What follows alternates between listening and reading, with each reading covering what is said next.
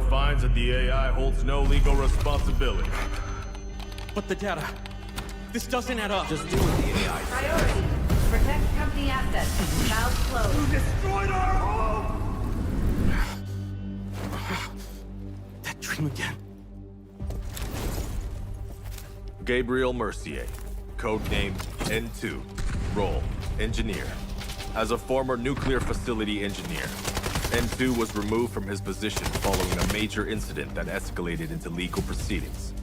He later returned to military service and was reassigned to Arctic deployment under CBR and related units. With the originally designated technical specialist unable to fulfill operational requirements, and following assessment review, N2 has been approved as a replacement operator for the subsequent operation. Stun out.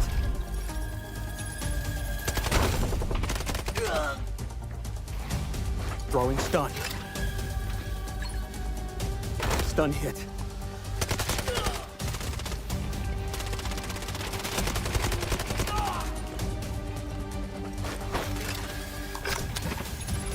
Freeze right there.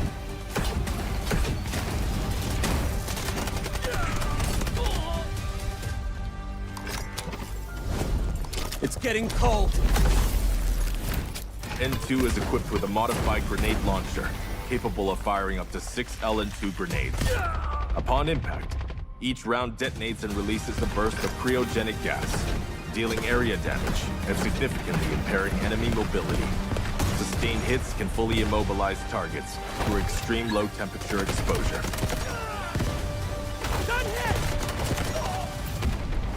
Cold.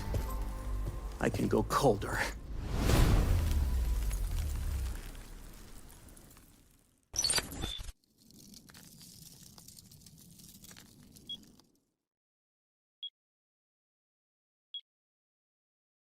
Unbreakable, unshakeable.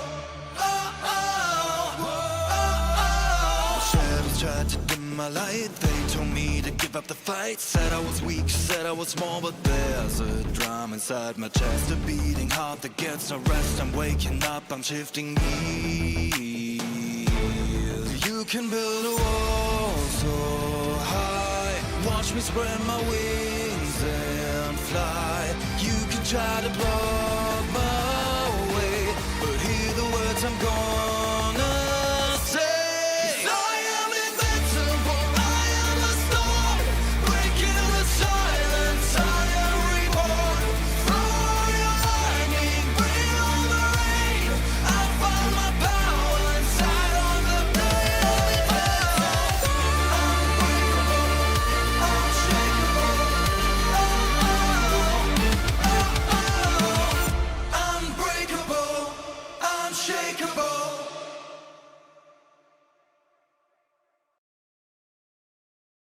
Should we really be sending her to the front lines in her current state?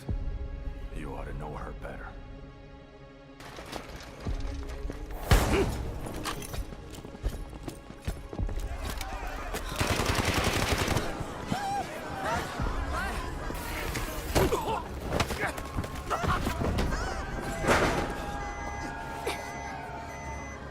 Stop!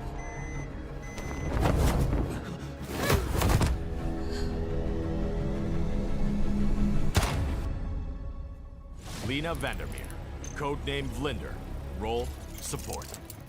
Vlinder is a medical specialist from GTI Europe, specializing in pharmaceutical research, possessing outstanding medical expertise, and a strong sense of responsibility. Vlinder's med drones can be deployed to a targeted area, dispersing med-infused nanobots that restore teammates' health, providing them with an adrenaline boost. They may also be deployed on herself, following and continuously restoring her own health for a limited time. Her windmill smoke grenades are guided by gesture censoring tech. Upon impact with a service, the grenades create a cloud of smoke, creating cover for teammates. Smoke grenade out. Vlinder's Flutter Rescue UAVs will automatically target downed teammates, administer medical injections when deployed. Once the injection is administered, Vlinder may approach the downed teammate and manually revive them. During deployment, The UAVs may also utilize their active defense system, It's working. automatically absorbing 1 instance of explosive damage per deployment, and applying a buff effect of Linder. Counting on you guys.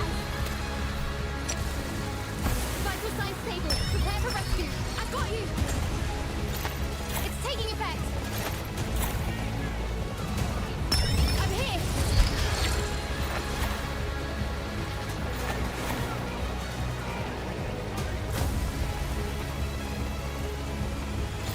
Feeling better.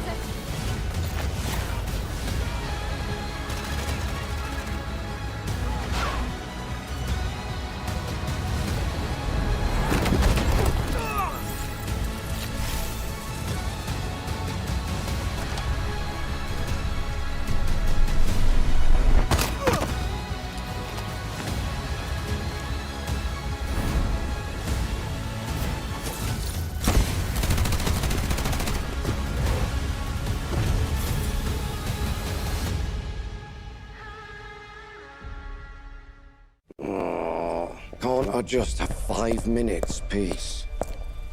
Everly, we've picked up abnormal acoustic signals in the Eastern Sea. Just dolphins mating. It's that time of year, after all. You won't get away. Luke Everly, codename Morse, class Recon.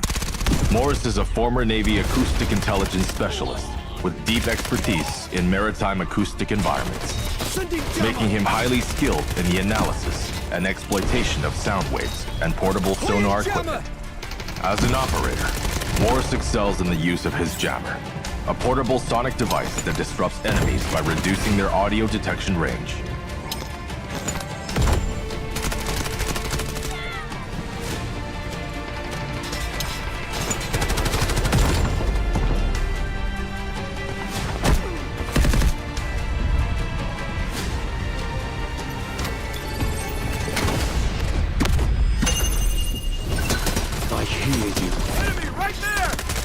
Morse's advanced sonar device emits sound pulses to scan for enemies, generating markers on their positions.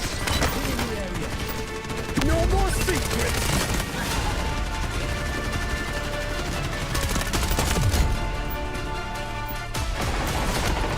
Jammer out! Point flash! Sending jammer! Throwing delayed flash! Allied troops engaging.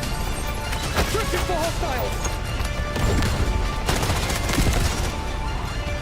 Throwing delayed flash! Sending jammer! Throwing jammer!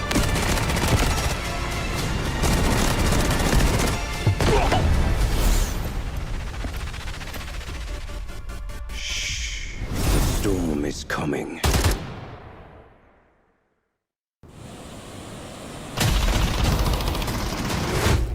Keep it down. I need to listen.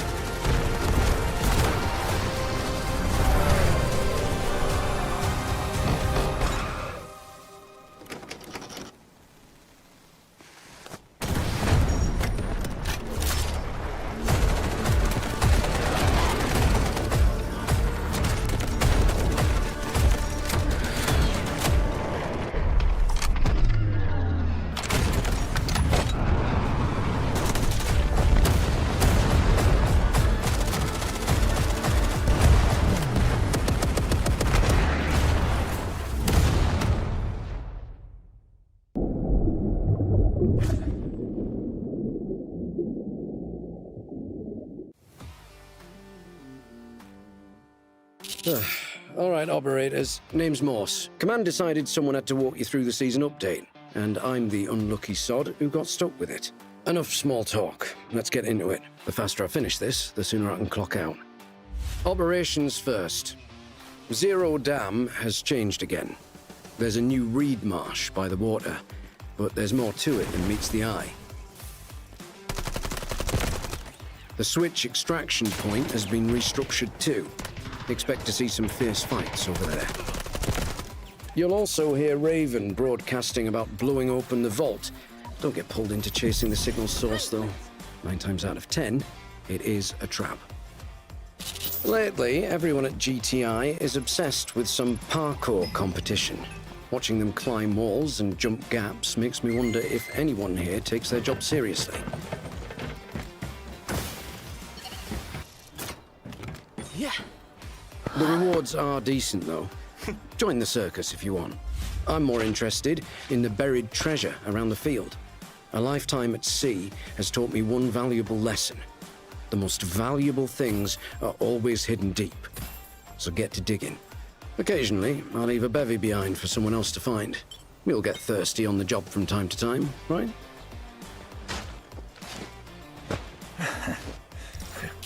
Oh, and before I forget, there are a few new collectibles. Have a look if you're interested.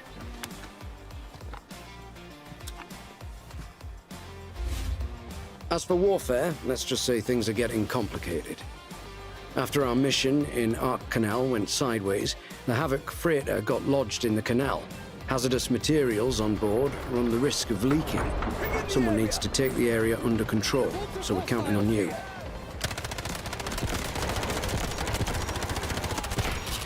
Command has prepped combat supplies. How much you walk away with depends entirely on your performance. Choosing other battlefronts is fine too. Whatever your speciality, there's a place for you here. Stack up on merits and earn rewards. Plain and simple. Now, since we will be working together, you'd better get to know me. I specialize in using sonar to detect hostiles. My resonance jammers and flashbangs can also disrupt enemies.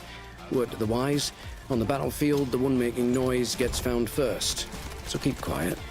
With that out of the way, let's have a look at the new weapons. The M82 sniper rifle has arrived. Semi-auto, heavy caliber, the kind that drops a target in one shot. This thing means business. We've also got the AR-57 assault rifle. This weapon boasts high capacity and mobility. It's perfect for suppressive fire when rotating positions. A few more things on the agenda. Season pre-registration is live. The early bird gets the worm, after all. There's a weapon skin for those who log in for 7 consecutive days. There's some new arrivals in the armory.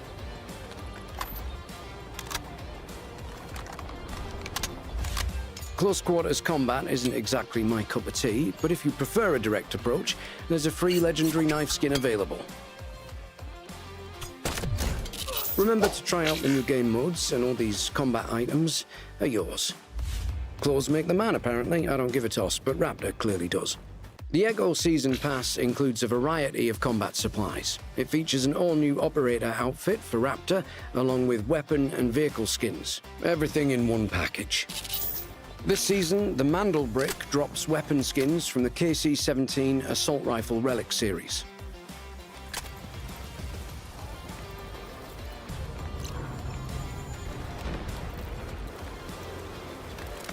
There's also a brand new melee weapon called Falling Star. Just be careful. I don't want you cutting yourself and getting blood all over it.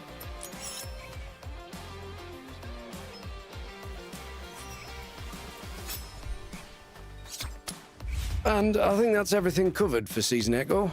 Great. I've got more important things to take care of. Go on, away with you.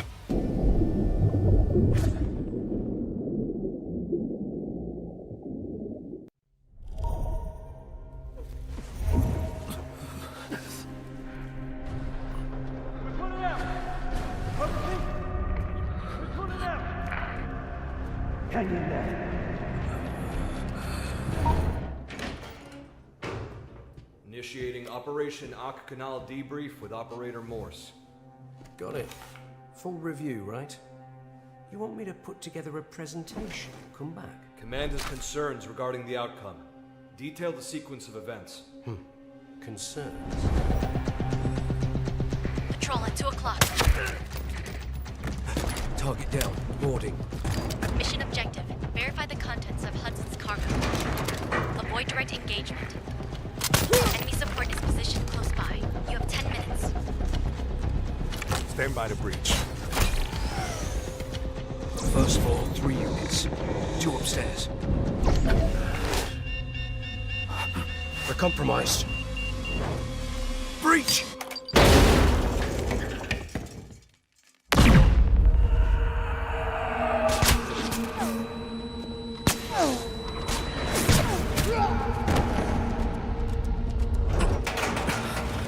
Bob's your uncle. Got evidence.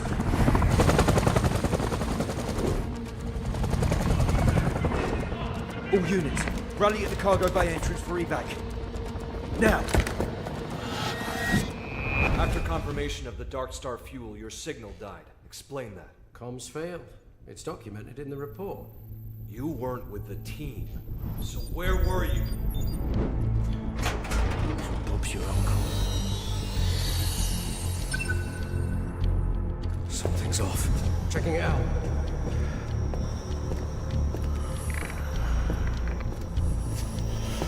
All units, rally at the cargo bay entrance.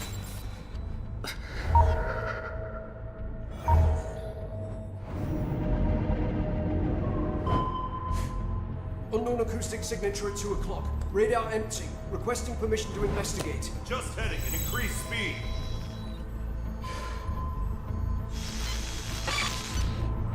The sound's gone. Torpedo inbound, bearing on 48! Defensives are down! Torpedo range, 600 meters! 400 meters! 200!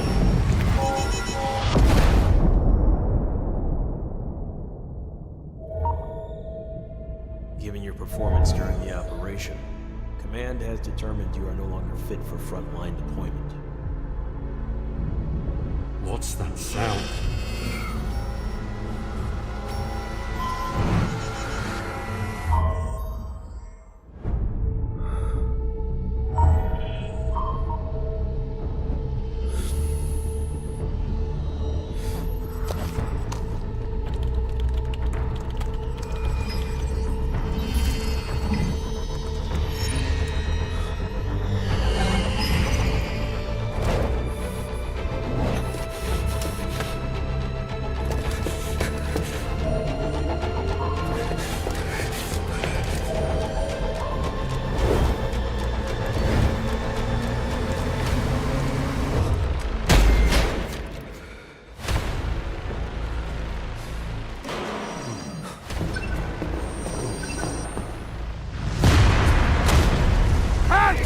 Don't lie to me! This ship isn't carrying anything good!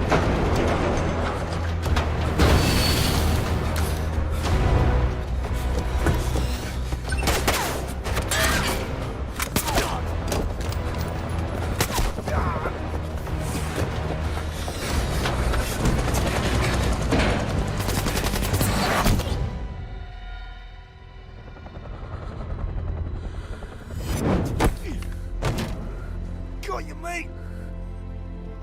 We're pulling out! I repeat, we're pulling out! Hang in there. Cargo was confirmed, exposing Hudson's operation. So what is it you're actually searching for? State your reason for joining GTI. I'm looking for something. Something right in front of you. Something you cannot see.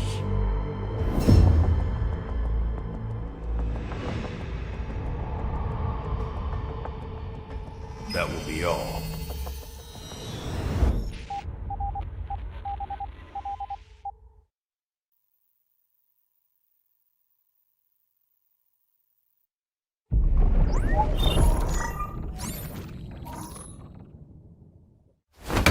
court finds that the AI holds no legal responsibility. But the data... This doesn't add up. Just do with the AI. Priority. Protect company assets. Valve closed. You destroyed our home! That dream again. Gabriel Mercier, codename N2, role engineer. As a former nuclear facility engineer, N2 was removed from his position following a major incident that escalated into legal proceedings. He later returned to military service and was reassigned to Arctic deployments under CBR and related units. With the originally designated technical specialist unable to fulfill operational requirements, and following assessment review, N2 has been approved as a replacement operator for the subsequent operation. Stun out.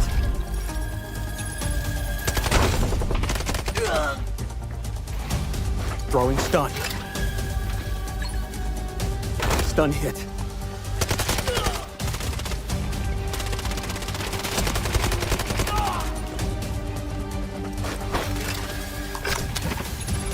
Freeze right there.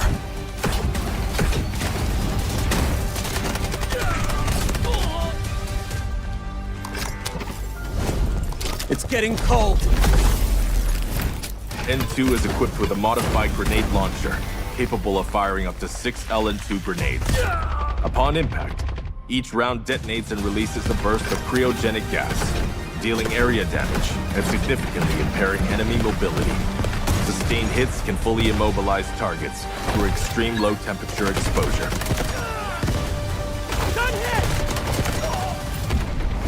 Cold. I can go colder.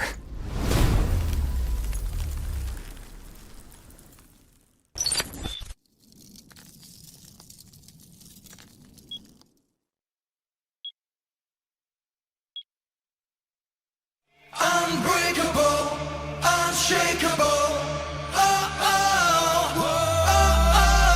Shadows tried to dim my light. They told me to give up the fight. Said I was weak, said I was small, but there's a drum inside my chest, a beating heart that gets no rest. I'm waking up, I'm shifting gears. You can build a wall so high. Watch me spread my wings and fly. You can try to block my way, but hear the words I'm gonna say. 'Cause I am invincible, I am a storm, breaking the silence, I am reborn. Throw your lightning, bring on the rain. I found my power inside on the blade. Unbreakable, unshakable. Unbreakable, unshakeable.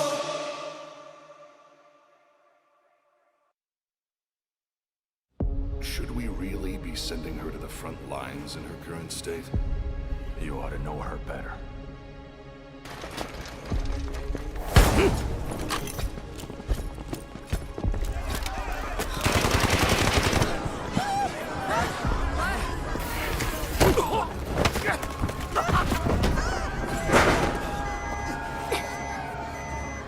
Stop!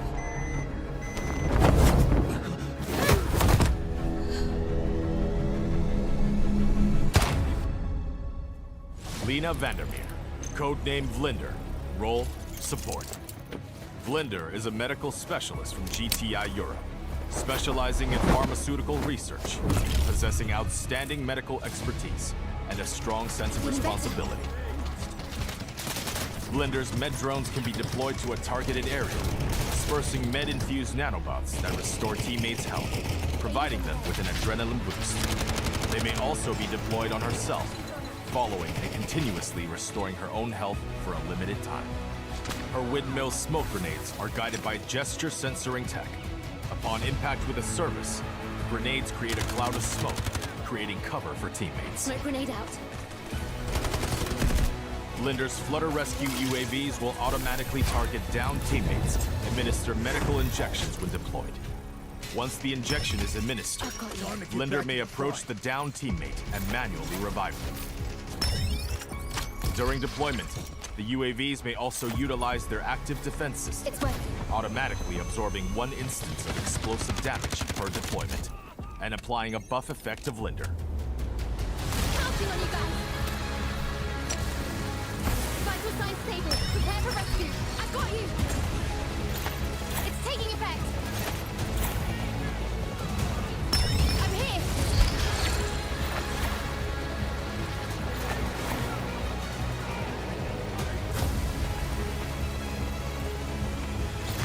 Feeling better.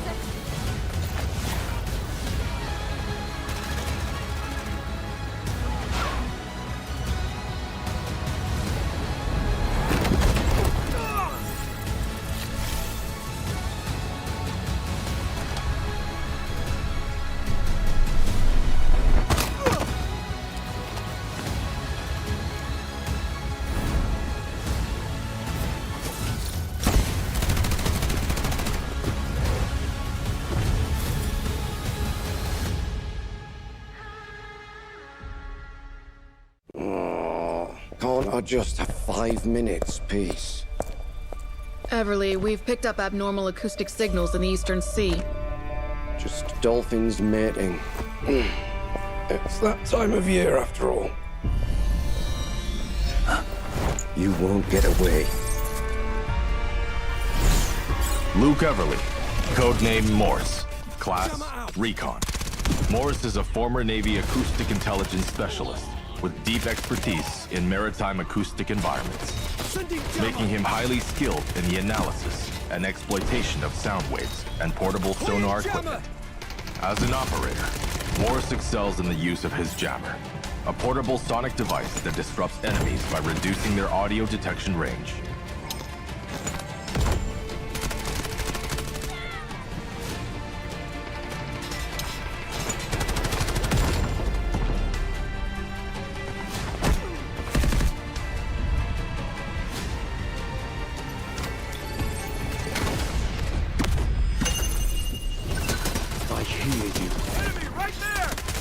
Morse's advanced sonar device emits sound pulses to scan for enemies, generating markers on their positions.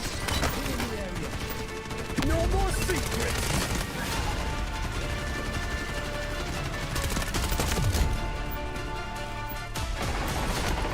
Jammer out! Point flash! Sending jammer! Throwing delayed flash! Allied troops engaging. Searching for hostiles!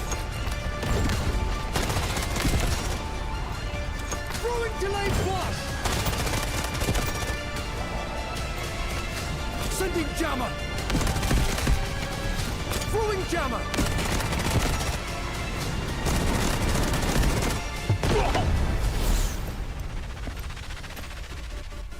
Shh. The storm is coming.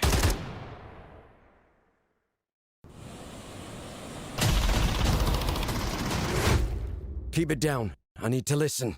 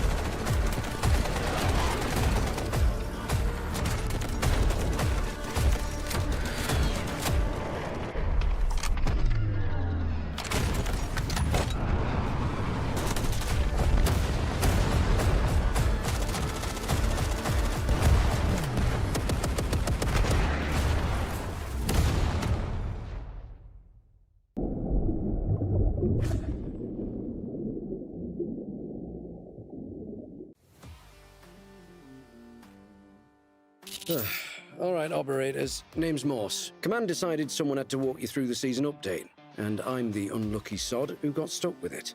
Enough small talk. Let's get into it. The faster I finish this, the sooner I can clock out. Operations first. Zero Dam has changed again. There's a new reed marsh by the water, but there's more to it than meets the eye. The switch extraction point has been restructured too. Expect to see some fierce fights over there. You'll also hear Raven broadcasting about blowing open the vault. Don't get pulled into chasing the signal source, though. 9 times out of 10, it is a trap. Lately, everyone at GTI is obsessed with some parkour competition. Watching them climb walls and jump gaps makes me wonder if anyone here takes their job seriously. Yeah. The rewards are decent, though. Join the circus if you want. I'm more interested in the buried treasure around the field. A lifetime at sea has taught me one valuable lesson. The most valuable things are always hidden deep. So get to digging. Occasionally, I'll leave a bevy behind for someone else to find. We'll get thirsty on the job from time to time, right?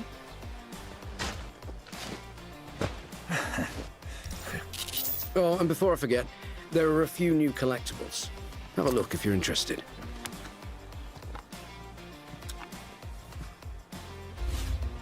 As for warfare, let's just say things are getting complicated. After our mission in Ark Canal went sideways, the Havoc freighter got lodged in the canal. Hazardous materials on board run the risk of leaking. Someone needs to take the area under control, so we're counting on you.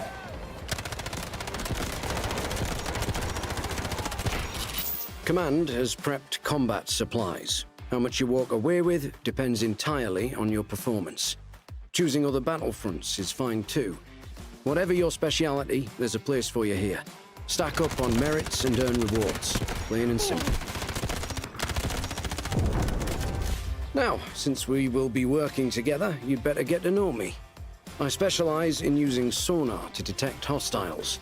My resonance jammers and flashbangs can also disrupt enemies. Word to the wise, on the battlefield, the one making noise gets found first. So keep quiet. With that out of the way, let's have a look at the new weapons. The M82 sniper rifle has arrived. Semi-auto, heavy caliber, the kind that drops a target in one shot. This thing means business. We've also got the AR-57 assault rifle. This weapon boasts high capacity and mobility. It's perfect for suppressive fire when rotating positions. A few more things on the agenda. Season pre-registration is live.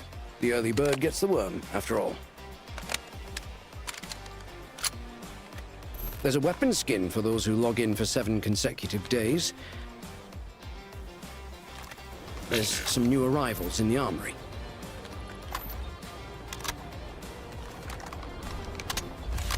Close quarters combat isn't exactly my cup of tea, but if you prefer a direct approach, there's a free legendary knife skin available. Remember to try out the new game modes, and all these combat items are yours. Clothes make the man, apparently. I don't give a toss, but Raptor clearly does. The Echo Season Pass includes a variety of combat supplies. It features an all-new operator outfit for Raptor, along with weapon and vehicle skins. Everything in one package. This season, the Mandel Brick drops weapon skins from the KC-17 Assault Rifle Relic series.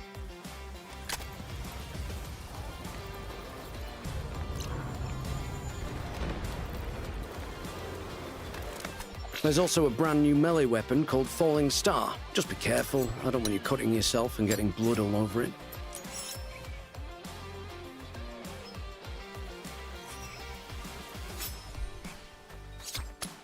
And I think that's everything covered for Season Echo. Great, I've got more important things to take care of. Go on, away with you.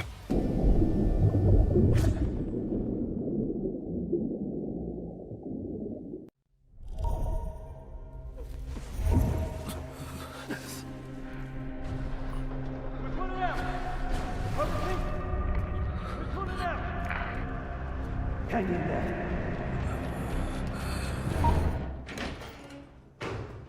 Initiating Operation Ak Canal debrief with Operator Morse. Got it. Full review, right? You want me to put together a presentation? Come back. Command has concerns regarding the outcome. Detail the sequence of events. Concerns? Patrol at 2 o'clock. Target down. Boarding. Mission objective. Verify the contents of Hudson's cargo. Avoid direct engagement. Enemy support is positioned close by. You have 10 minutes. Stand by to breach. First floor, 3 units. 2 upstairs. We're compromised. Breach!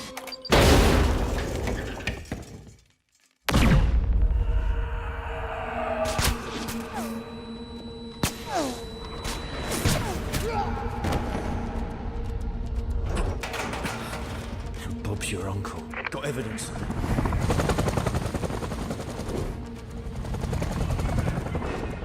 All units, rally at the cargo bay entrance for evac. Now! After confirmation of the Dark Star fuel, your signal died. Explain that. Comms failed. It's documented in the report.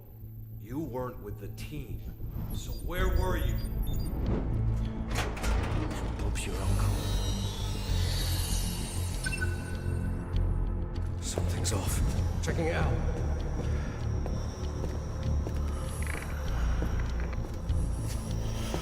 All units, rally at the cargo bay entrance.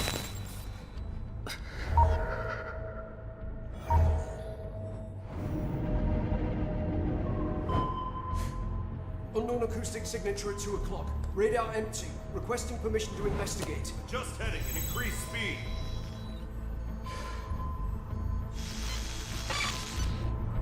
The sound's gone. Torpedo inbound, bearing on 48! Defensives are down! Torpedo range, 600 meters! 400 meters! 200!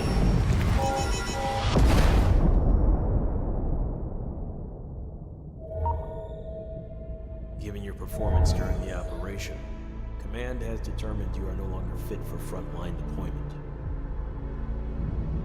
What's that sound?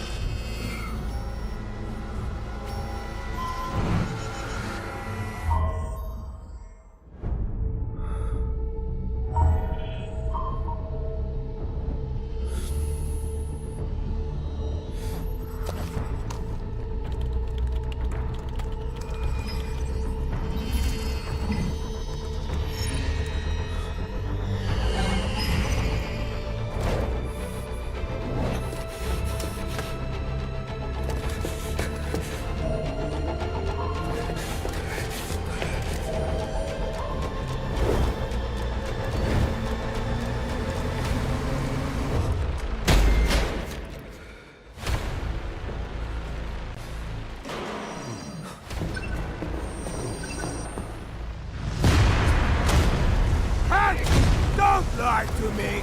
This ship isn't carrying anything good!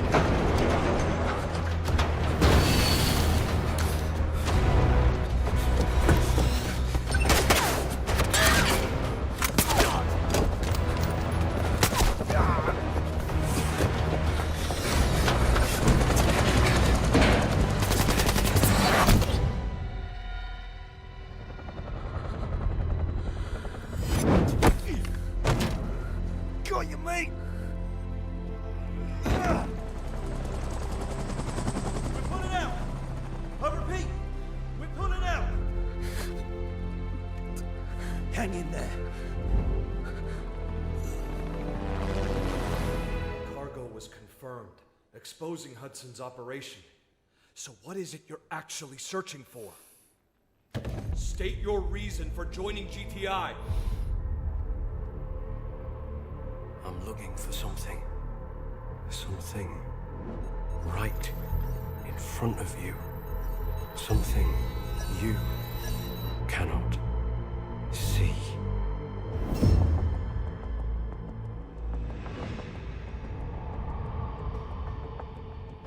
That will be all.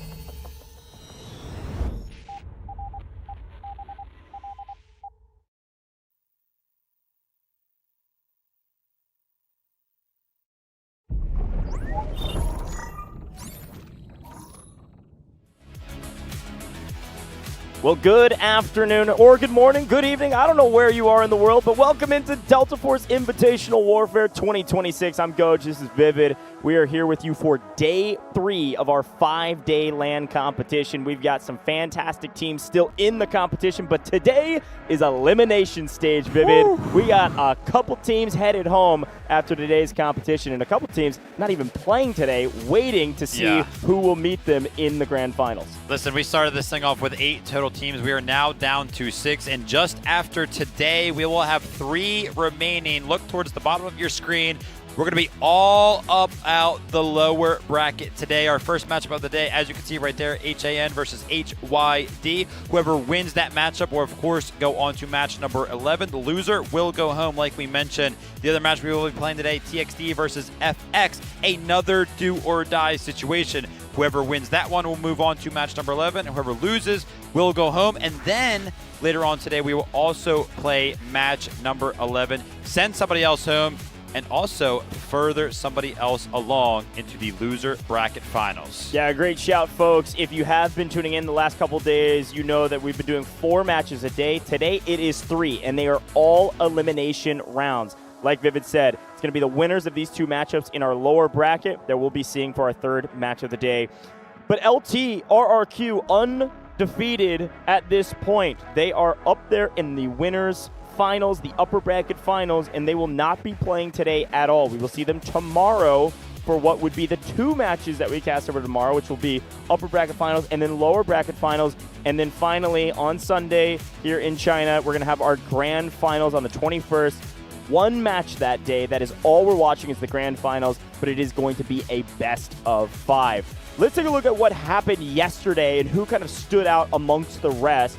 Got some highlights from several teams, many of which won. Even RBN, though, lost their matches. They're out of this competition, and the player known as One, don't get that too confused, player known as One on RBN picked up 113 revives or rescues in their match, which put them above the rest. Really was putting the team on their back and keeping them in their fight, even though they did unfortunately get swept. Because we have honestly watched so much Warfare over the past couple of days that I even forgot what happened yesterday. So I'm very, very happy to kind of be reminded by some of our highlight performances. Obviously, the biggest one that stands out to anybody that had the time to watch yesterday, Saraj in there with 78 kills, absolute domination out of the helicopter on Ascension. That being said, we're going to be seeing Sarajin back into the server here today. It's actually going to be our first matchup of the day, HAN, who Sarajin is, of course, a part of, taking on HYD on Cyclone. Yeah, back to Cyclone, folks. Here are the matches for the day. Yeah, saw a ton of HAN on that overall day 2 kind of top player list. For good reason. They dominated the competition. They're here to make a statement. They lost to LT in our bracket, and they are here to battle their way through all of the lower bracket to get to grand finals. To do that, though, they have to take down HYD, which, of course, also lost their matchup yesterday. Everything yesterday was a sweep. It was all 2-0s all day, very quick day. These matches may be a little bit more difficult. So we'll be going back to Cyclone again, and then we have TXD versus FX playing on Craft, which was an interesting poll. We did all these picks and bans yesterday. You can see the bans from each of the teams on either side, and so it'll be Cyclone, then Craft. We're not seeing any new maps yet, but we could if some of these go to Game 3. Quick reminder, by the way, the winner of both of these matchups will be our final match of the day. So that's match 9 winner, match 10 winner. Those are the 2 matches right above it. Pretty easy to follow. I will also just remind people, because I saw some folks in chat asking about it, the losers of both of those 2 teams, they will end up tying for 5th, essentially. Yeah. So there's no 5th place game. But let's talk about HAN. Why are they so good? What makes them so different? That yes, they've been playing through the lower bracket. Yes, they lost their first round matchup, but the first round matchup a couple days ago was against LT, who's arguably the strongest team. Couple highlights. Obviously, we've got Artyom. We've been hyping him up a ton. Wansa, the commander, fantastic job across the board. But talk to me about some other heavy hitters for this team. I mean, it's definitely just going to be the full squad there of Stacks, Ghost, Sarajin, and Hewon. It's just an incredible squad that's always going to be finding value. Obviously, we have the highlight player of Saragen, who is constantly going to be able to find value in some of the vehicles, whether it be up in the helicopter, whether it be down on the ground, typically in one of the tank destroyers. But on the other side of things, talk me through it goes HYD. What kind of stands out for this squadron today? And can anybody here on the list make the difference going up against Titans like HAN? It's weird to say this because we're in their third best of 3 that we've seen from them thus far. Yeah. I still feel like we don't have a great handle on this entire roster front to back. The main reason for that is in their first matchup, they obliterated AHR on Aftershock. It was not even close. We really didn't get to even watch half the game, it felt like, because nobody moved a muscle and they just won. Then when they played, yesterday, they then got obliterated. So it's been a weird back and forth with this roster. They do have a couple heavy hitters. I think in particular, when they were able to push back against their competition yesterday in the bracket, Lance was a difference maker for this team. Lance plays in the commander squad under RCCK, maybe the commander, and Lance is their main tank operator. We saw that yesterday on Cracked. And because of that, I'll be looking out to Lance to try to make a difference for this team moving forward. Of course, Widow and some others, also Turtle. 2KA. 2KA is their top slayer for sure, oftentimes at the very least. And so definitely going to be looking to some of their heroes to make big plays to hopefully stand up to the task to play HAN. But we both had predictions. And listen, as much as I love being against Vivid, I say that every single time. I can't deny the inevitable. HAN looked like they were in final form. I said this yesterday. The Saragen Stax combo in the helicopter on Ascension was one of the most dominant performances I've ever seen in Warfare history, which is kind of insane to say out loud.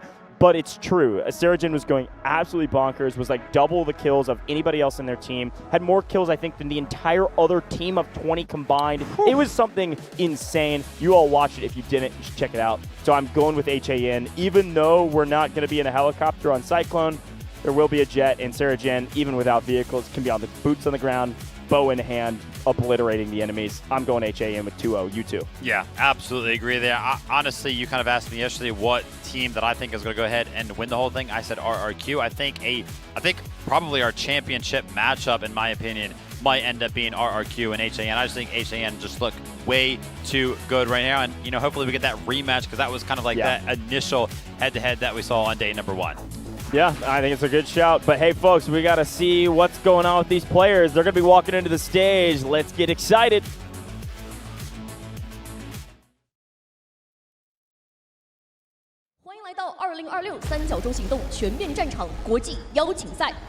Welcome to the 2026 Delta Force Invitational Warfare.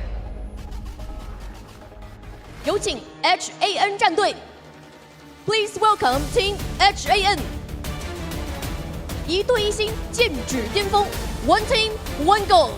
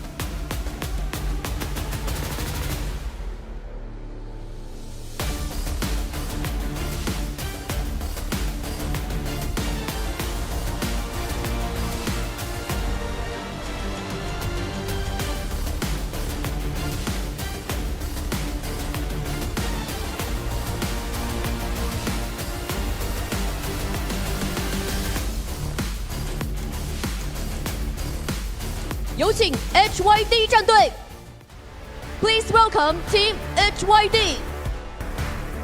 凌越巅峰，问鼎冠军 ，Overstrike。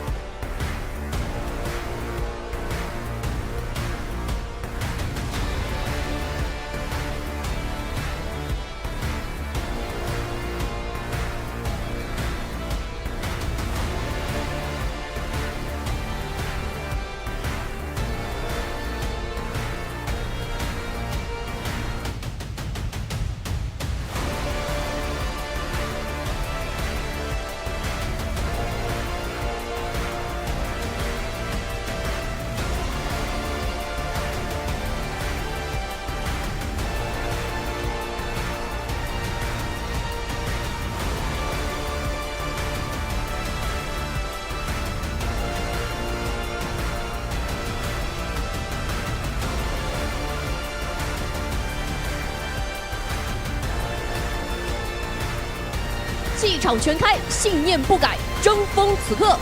Spirits high, results unwavering. The showdown starts now.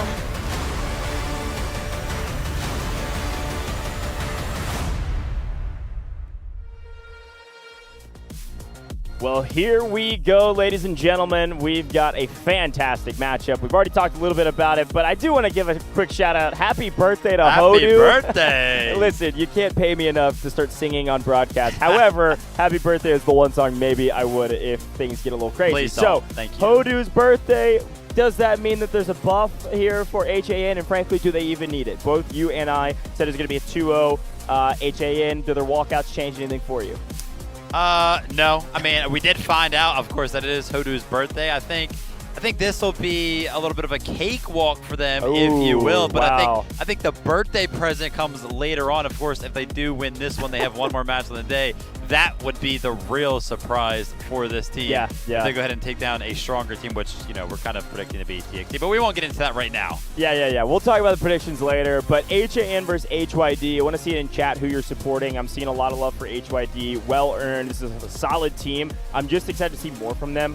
To spend a little bit more time on that topic. HYD, again, they stomped their competition, then got stomped. RRQ, right? So, you know, when you talk about a roster like this, I don't know where their heads are. I don't know where their momentum's at. HAN is an intimidating team. This is a team that a lot of folks know. We've seen a lot of returners from the former DNI roster that played last year at Vietnam in 2025 Dfiw. So a lot of folks know that HAN is a heavy-hitting team. And to see HAN down in the lower bracket means, unfortunately, this is going to be a really tough matchup for HYD. I will say, taking a look at the maps and picks and bans, yes, we're playing Cyclone. For those that have been with us, we've seen a lot of Cyclone in this competition, and we're going to be going back. Aftershock was banned by HAN, and Fault was banned by HYD. Kind of a running joke right now that we probably, in however many matches we're playing this entire weekend, 15 I think it is, we may never see Fault because it's been banned every single match that we've played. But back to Cyclone, any team you think has a small advantage going into a map like Cyclone? Obviously, it's different than a lot of the other maps that we can play. I mean, we did get a chance to obviously highlight the HAN dominance in the airspace just yesterday. So, I mean, obviously it's not going to translate directly because we saw that domination with a helicopter. Are they going to be able to have like a skill for a jet as well? Now, take a look at the roster for HAN. I don't know enough. Like, I haven't seen them play on a map with a jet, so I don't know directly who's going to be the pilot of that jet. But I'm sure Goj can make a pretty educated guess here, or maybe you know. There's two different conversations around it. Oftentimes with teams, they'll have a dedicated jet pilot. I'm looking at their active roster for this match.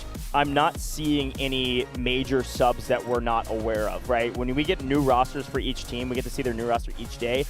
All of the subs that they usually have are still subbed out. So I think it's going to be the normal active 20 that we're used to seeing, which likely means it'll still be Stax as the air control, air superiority type player. Again, Stax was the helicopter operator on Ascension. Oftentimes, you have a pilot, essentially. It's either you have a jet pilot as a sub, or you have a pilot that is able to do both. And of course, HAN are going to be starting on the attack side here. A quick reminder to anybody just joining us for these 5 days of competition. This is going to be a best of 3. The first 2 games are going to be played on Cyclone. Those maps are always randomly drawn. These teams will have the opportunity to play the side, defense, and attack on said map at least one time, right? Given the opportunity to go ahead and tie it up. If the tiebreaker is required, then, you know, priority picks come into play. One team will pick side, one team will go ahead and pick the map that we're going to be playing for round number 3.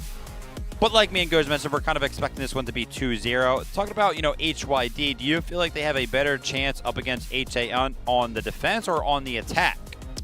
I think it's a good question. I want to say HYD maybe has a better chance on the defense. Again, I agree. Cyclone is just a bigger map. Cyclone gives you a little bit more room for error or margin. I would say HAN is, traditionally speaking, a very clean team. They're very strategically sound. They don't make a ton of mistakes. But on a map like Cyclone, you've got a little bit more room for mistakes. And on the defensive side for HYD, maybe have some highlight-level players, highlight-level plays they can make, big plays that can change the game, but not quite as consistent. You need a big map for that to be the case. The opposite is true of a map like Cracked, for instance, which we've seen a couple times, and we will see in our next best of 3. You have basically zero room for error. It's a 3-sector map. with only, what, two zone capture sectors. I mean, it goes so dang quick, and if you make one mistake, even in the first sector, it's kind of GG's. It's really hard to call back from. But yeah. Cyclone is not that way, so watch out for some back and forth momentum shifting plays. And it's going to rely on some of these individuals. I've been saying it with HYD. They need some heroes, and I think that hero, a couple of different heroes come to mind. I would say probably Lance is going to have to be a hero. Kahlua needs to be a hero on this commander squad.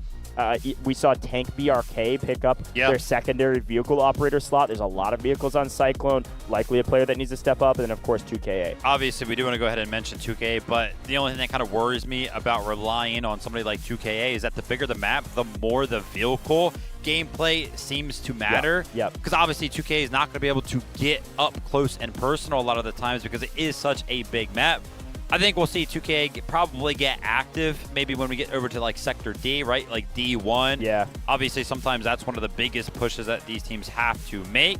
So on the defense there, we could see him pick up a lot of kills. Okay, I was re-reviewing my notes, and I actually missed this earlier that I just caught right now while we're live. Here's a look at it, by the way. What Vivid was talking about, HAN is going to start on the attack.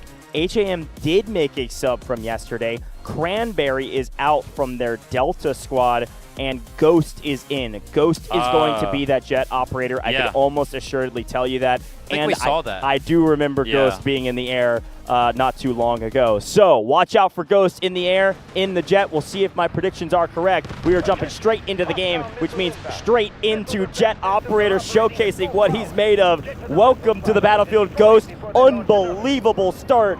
Our pilot is going insane. Yeah, joining in a little bit late here, but take a look at it. Ghost has 4 kills already. And the thing that is worrying me right now for the side of HYD, 0 vehicles are alive. If you guys at home know anything about Cyclone, the defense does start with access to 2 vehicles. One of them is going to be a boat, and the other one's going to be the Lav. The Lav is, of course, destroyed, as we just watched that on main.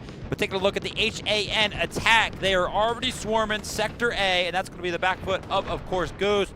But take a look at the efforts of the individuals, boots on the ground. The AAV is also getting into mix early on Cyclone, and that addition, that change to Warfare in general, the addition of the AAV has just changed the way that this map in general plays so much. HAN did a very good job on the back of Ghost momentum shift to just full send the point. We had to take a quick look at that map feed, and you saw where all the red players were already jumping the point. Now, there's enough green, there's enough defenders there that they weren't able to immediately capture it, but now Ghost can do whatever they want in the sky. What do? They start shelling down on the point, at least forcing these defenders to think twice about the positions that they're in. Ghost up in the skies means Stax can be on the ground. Stax is in an assault vehicle, obliterating people. I mean, he picked up a triple on an assault vehicle. They beached it. HAN is crushing the competition right now, and unfortunately for HYD, another mistake that, again, they may have a little bit of room for, but this is a brutal start for HYD with their boat beached and now dead, not a vehicle to their name, and A sector falling. And we've seen this before already here in Wuhan, China. When that Lav does get destroyed, it was actually FX yesterday who also failed at maintaining their vehicles early on up against that jet, and they got absolutely stomped as a result of it. So we'll have to see if HYD can kind of make something happen.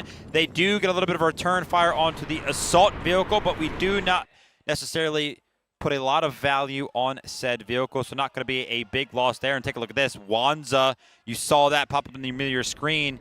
He's actually going to be taking out another one of those Lavs for the side of HYD. Insane. So they tried to get something to happen right there, but unfortunately fell a little short. Now switching over to the B sector, we know how this works in Warfare. A lot of times when we do switch from sector to sector, vehicles do get allotted to each one of the sides. You can see HYD now has access to the tank, but I'd be worried for it when you have a pilot like Ghost in the skies who is stomping the lobby all the way at the top, 6,000 score, 12 kills already. Yeah, make it 13. Insane stuff. Obviously, a lot of our players here on the HYD side barely cracking above 5 kills because A sector just started.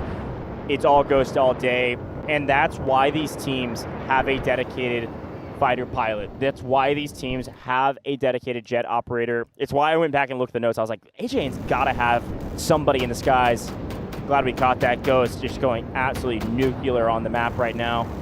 And with 0 resistance, this is going to be very difficult for HY to do anything on B.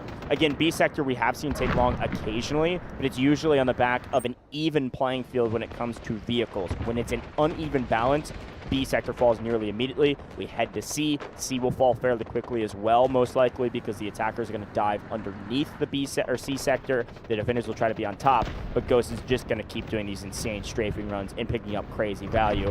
Really, the only chance for HYD is they're going to have to hold the line in the D sector, D1, D2, win back some advantages, and stall out this game. By the way, one thing that does kind of change the dynamic of some of these squads work is where that pilot is actually positioned specific to the squad. You can see Ghost is actually a part of the Delta squad. Who else is on Delta squad? We have Stax, Sarajin, and Hewan. Now, these guys usually like to get into the mix. Some of them also like to operate some of the other vehicles, but we saw Stax was actually pulling off a little bit of a flank, but because he has people on his squad that are piloting a jet or sometimes operating vehicles, he's actually not going to be able to find a lot of value out of a respawn beacon that's placed down for him, right? So he's kind of on a solo mission right now, and he's actually still alive. He's playing a little bit of a distraction role off to the side, so that's kind of great to see. But now one of the other squads from the side of HAN that we know is going to get into the mix throughout the entirety of this competition, it's going to be the Bravo squad. That's going to be Artyom, Yuhan, Ru1B, and Chang Ji, and they're always going to make something happen. Yeah, a lot of bodies on point right now, and again, not a lot of room for the defenders to jump onto it. With Wanza up close and personal, Wanza, the commander, has been an insane tank operator through the course of today and yesterday already. Huge competitive difference maker for this team while also being the commander. Not always the case for a lot of these teams, but Wanza, very, very strong. Was a part of the commander squad last year with DNI under a different commander, Dead Dog, who's not here in today's competition or in this weekend's competition. Wanza is taking charge and continuing to put up fantastic score lines, doing a really good job for this team. Taking a look at Johan and a forward advanced position. I think it's a really smart move from Johan to make this move across the water early, be able to make sure this AA gun is not utilized by the defense. It's one of the only things that could maybe shoot the jet out of the sky fast enough before they can respond. HYD have their tank and their boat. This boat that Tank BRK is currently operating is a very important one. We always talk about this on Cyclone. The D sector is nearly entirely dictated by who has the canal control, if you will, the water control between D1 and D2. That's what they're saving. They know they're kind of up creek without a paddle, if you can use that English idiom, for what's about to happen on the C sector. This one's going to go pretty dang quick. He goes trying to make this explosion happen. He does find it to be successful. I think he actually was able to pick up a couple of kills with that. He's not going to get direct credit for it, but of course the environment coming into play right here. And you want to talk about the environment, the C sector, like Gouge was kind of talking about. You have that upper level that's going to be outside. You have the tunnel that is just going to be underneath of it. The side of HYD effectively cannot defend from up top because the jet is alive. And actually, take a look at the camera down here. Hoda, with the crown that she was wearing on the way out, is in the camera as well to remind everybody consistently throughout this competition. She is the birthday girl. So if you guys haven't wished her a happy birthday in the chat yet, make sure you go ahead and do that. But yeah, HYD are going to try to defend this from underneath. You can necessarily do this if you have more bodies on the point, but early on right here into Sector C, you can see that progress bar in the middle of your screen. It's leaning slightly in the favor of HAN. Yeah, this is a smart play by HYD. It's one of the first plays that we've seen from them that it's actually working for the most part. They're able to stall this out. They knew they couldn't hold from on top. That's kind of what I was just highlighting. The C sector was going to fall almost immediately because of it. So what do? They send everybody underground and say, you're going to have to come to us if you want to win the war. Unfortunately, because they're giving up everything on the high ground, all the attackers can do the exact same, and then it's just a numbers game. Yes, we have a jet in the sky, but Tank BRK is in the boat. We've got Umbashi trying to guard the flank so they don't get ripped. It's a tough thing to ask all of the defensive units to get underground and just body stack this point. And so the attackers are just slowly but surely ticking away and taking this C sector. Unfortunately, it's the right play. It's just not enough to actually hold it. You can even see Alpan and Z-Box going, okay, well, if we get over here, we can stall this point out and force the attackers to make a play against us. But this is the way the C sector goes on Cyclone. It's kind of a weird one, and it is straight up a numbers game. numbers game was being won by HAN pretty dominantly right there, but it looks like HYD were able to pick up a couple of their remaining members and throw them onto the sector as well. So now they are capturing it. And technically speaking, let's talk about the numbers game. You were kind of mentioning it. They do have a pilot in the sky, so they can only technically have 19 members on the ground right now for the side of HAN. Yeah, I mean, so technically HYD could just edge out by one singular infantry on the ground. So technically they will have the advantage. This is kind of cool to see. It's going to be a little bit of a stalemate, but it's going to be up to HAN to kind of make something happen. And yeah, they're starting to feel the pressure. They have actually conceded the up top. Now they want to go ahead and make a push. They want to go ahead and make this up close and personal. They're no longer content with sitting back. They're going to get to the action. Not seeing a ton of engineers on that quick shot of all the players of the pillar. I think a couple of these vehicles could maybe just pop in here and make a big play. Speaking of a big play, while we're all focused on the C sector, another huge mistake or even just a great play from Stax. We knew Stax is going to be a difference maker for this team, and this is exactly what I was expecting. Stax finds the boat to prepare for D sector, and then Wansa just rolls up with Hodu, and they just blow everybody to smithereens under. I mean, it's just a kill box down here. Oh my gosh, Artyom. You could do whatever you want down here now. Unfortunately for the defense, that is all she wrote for the C sector, and D sector even will look extremely dire. What a huge win for HAN. You would expect when these tanks start to roll in that they're the one finding all the kills. Wanza is able to pick up a 3-piece of his own as the respawn beacons try to flood some of the members of HYD into the mix. But yeah, you would imagine that these vehicles in these close corridors in this tight space would be the ones finding all of the kills. But I saw Artyom, I think it was like 4 or 5 kills in a row with the shotgun. That individual prowess on a big map like Cyclone is still being a part of the highlight, so that's great to see. But now all the members of HYD being flushed out of the tunnel that they were kind of seeking as a safe haven. Now Ghost has free reign over them once again, but a little bit of a breath from the side of HYD as we do go over to the D sector. And we take a breath up here as well. Let's take a quick look at the leaderboard. Wansa has double the score of the top player on HYD. This is, I'm not calling the game now, but this is unreal what Wansa's been able to accomplish from a score category. And then also you see Ghost on 25 kills with the Jet. You see 21 from Artyom. Insane. What about a comparison of commander to commander? The HAN side has 20,000 score on their commander. The side of HYD, 5,000. Yeah, it is a 4x. Yeah, I mean they don't have hardly anything to show for the last couple sectors, and they don't even have a boat to work with for the D sector. And this is, listen, I said there was a little bit of room for some mistakes, and then the heroes could turn the tides. We need that miracle now on the D sector. We get to the E sector, it's GG's. If we go to the E sector immediately and HYD doesn't have any vehicles, it's literally over. Take a look at this, a giant flank. This is actually going to be Stax and Wuhan trying to find some value on the backside. And what's really, really good about this from Stax and Johan is that they are part of 2 different squads, so they might be able to find some sort of flank where bunch. 8 members can actually join in. This would be detrimental to the defense of HYD. Look at and take a look at this. Yeah, a flood is coming in on the backside, and they have no idea yet. 2 full squads, one goes high, one goes low. This is just writing up a playbook and following it to a T. Brain off, follow orders, and it's working. 2KA, a difference maker for HYD, can't win a 1v4 with a bow in close quarters combat. Just going to be insanely difficult. Great job here from Stax with the boat. Great play to drop off the infantry and then move back to the canal to gain complete control of the D sector. They might be able to capture both of these at the exact same time. Brutal.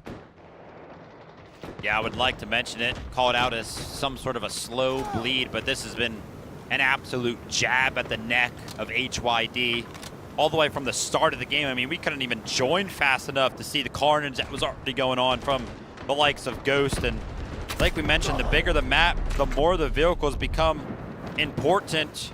HYD right now have an absolute donut. They have 0 vehicles to help them defend here.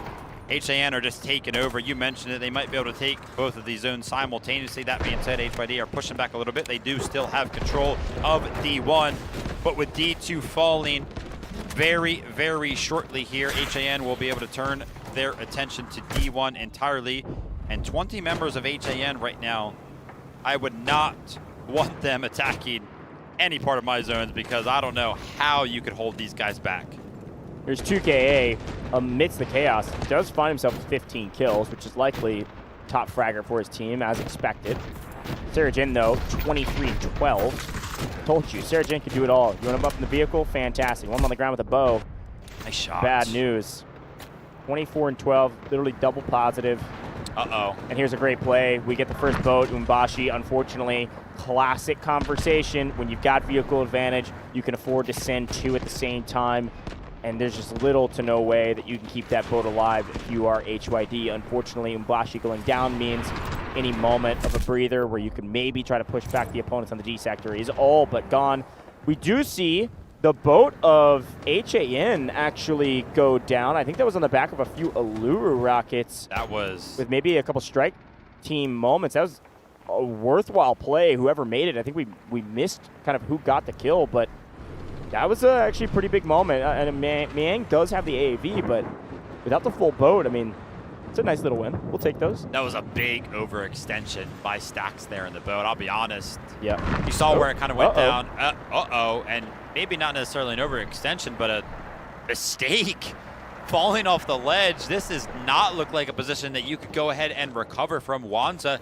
Honestly, probably one of the best plays for Wanza right now would just be to abandon that tank, blow it up, so that way you can go ahead and go back to spawn and call in another vehicle, because that one is all but gone, and yeah, exactly, does just that. Unfortunate to go ahead and lose that tank, but we already mentioned how well Wanza is doing in the score category.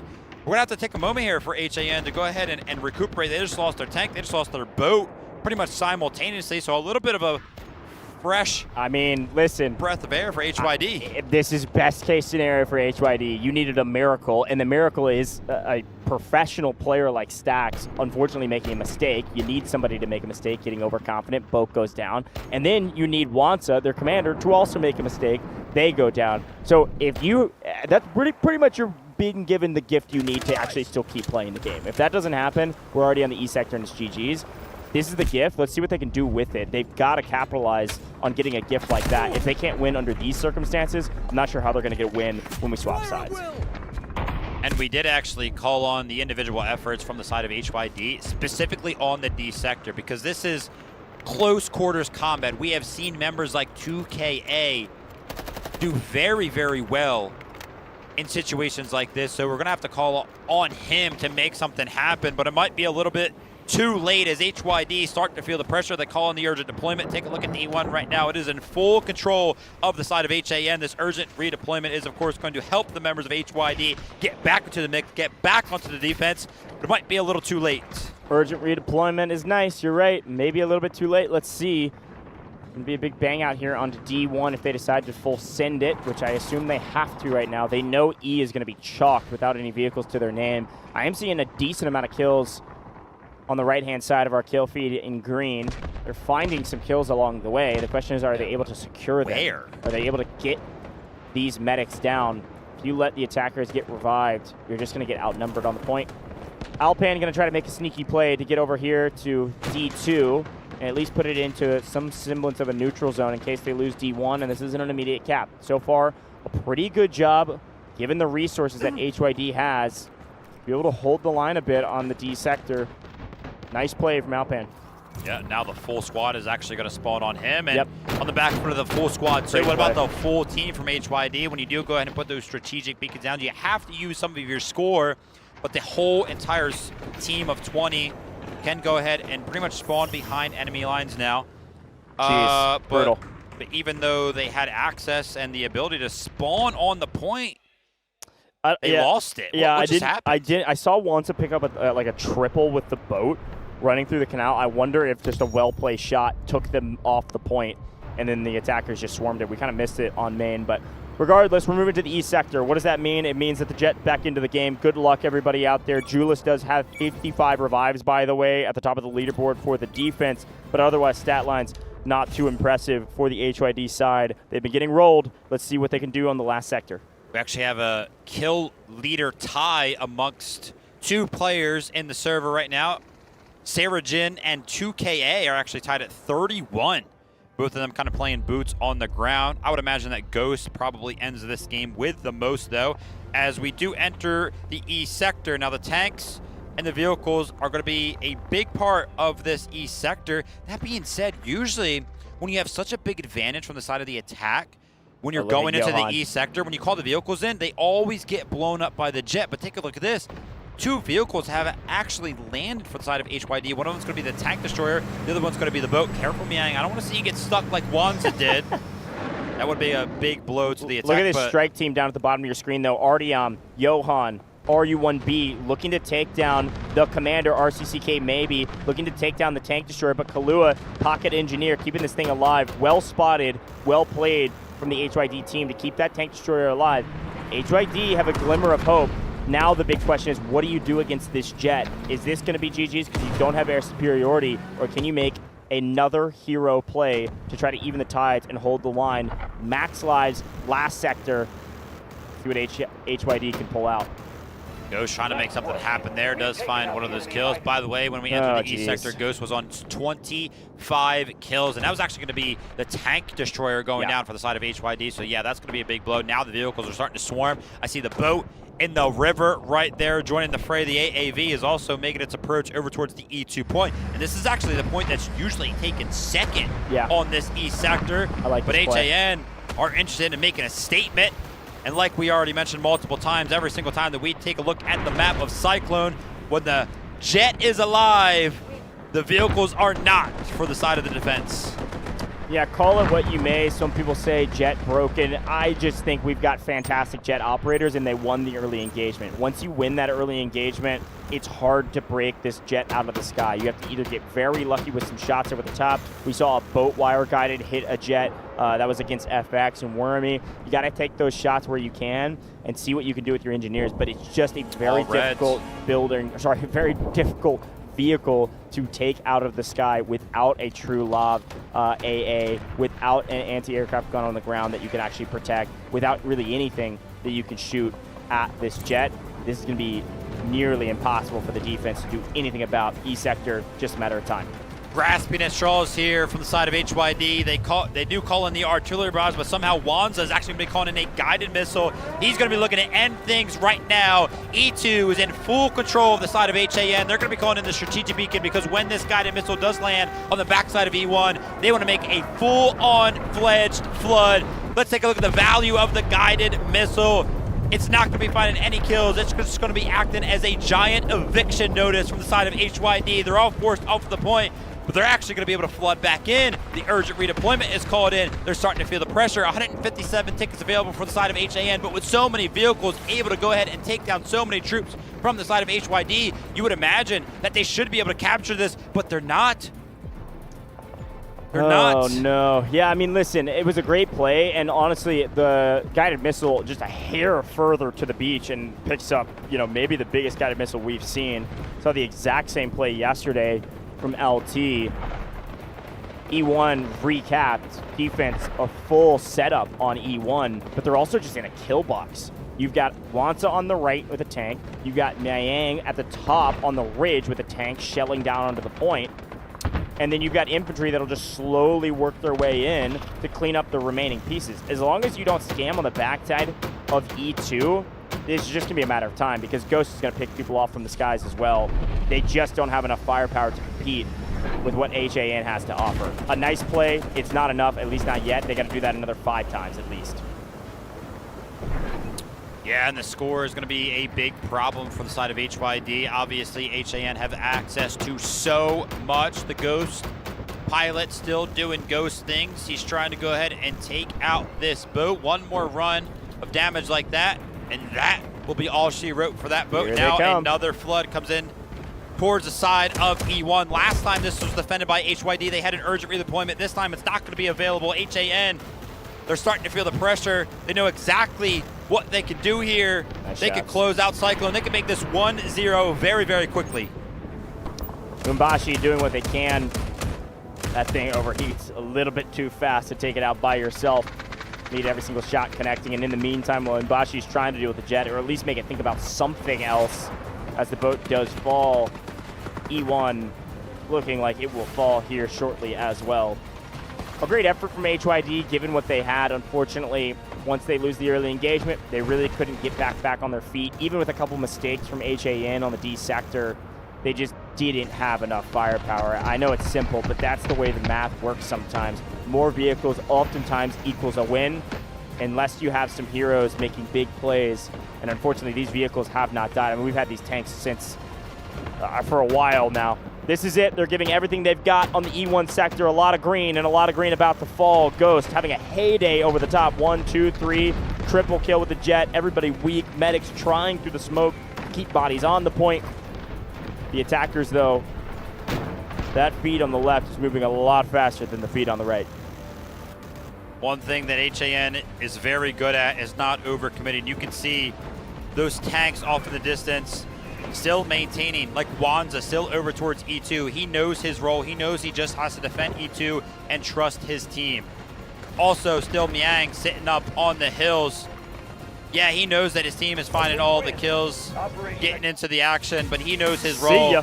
Just sit back, relax, and watch your team take care of the rest. HAN with an absolutely dominant performance, and that's pretty much been the story ever since they entered the lower bracket. A 2-0 yesterday.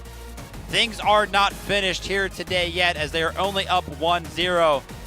But you would imagine after how well that went for them, it'll probably be the same exact story when they do go ahead and flip sides over to the defense. HYD with a great effort, but it's not going to be enough.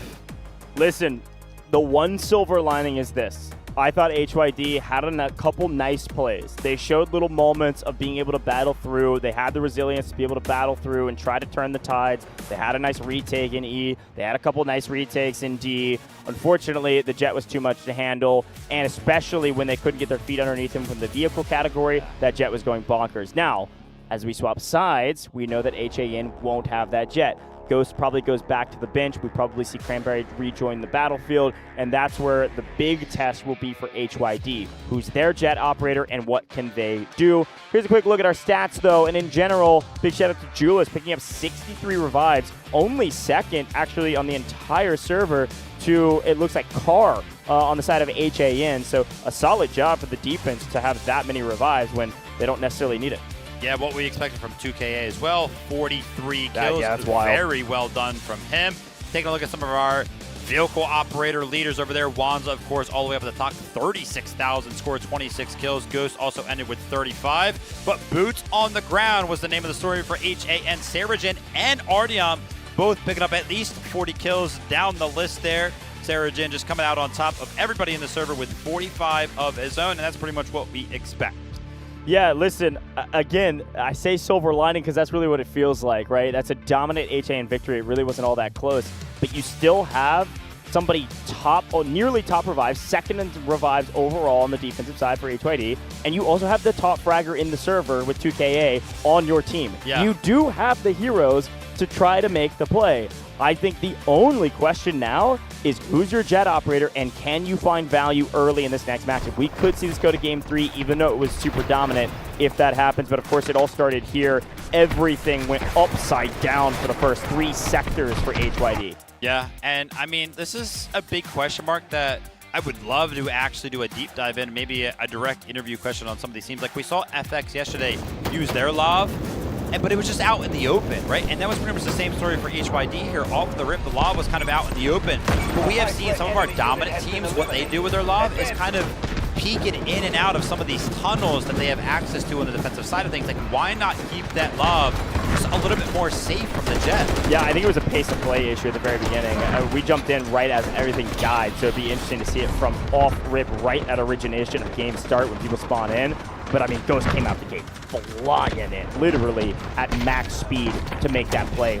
But anyways, we moved indoors. In the D sector, there was a couple moments where we're like, okay, HYD has a chance. One of these moments was, well, not here, unfortunately, Umbashi. This was the beginning of where it felt like there was no chance. But then a couple mistakes. Look at this, a couple of Luru rockets. That's Lance. I told you, there's some heroes. Lance making a big play there, taking down one of the boats. And then we also saw Wanza make a mistake with the tank kind of getting flipped, and it can't get out, so both of those vehicles go down. But once D was fully captured, we knew this was going to be GG's. Our jet comes flying in, starts taking down vehicles that try to land, and it's just so out in the open out here on Cyclone that, you know, again, the word broken has a lot of, negative connotations in many ways, but this is where the jet does truly feel broken, right? There's nothing you can do when you're down in vehicle, play, you're down in vehicle advantages, you can't get anything going, you have nothing that can shoot the jet. Ghost can do whatever they want on the map. It's the same story that we saw from LT in their match when they played on Cyclone. The better jet operator, or a good jet operator, can win you the game on Cyclone. It's what makes Cyclone so divisive, and it's what makes Cyclone so difficult to play if you can't figure out how to battle against the jet. I mentioned this yesterday when we took a look at the domination that HAN presented on Ascension. Before I talk about that, let's take a look at the domination that they had in that game. Sarajin, Ghost, Stax, and Hewon. We kind of called this squad out. We expected them to be at the top in terms of the score, and that's exactly where they will be. Again, this is actually an incredible performance because obviously we have Ghost, who's going to be the pilot right here, and we saw Stax making some solo plays as well. I kind of felt like everybody here on the list was making solo plays, but they still found so much value. Yeah, we see this squad, or at least three-quarters of this squad, usually because of Sarajin and Stax, but Hewon and Ghost obviously in the jet, but Hewon as well putting up some solid stat lines. That's 41 rescues, playing with Sarajin most likely, making sure Sarajin stays on their feet, picking them back up and said, keep frying, my friend. 41 rescues and 24 assists. Great stat line from all four of these gentlemen, and that's why they're the best squad. Solid scores, fantastic actual score line at the top of well over 20,000 for all of them. That is a big difference maker in this squad alone.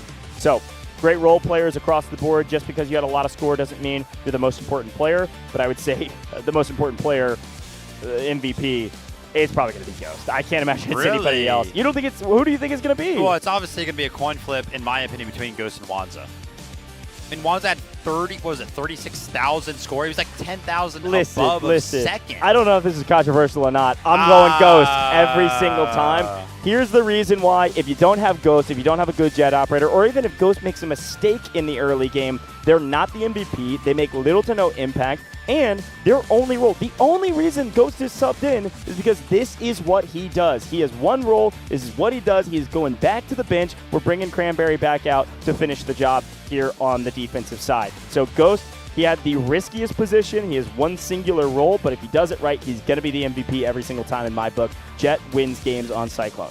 Absolutely. And yeah, I was kind of mentioning before this where we saw HAN kind of dominate on Ascension yesterday. And I mentioned then, and I want to mention again here today, that those types of games where we do see the helicopter find absolute, air superiority and absolutely dominate the server. Yeah. Just like kind of where we see the jet dominate the server. Those type of games, they hurt the other team right now. It kind of hurts. It's like, oh man, like HYD, they got some. But those games are important because it reminds us of the importance of playing around those things and playing against those things. If you can't play against the jet, if you can't play against the helicopters on a map, you're just going to lose. Yeah, 100%. I mean, we know what we need to emphasize on a map like Cyclone, and so let's flip the script. Let's talk about HYD. They moved to the attack. We're playing Cyclone again. HYD have to do the exact same thing that HAN did, which is 1, maintain vehicle superiority, and 2, win very early with the jet so that the jet can do whatever they would like on the map. Not often do you get to see a jet take down every single way that they could get shot out of the sky off rip. Oftentimes you'll see them maybe pick up one lob or maybe pick up the AA gun off rip, and then they have to dance around a little bit before they strafing run and finally free themselves up. If you're able to at least slow the jet down off rip, maybe you have a chance to bleed some of these tickets dry and these lives dry at the very beginning of the game before we head indoors on the D sector. So anyway, some fun conversations. I'll be curious to see if HYD has a dedicated jet operator from their sub list. They only have 2 subs listed, at least on my roster, which would be Love or Tao. Those are the 2 players you may see get subbed in if they have a dedicated jet operator. If they don't have a dedicated jet operator, it's likely going to be somebody like Umbashi or maybe Tank BRK, who have been primarily playing around vehicles, which is from their Echo squad. So those are the kind of the guesses right now, since we haven't seen them on an aerial map until today. Yeah, absolutely, man. HYD, again, as a quick reminder, this is an elimination match. Yep. Down 0-1. It is now an elimination game, an elimination round on the map of Cyclone. Like you mentioned, we have not seen them on a map like this. They got to prove to the world, to us, the competition, that they can do it on a map like Cyclone. Attacking on Cyclone is also just not easy, man. I can almost guarantee you, HAN, they know how to defend this map. Yeah, 100%. Again, we already talked about the Jets, so I'm not going to keep harping on it. I think in general, the biggest move for the defensive side before we head indoors, before we head to the D sector, is the B sector. We saw some big stallouts on the B sector, especially if vehicles are even for the most part. If the defense is able to hold their boat for B sector, that's where you can make a huge impact. That boat has a ton of damage that can be dealt, especially on the low ground of you trying to take the B sector in the ruins. So watch out for that. They're going to prioritize, HAN will, of keeping their boat alive. The only way to keep the boat alive is to take the jet down, but I won't keep going on that. Now, let's talk about individuals. 2KA Hero, crazy stat lines, crazy kill totals on a map where they're getting, frankly, crushed. That's a nice boon for this team. Got to do the same as they swap sides. For HAN, who do you expect to jump off the page to you while they're on defense now that Jet's not going to be in play for them? The names aren't going to change, man. And they really never have changed for the side of HAN. Just Sarah Jin, Artyom. Every single time, man. They're always towards the top no matter what they can do. Obviously, Artyom has that very, very, he's locked into a role. He's always going to be on a gun. That's what I was going to say. Sarah Jin is just so flexible that you really never know where you're going to put him. Sometimes we've seen him absolutely dominate in the vehicles. But he jumps over to the gun, he jumps over to the boots on the ground, and he still performs equally, sometimes even better. Yeah, no, I mean, that's exactly what I was going to say. I think, when we think of the attack, you think Sarah Jin. Sarah Jin oftentimes was on the best squad. The whole squad was one of the best. I think now that we're going to the defense, it'll probably flip a little bit. Artyom's going to get more value being in an infantry role, a fragger role, when we're not having to rely so heavily on air support to get the job done. So watch out for Artyom on the map. A difference maker for this team has been for the last year or so, both 2025, now 2026. Dfiw. So, and that's going to be the Bravo squad, which is Artyom. That's Johan, who's been on that strike team. And then Changji 1 had some pop-off moments yesterday as well. So, definitely that squad is the one I'm going to be paying attention to. Their fourth is RU1B. That's right. So, definitely paying attention to the Bravo squad. But again, should see the substitute come in here very shortly for Cranberry to rejoin that Stacks squad, their Delta squad. And listen, other than that, it's kind of a waiting game at this point. Yeah. We know the win conditions. We know what HY needs to do. It's a matter of execution. They're resilient. We saw that in their matchup yesterday against RRQ. We saw what they were able to do with trying to swing back the competition on Cracked, and back was against the wall. They were getting swept there too, and they made some nice plays to retake points. But on the attacking side, I say there's a little bit more room for error, and I agree with that still. But I think the one place where there's no room for error is the very, very beginning of the game with this jet. Maybe they pull a FX and slow roll the jet into the game rather than immediately spamming it. Worried about maybe getting outplayed by HAN's defensive playbook off rip. Never know what the playbooks look like. All of these teams have been practicing for this. Fun little note here while the game's about to get started that we pulled these picks and bans and the map pool. Again, it's random. We pulled these yesterday at the end of the show. This is the longest amount of time they've had to prepare for a map because we ended so early yesterday. After this, though, it'll be the one time, this map and then the next one, who have already been predetermined. The third map, we don't even know who the players are yet. We don't know who the teams are yet because it's the winners in the lower bracket. They'll have no preparation time. They'll have 20 minutes, whatever our break is. It's 15 before they're back on stage. So they're going to be flying a little bit by the seat of their pants moving into match 3. We'll talk more about that later. Just a fun little point. I don't think it'll make a difference, though. You don't think it'll make a difference? Nah, I mean, it'll 36 hours of prep versus 20 minutes? Even playing field, right? And there it is. Ghost kind of talked about it. Ghost definitely going to be coming off the stage. Only really joins the team whenever there is a jet pilot required. Cranberry is going to be rejoining, so we're gonna go ahead and give him a couple of extra minutes here to make sure all of the settings are good, make sure the desk is feeling good, the mouse pad, the mouse, the keyboard, all of it. Nah, man, I don't think it's gonna make a difference. I mean, I don't think it's gonna make a difference in the outcome. Oh, sure. I mean, both teams have 20 minutes. Yeah. I do think there are some teams, actually, definitely think there are some teams that are much better at long-term VOD prep. I think some of these teams that have been around for a while, that have played together a ton, they know how to prep, they have designated roles, they've got a commander and their squad leaders that are walking people through plays. When you've got 20 minutes, it's a lot more improv. You might have some scheduled plays you've worked on throughout the season, but it's definitely a different game, so maybe some small advantages to some of our teams. But I agree with you. It's not a huge point. It is still something to talk about, though. And we're jumping in finally, folks. Cyclone swinging it back the other way. It is time for HYD to make a big play, and they need to make it right here, right now. Here's a look at Lance up in the sky for HYD. No subs, and I should have called Lance out. That makes a lot of sense for this HYD roster. Lance, a difference maker and also a vehicle operator. He takes to the skies. Let's see what he can do. A big difference in how that jet is positioned between these two teams, right? Taking a little bit more of a passive approach, constantly feeling the pressure. And this is that exact position that I was talking about, right? This Lav can peek in and out of the tunnel. If it starts to take some fire, if it starts to take some damage, it can just kind of dip back in and take a little bit more of a defensive approach. But keeping it alive is what is important, because you can constantly peek out and start to pressure that jet. Take a look at the approach here from the side of HYD and how the infantry is doing at the forefront of Sector A. They're kind of just bunched up right now, which could be a little scary if Wanza does find the appropriate angle, and he does just that. Nice play. I would be not surprised if he starts to light up the kill feed here. I don't think he's actually found one yet, but I'm sure the damage has been landed. I really like this play of the boat playing way out far side on the wrap of a huge flank from our boat operator to find some value. Here's a look at Lance just trying to shell down onto the point. Not really even doing strafing runs, just throwing the brakes on, throwing some missiles down and backing up. But you're right, the attackers are making a quick move right now. So far, Jet still alive, Lob and Boat still alive for the defensive side. Namely because they played extremely defensive off rip, hid inside, make sure the Jet didn't find its value immediately.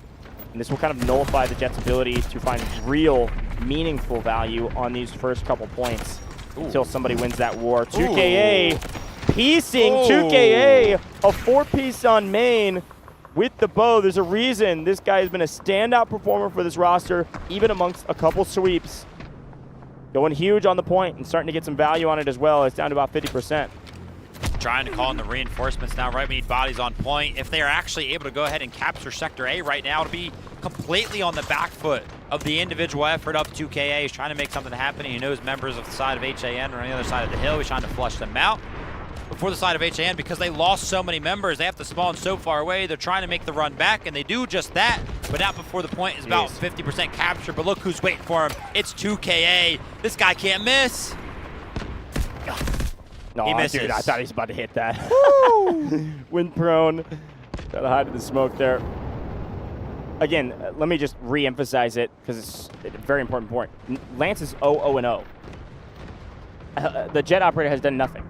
Yeah, Ghost had 9 at this point. Yeah. Maybe even like more. Again, that is the nature of the game. If you can keep these anti-aircraft guns alive, the Jet can't do much. Now, it does mean that your LOV, your AA LOV, is doing nothing in the backline either besides just keeping the Jet away, but that is a worthwhile trade for the defense. Trying to make something happen here. The direct approach to the sector did not necessarily work, so now they're actually trying to work the flanking angles.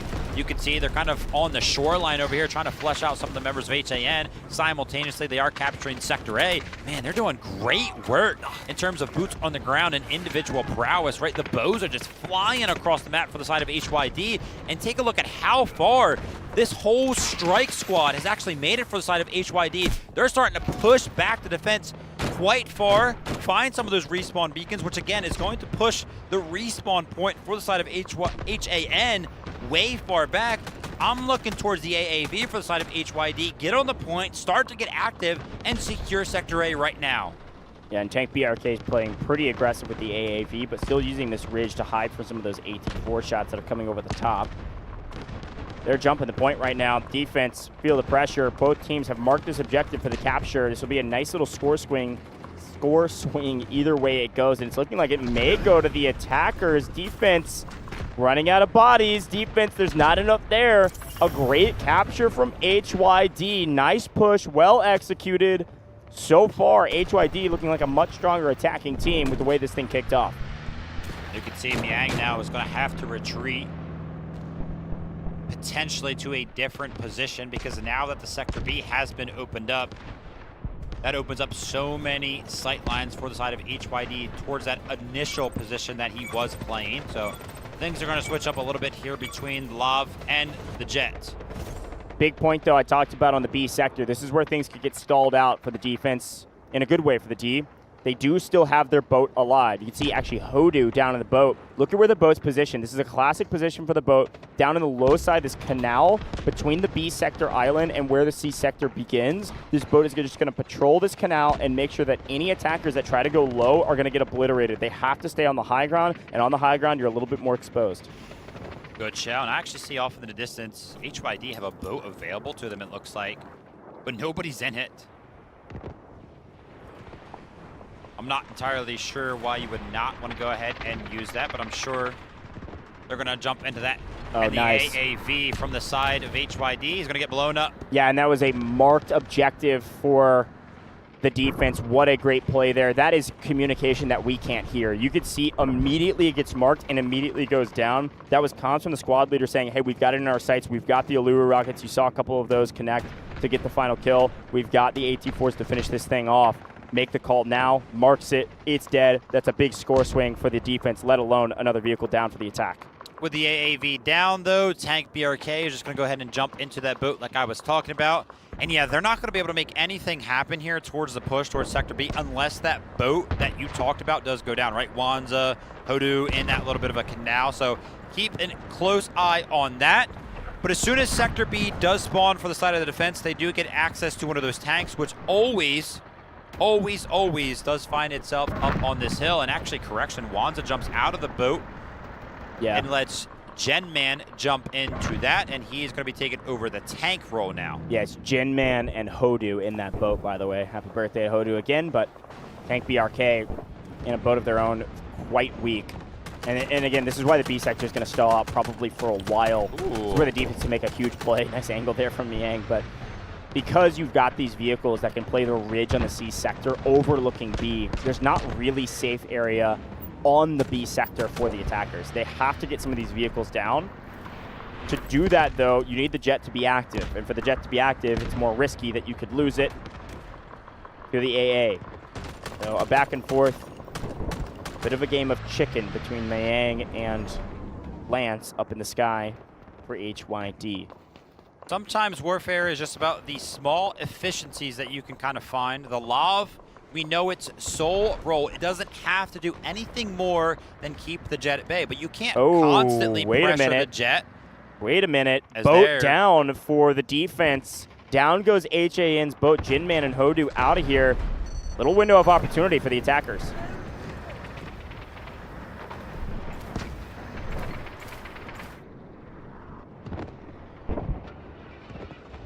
Another stolen vehicle on the main stage here. That's going to be Sarah Jen this time around. It's just going to be an assault vehicle, so no big deal, and also going to be finding a kill on the way out.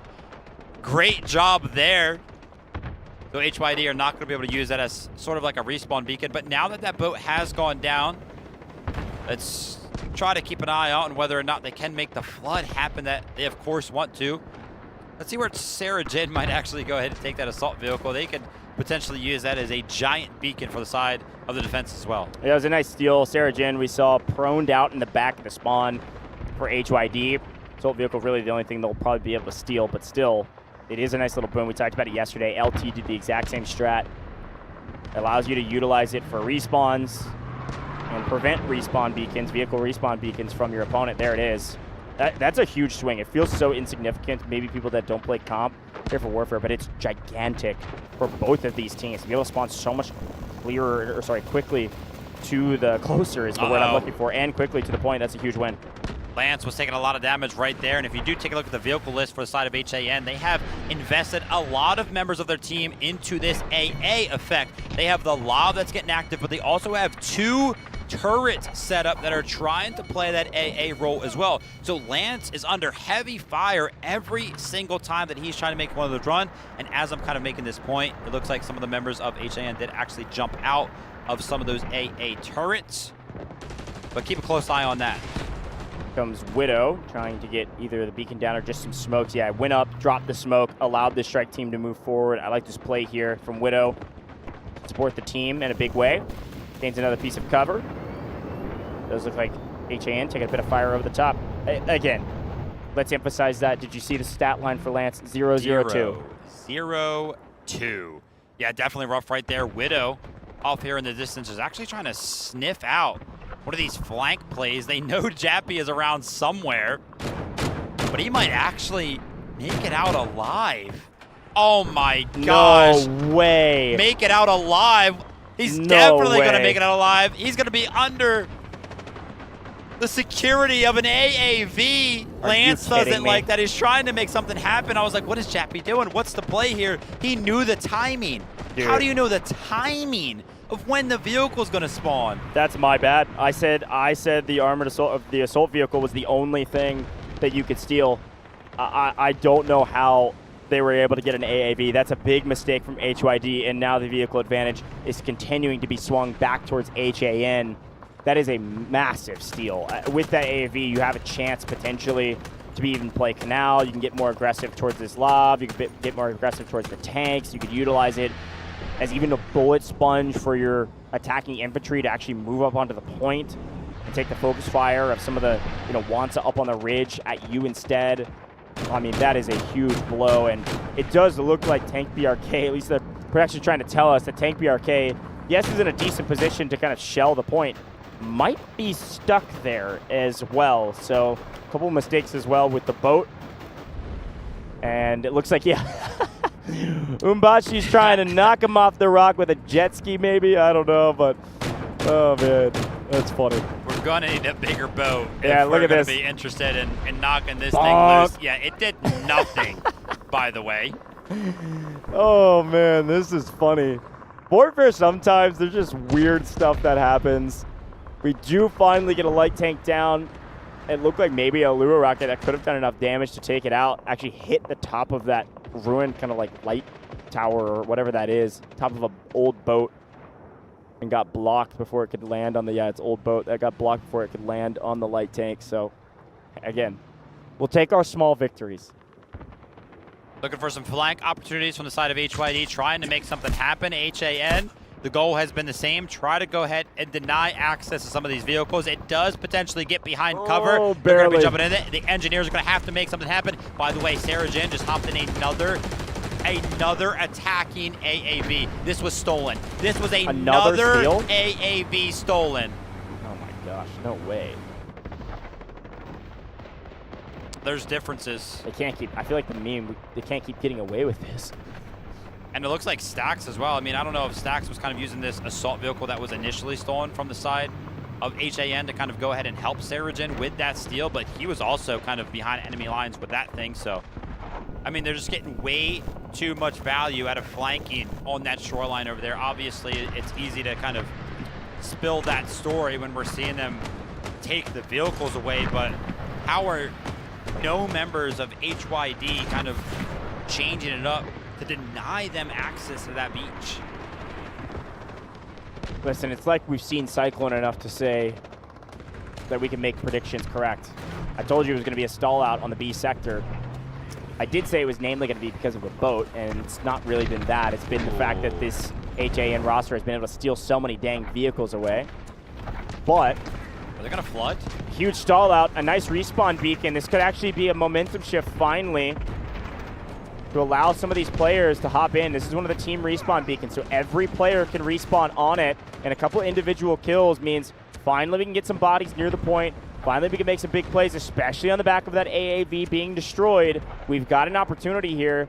We've lost over 100 lives on this sector alone, but we're finally ticking away on the capture point.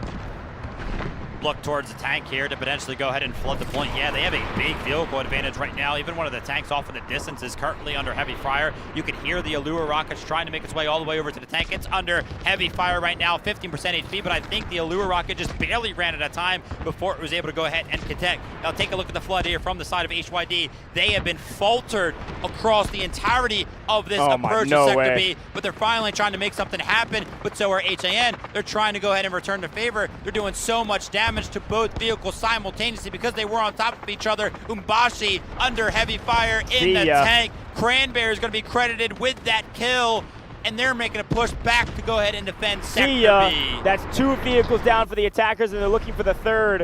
What was a solid push, completely thwarted by just barrel stuffing these tanks and throwing every piece of utility that they have at them. Not only a team respawn beacon, but also an artillery barrage, finding a ton of chip damage on these vehicles, allowed our infantry to get these kills. Big shout out to Cranberry, rejoining the ranks of his roster once Ghost was put back onto the bench after the fighter pilot did his job. Cranberry credited with it because he had the artillery barrage that finished off these vehicles and kept them at bay. That hold right there should have and probably did just seal the deal on the B sector. Finally, our CCK maybe is going to get access to one of the AAVs that they should have had access to 2 times prior to this. But I'm a little bit worried because that original win condition for the defense that we talked about, the boat that initially got destroyed, is actually back in action. But Gentman is actually under heavy fire from some of the swimmers from the side of HYD. But he's going to be fully aware of them. He's going to be backing up appropriately.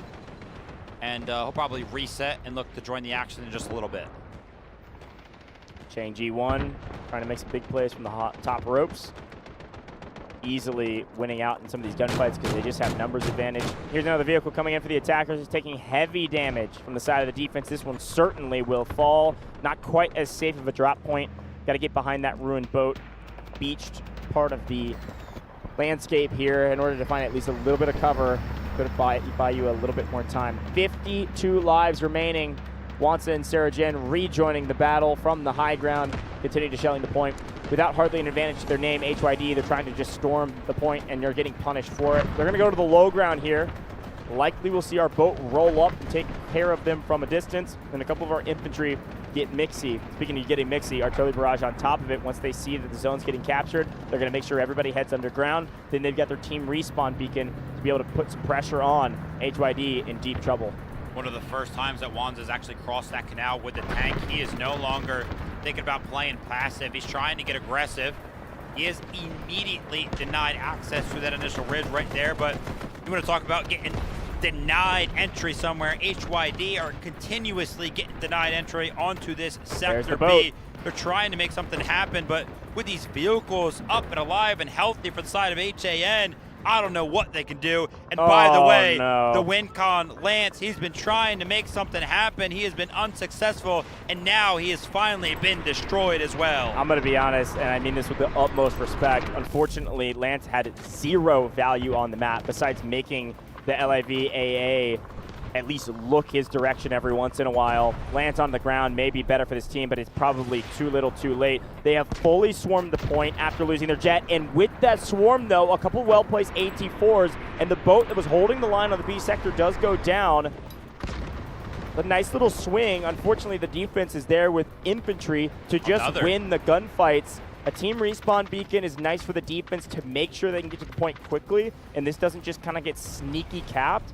While the artillery barrage is landing on the point, there's not infantry there to back it up, so you won't see a ton of value from the attackers' artillery barrage. 2 vehicles destroyed for the side of HYD. They're actually able to go ahead and flood the point right now with a lot of damage onto the tank of Sarah Jin. He was forced to go ahead and play passive and cannot go ahead and help out his team. But now that he's able to go ahead and rejoin the fight, retake that position up on top of the hill, he starts to rain down and starts to pepper some of these attacking members from the side of HYD. You can see they had a lot of control over Sector B, but HAN, they're rejoining the fight, they're hitting their shots, and they're reclaiming Sector B. That's Veronica calling in another artillery barrage, by the way, for the defensive side. So Sector B is going to be a tough one to cap. You're going to have to go low. And unfortunately, they can't get there. They've got a respawn beacon down, artillery barrage for the side of the attackers as well. Both teams mimicking each other, and a couple objectives marked for the attackers. They have to be successful here. Not only do they need the score, they need the point, they need to stay in this tournament. This is a must-win game for HYD. If they do not capture Sector B here, which they certainly won't without that vehicle, Kahlua the only vehicle on the map now, Alav hopefully to help out their team. But this is looking like a GG's, and this is looking like HYD is eliminated from this tournament. We need a miracle, and I don't think you can pull a miracle out with only 2 vehicles and a dream. Last-ditch effort is just going to be a full send of the 2 vehicles available to the side of HYD, but I don't even know if the vehicle is going to be able to make it to the point before the tickets do go ahead and dwindle down to 0. They are falling rapidly.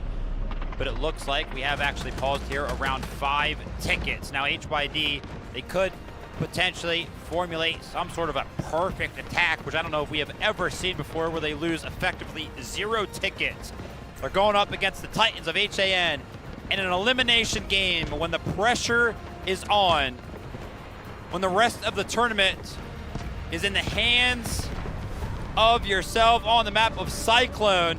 HAN successfully defend, but not before HYD jump onto the point at the last second and force overtime. They've got 1 minute and 20 seconds extra to go ahead and work with. I mean, that's the boon of having a 1 capture sector point. I mean, listen, you can be able to put it and give yourself 70 seconds to make some big push and a big play where lives don't matter. Now's the time. I need all the heroics. I need 2KA to pick up 6 kills with the bow in a matter of a millisecond. I need artillery barrages. We got smoke barrages. We need this tank to land, and we need to get it onto the point right this dang second. And it will land, but it may land destroyed. See ya later. Nice shot over the top from Sarah Jin. Look how aggressive Sarah Jin is positioned all the way up onto the B sector. None of these vehicles will land. There is no chance. Sarah Jin is not going to let anyone move a muscle without a tank shell finding them. Taeseong finds that AT4 shot over the top to pick up even an assault vehicle. The attackers, they might have created a window of opportunity, but that window has been slammed shut, barred, locked, 6 bodies holding it down. Nobody is getting in to this B sector, and nobody is going to continue for HYD in this competition. Wanza feeling confident as well, has really not said much over the past minute or so. I've been watching his cam as the commander. He feels confident where his team is currently positioned. As you can see, Wanza and Sarah Jin, 8 seconds. The 2 that are constantly in the vehicles, they're mowing them down. They are the big defensemen in the tanks, holding it down on Sector B for the side of HAN. Elimination on the line. And they go ahead and show the rest of the competition, hey, we are here to stay. We'll see you guys in a little bit back up on the stage. 2-0 up against HYD. It went to script. We knew it would be the case. HAN, the better team today, and unfortunately the better team in this tournament. HYD, a great effort. They picked up a win early in this competition versus AHR. They had a couple moments where they had individuals make big plays, but as a team, they could not piece it together to take down an extremely consistent and frankly, just better team in HAN. There's a lot still to be learned here, and I think we heard it from some of the players as well. This HYD team has gotten so much better. They've been putting in the practice. They made it to this stage. They are a different team than their preparatory stages leading up to last year's competition. Many of them are new to this stage in particular. HAN said, back to the drawing board, keep getting better. But there are moments from greatness from HYD where I could expect to see them next year. I could expect to see them next year doing even better. But I'm excited to see what HAN can do in this competition. They've earned it, battling through the lower bracket, and they stay alive, waiting on their competition here in just an hour or so. HAN playing the winner of our next matchup. And we'll be seeing a lot more of Hodu, the birthday girl, and everybody else on this HAN roster very shortly. Vivid, with the script, it's basically exactly what we thought would happen. I think the big thing when we take a look at the stats is we talked about the win cons. We talked about how valuable the jet is. Unfortunately, I don't even know if Lance got a kill in it, mostly because he was trying to stay alive. Yeah. Which is certainly what you should do, but brutal. Let's take a quick look, and yeah, there it is. Didn't pick up a single kill on the map. Right there can end the entire story. We don't really need to look at anything else for HYD. Your jet operator finds 0, and unfortunately, everybody else for HAN was still slaying out. 50?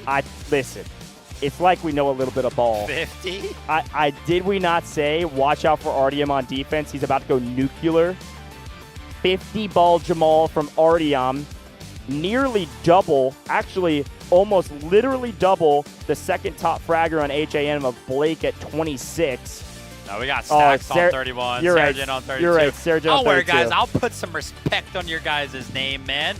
Also, 2K in the server as well picked up 34, which is exactly what we are used to seeing out of him. But listen, I usually do a pretty good job of taking a look at the kill feed and seeing Artyom, because I love that guy, man. He always pops off on the gunny.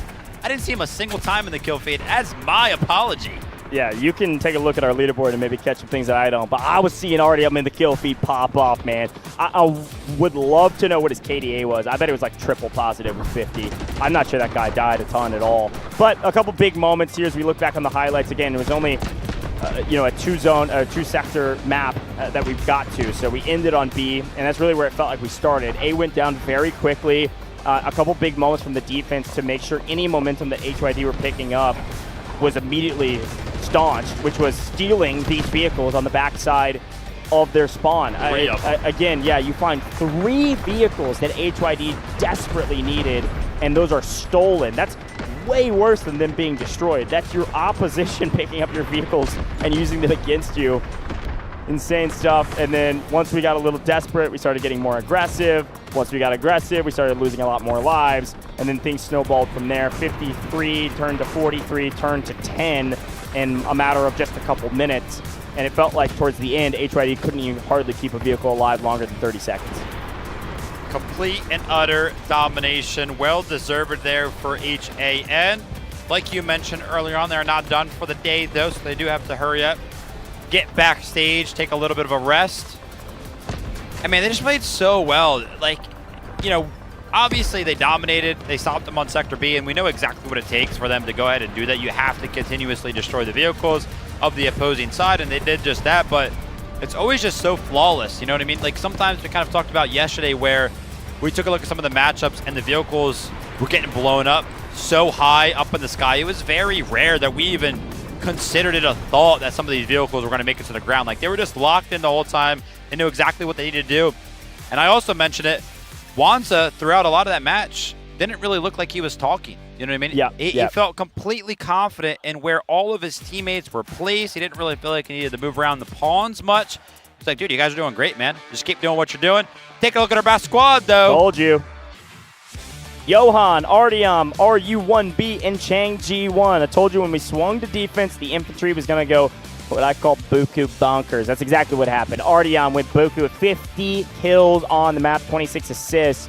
And then RU1B finding 23, 32, 25. Those are crazy stats from this whole squad. Chang G1 even picking up 31 assists for this team. So fantastic score lines from everybody on this roster. And as expected, they went berserk. When you're able to drop 50 kills in a game that ends on Sector B, you know you were flying. So I think there's some individual highlight reels that need to be put on socials from Artyom. That is a fantastic way to kick off day 3 at Dfiw 2026. This one will not be so obvious, Goosh. Who's going to be the MVP on the side of HAN? You think Artyom just based on the 50 kills? Sure. Maybe we'll give it to Wanza this time. I mean, listen, back-to-back incredible performances from the commanding role, highest score. No, I'm going Artyom. I'd either go Artyom or I would maybe give like big creds to people that were stealing vehicles on the back because those were like the MVP players. Sarah did it one time. Yeah, Jappy. Yeah, maybe. But I think stat line wise, you can't ignore what Artyom was able to do. And oh, you were right. My bad. You can. My bad. Ignore what Artyom is able to do. Listen, I respect the Wanza play. Top scorer, like you said, a fantastic commander. It really did feel like this is an extremely valuable player, and the commander role is the most important role, I think, no debate. And so it makes sense that he's MVP. I will say, though, like you mentioned, Wanza didn't really say anything for the last, like, 5 to 10 minutes of the game. That's probably because all the other squad leaders were communicating info, and everything was just going right. So it's not really a fault of their own. It was the right thing to do. Just shut up and ball out. I mean, that's what they did, and it worked out great for them. So fun conjectures, but big shout out to Wanza being MVP of Game 2, and in general, probably the MVP of the match as well. Great commander job, and a couple moments that stand out to me for Wanza is the ability to work together with their team, find objectives that they can mark, and immediately capture. That is realized score instantly. Rather than waiting for you to hold an objective for 2 full minutes, why not talk to your squad leaders that are making these strike team pushes, blow up vehicles right when you mark them. Nice score line to be able to utilize immediately. Yeah, I mean, incredible stuff. He may not be the MVP of the tournament so far, but I feel like Wanza is without a doubt the most valuable commander that we have seen throughout the tournament. I think even in their initial loss that sent them down to the lower bracket, I think he still had the most score in that match because of how well he played on the commander role. He's just been doing insanely well on it. Yeah, and they obviously have a lot going on, and we'll hear from maybe Wanza down on the stage. Let's hear from HAN with an interview. 欢迎来到赛后采访环节，我是贝佳。首先恭喜 HN 拿下了本场比赛的胜利。我们邀请到了指挥官翁萨来到赛后采访席。축하합니다. 먼저 자기소개 부탁드리겠습니다. Hello, this is Wansa from Team High. 欢迎啊！首先第一个问题想问一下，在风暴眼他们的进攻方，他们是比较喜欢用一个绕后切割的战术啊，这是对对面的一些行为做了一些判断吗？ So once we noticed that in the map of Storm Eye, you would like to do a flank and cut strategy to your enemies. Did you research your opponents in advance to do that? In Cyclone, there's a huge ocean, so we practice swimming in our hotel lobby. 翁萨选手很风趣，他刚刚表示啊，是因为风暴眼这张地图里面有一个很大的海，也就是他的游泳池，他们只是在那里练习游泳罢了。那同样的也追问一下吧，在这样的战术底下，其实是挺依靠步兵在点内的一个防守的嘛。那这样的话，他们是怎么进行战术上面的调整的呢？ So Wonsa, in such a map, you rely heavily on infantry to hold your points. So how do you manage to handle this? Next question one more time, please. Of course. We try to keep our infantry strong, vehicle strong, and we keep the line. We try to block enemies from capturing the sector. 是的，翁萨选手表示，这张图里面确实非常依靠步兵的把守点位以及防守，所以步兵是他们的一个非常巨大的重点。没错，步兵确实非常非常的厉害。那下个问题，其实今天队内的话也是有一些有趣的画面出现吧，不管是扎拉金还是 Jappy 的偷车的一个行为啊，包括在 A 点的这个推进的节奏，其实都和龙腾还蛮像的。想问一下，他们是之前有研究过他们的 demo 吗？ So Wonsa, we noticed that your players, such as Japper and Salajin, they steal the vehicles of enemies a lot. And also they pushed the A point very similarly as LT did yesterday. Did you study their strategy? I mean, for Cyclone, it's a well-known strategy to steal the spawn vehicles. So I think at the very first day, we lost like our consistency. But then today, we concentrated at the full condition, so I think that's why we succeed on this match. 翁萨表示，其实偷车的战略和策略，他们队伍里面本来也已经有，而且他们从首日的一些失败当中学习到了一些经验。那么今天他们也更好的发挥出了更好的表现。 没错，今天的表现真的是越来越好了。那当然，今天还有一场背靠背的比赛，这也是对精力包括体力的一个比较大的考验嘛。想问一下之后的比赛，也就是第3场的比赛，他们怎么样会进行一个备战呢？ Wonsa, you will participate in the 3rd match today, and it's a quite back-to-back competition, right? It's a test of both your energy and stamina. So how do you manage to face it? I think just me and our team are so excited to play the third match. We're so excited. Can't wait. 翁萨表示，他本人和他所有的队友都非常迫不及待要参加这场比赛，他们也很激动。 好的，非常期待他们在第3场比赛当中的精彩表现了。再次恭喜 HN 拿下了本场比赛的胜利。以上就是赛后采访的全部内容了。接下来让我们把时间交还给评论席。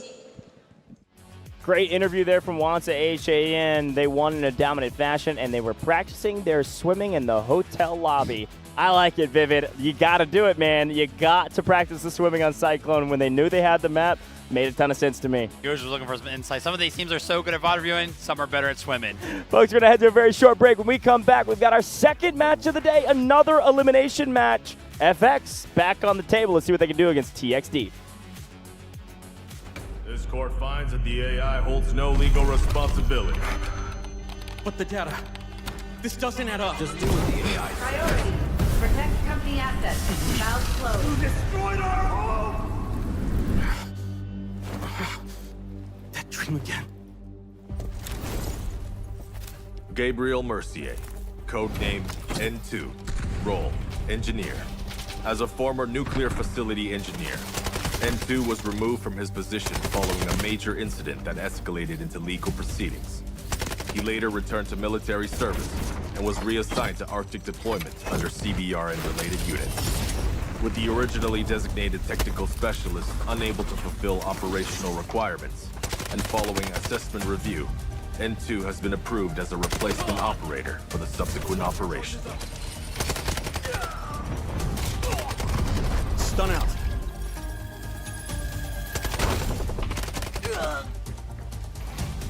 Throwing stun.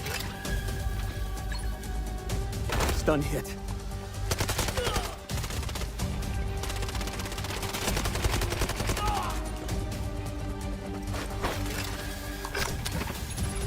Freeze right there.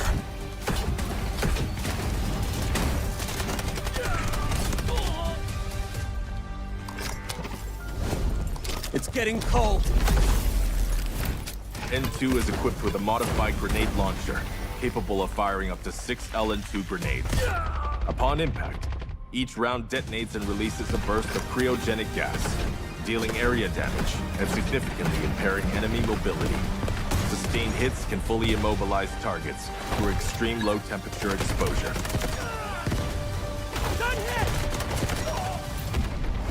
Cold. I can go colder.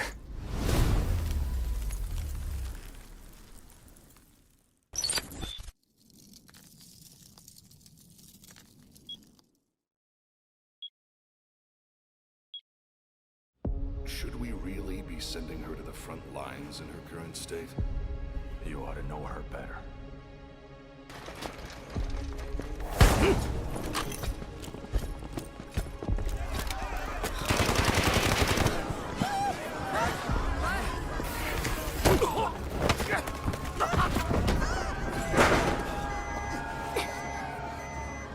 Stop!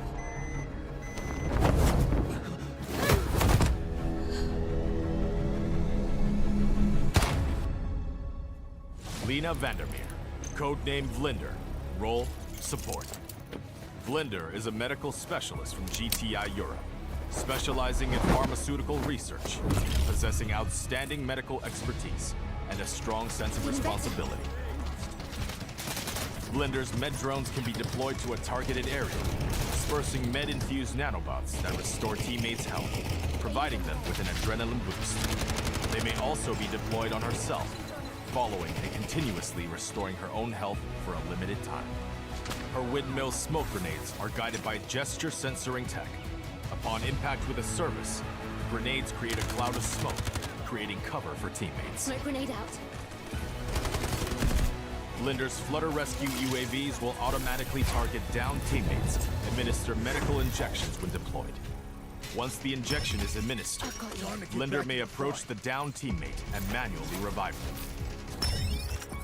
During deployment, the UAVs may also utilize their active defense system, automatically absorbing 1 instance of explosive damage per deployment, and applying a buff effect of Vlinder. Counting on you guys! Vital signs stable. Prepare for rescue. I've got you! It's taking effect! I'm here!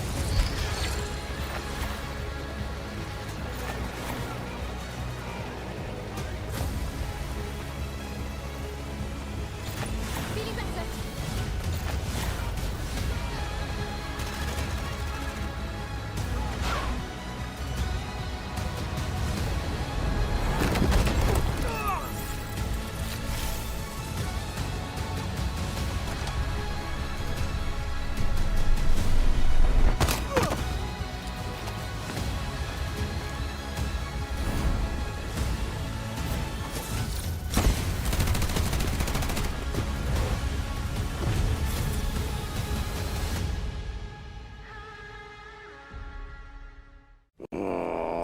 Can't I just have 5 minutes, peace? Everly, we've picked up abnormal acoustic signals in the Eastern Sea. Just dolphins mating. It's that time of year, after all. You won't get away. Luke Everly, codename Morse, class Recon. Morse is a former Navy acoustic intelligence specialist with deep expertise in maritime acoustic environments, making him highly skilled in the analysis and exploitation of sound waves and portable sonar equipment. As an operator, Morse excels in the use of his jammer, a portable sonic device that disrupts enemies by reducing their audio detection range.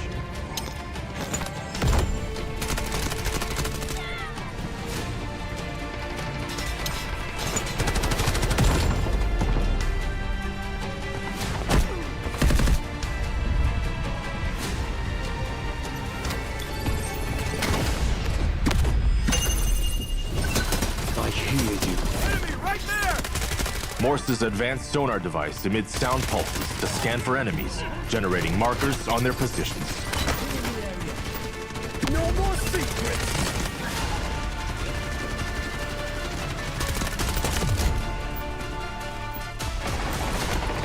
Jammer out! Point flash! Sending jammer! Throwing delayed flash! Allied troops engaging. Searching for hostiles! Throwing delayed flash! Sending jammer! Throwing jammer!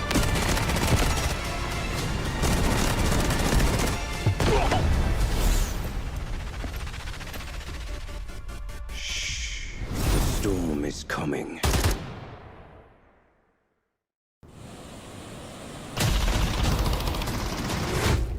Keep it down. I need to listen.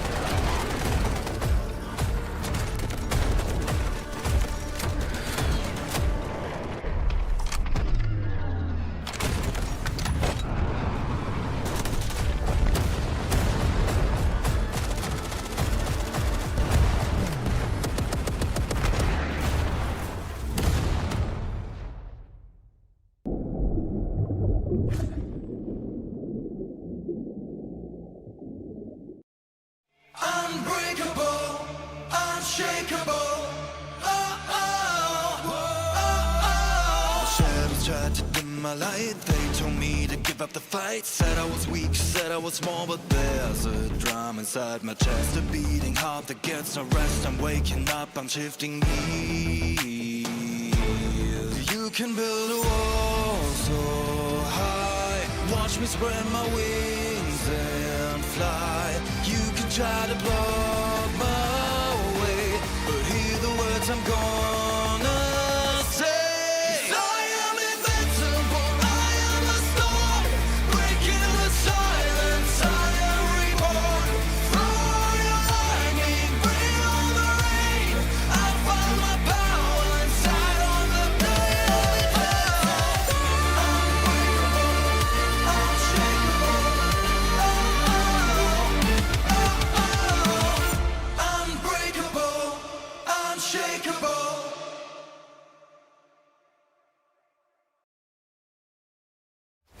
This court finds that the AI holds no legal responsibility.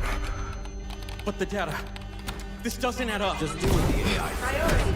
Protect company assets. Valve closed. You destroyed our home! That dream again. Gabriel Mercier, codenamed N2, role, engineer. As a former nuclear facility engineer, N2 was removed from his position following a major incident that escalated into legal proceedings. He later returned to military service and was reassigned to Arctic deployment under CBR and related units. With the originally designated technical specialist unable to fulfill operational requirements, and following assessment review, N2 has been approved as a replacement operator for the subsequent operation. Stun out.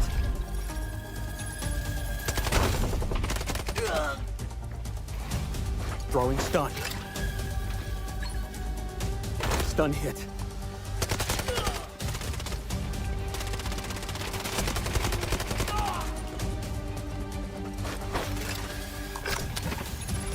Freeze right there.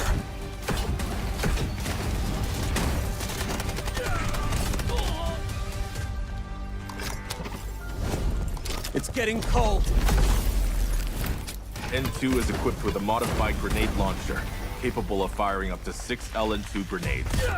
Upon impact, each round detonates and releases a burst of cryogenic gas, dealing area damage and significantly impairing enemy mobility. Sustained hits can fully immobilize targets through extreme low temperature exposure.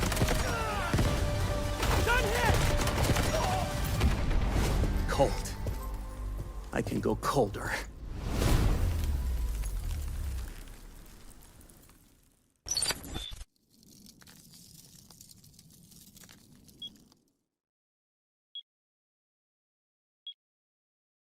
Should we really be sending her to the front lines in her current state? You ought to know her better.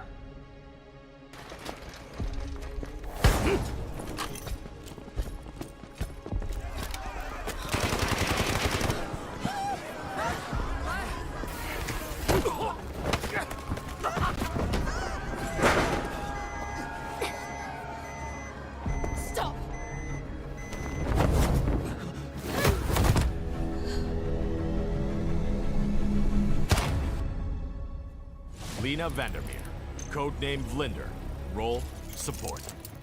Vlinder is a medical specialist from GTI Europe, specializing in pharmaceutical research, possessing outstanding medical expertise, and a strong sense of responsibility. Vlinder's med drones can be deployed to a targeted area, dispersing med-infused nanobots that restore teammates' health, providing them with an adrenaline boost. They may also be deployed on herself, following and continuously restoring her own health for a limited time. Her windmill smoke grenades are guided by gesture censoring tech. Upon impact with a service, grenades create a cloud of smoke, creating cover for teammates. Smoke grenade out. Welcome back to Dfiw 2026. It is day 3 here in the booth, Coach Vivid, and excited to hop into another best of 3, another elimination round, folks. We're moving on from the last one. Unfortunately, we lost HYD in the process. HAN will move on to the next round. We will see them actually after this match. But the other elimination match that we have is TXD, the former champions of DFIW, versus FX. Vivid, talk to me about where they came from, how they got here. Absolutely. TXD were the team that lost to RRQ initially. That one went 2-1. It was a crazy matchup after that. They faced AHR in the lower bracket, 2-0 them, and now they find themselves here up against FX. Speaking about FX, their first matchup of the tournament was up against RBN. They won that one out 2-1, and then they went up against the Titans of LT. They got stomped, quite frankly, 2-0 over there, so they dropped down to the lower bracket. TXD versus FX. We already kind of talked about this during our last matchup, but just so you guys at home are aware, HAN awaits the winner of this specific matchup, and that will be played right after this one. So not as big of a break for whoever wins between the teams of TXD and FX. How do you think this one's going to go? Well, it's a good point, by the way. It's the first time we're seeing a team go back-to-back because you drew the second draw here. You play, and then you stay on stage and play again, which is kind of insane. How do I think this is going to go? Well, we'll talk about our predictions here in a second. As a reminder, everything we just talked about with today's matches, here's a more clean breakdown for you. TXD versus FX is now. Then we'll see HAN versus the winner of this matchup. But Vivid, look, I am excited to see FX back on stage with us today. This is a fun team to talk about because you and I casted over their regional finals. What they were able to do in the Americas region was extremely impressive. But they're fighting against TXD, which, again, on paper, probably the 3 strongest teams. On paper, doesn't mean necessarily that they are, but on paper, stat-wise, TXD, HAN, and LT. Those are on paper the top 3 teams, and therefore we'll see if it goes to script. We'll see if it goes to paper. TXD is our winner of Dfiw 2025. Talk to me about this roster, which is mostly the same from that 6 months ago tournament, all back on LAN, able and ready to prove themselves. Yeah, what makes these reigning champions so good? Ramina, of course, being the commander right there. Nail2G is always involved in the vehicle side of things. KKN and NTPP, XA and Poco. That's going to be kind of your infantry squad that runs around and finds all of the kills for them. But on the other side of things, FX, Commander Wormy, a fun team to talk about for many reasons. We'll break a lot down from them. This is a bilingual team. Each of the squad leaders are bilingual. They lead the squad. They communicate to each other, transfer comms back and forth. Big shout out to Wag Rasta Meg. That squad is going to be your strike team. Take a look at the bottom of that squad, though. We have a sub. Snarf has taken a seat on the bench, and Zinseer, the man, the myth, the legend, is going to be playing on LAN. I know chat's going to be happy about that one. Let's see if Zin can pop off as a sub and prove that he is here to compete and here to compete in a big, big way. Let's talk predictions, though. We're going against each other because I've got Hopium. I believe in FX. I think it'll be a 3-game series. I think FX can win it, mainly because we're playing cracked and we're starting on the attack for FX. This is best case scenario. I think they're going to get some momentum and they're going to swing for the fences and take down the former champions of Dfiw. You say no, sirree, Bob. No, I don't think so. I'm not going to have any of that Hopium. I think 2-0 for the side of TXD. I'm going chalk on this one. Listen, we are on cracked, and I think this is literally the best case scenario for the side of FX. Again, they are super, super good on cracked. They have proved it during this tournament. They are super, super good on attack as well.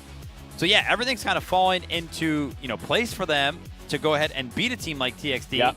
I just don't think it's going to be enough. Wow, you broke down all of my points, but just said it's still not enough. Fair enough, man. Hey, listen, Vivid really likes to be right in predictions, and so far he is nearly perfect. By the way, no, not nearly perfect. I am perfect in terms of who the winner's going to be. Sure. He hasn't missed one yet. He's about to, though, because I believe in FX.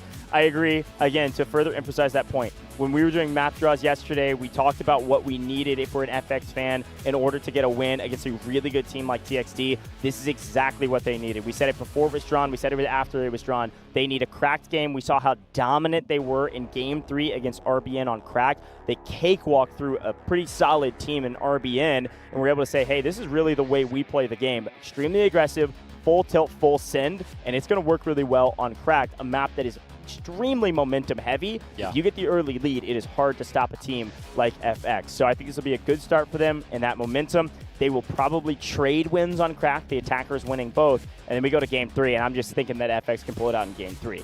We'll talk more about Game 3, how it's selected, who gets to choose the map, and what map if we get there. We're going to get through cracked first, ladies and gentlemen. If you're an FX fan, let us know in the chat. And if you're a TXD fan, I'm sure there's plenty of you out there as well. This is a great team. Let us know in the chat, and we'll see who gets the better of each other in what I do believe will be our first pretty competitive matchup that we've seen in a very long time. The last, 5 have been 2-0 just dominant sweeps and stomps. Kind of crazy. We kind of kicked things off here day number 1, and we went through a marathon, right? We were like, oh my gosh, this tournament is going to be full of close matchups. Then we jumped over to day 2. Like you mentioned, straight sweeps. Started today off, straight sweep. So we are flying through the rest of the competition. A quick reminder, elimination game here today. That's right. Let's see the players walk onto the stage, though. Let's get hyped for your favorite team. 26三角洲行动全面战场国际邀请赛。Welcome to the 2026 Delta Force Invitational Warfare. 有请 TXD 战队 ，Please welcome Team TXD. 我们就是 Tuxedo. We are Tuxedo.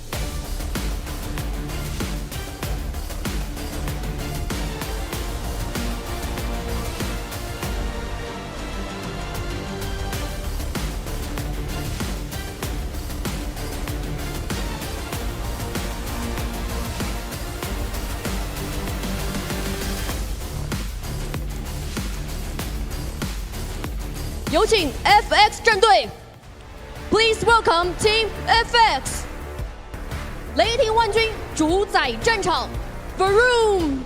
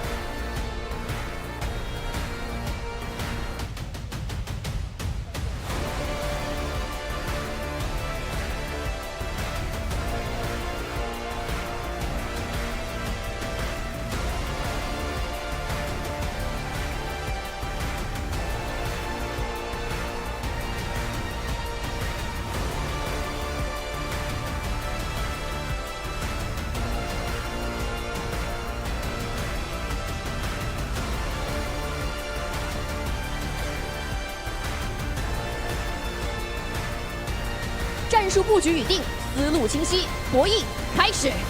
Tacticals locked, thinking clear. The clash begins.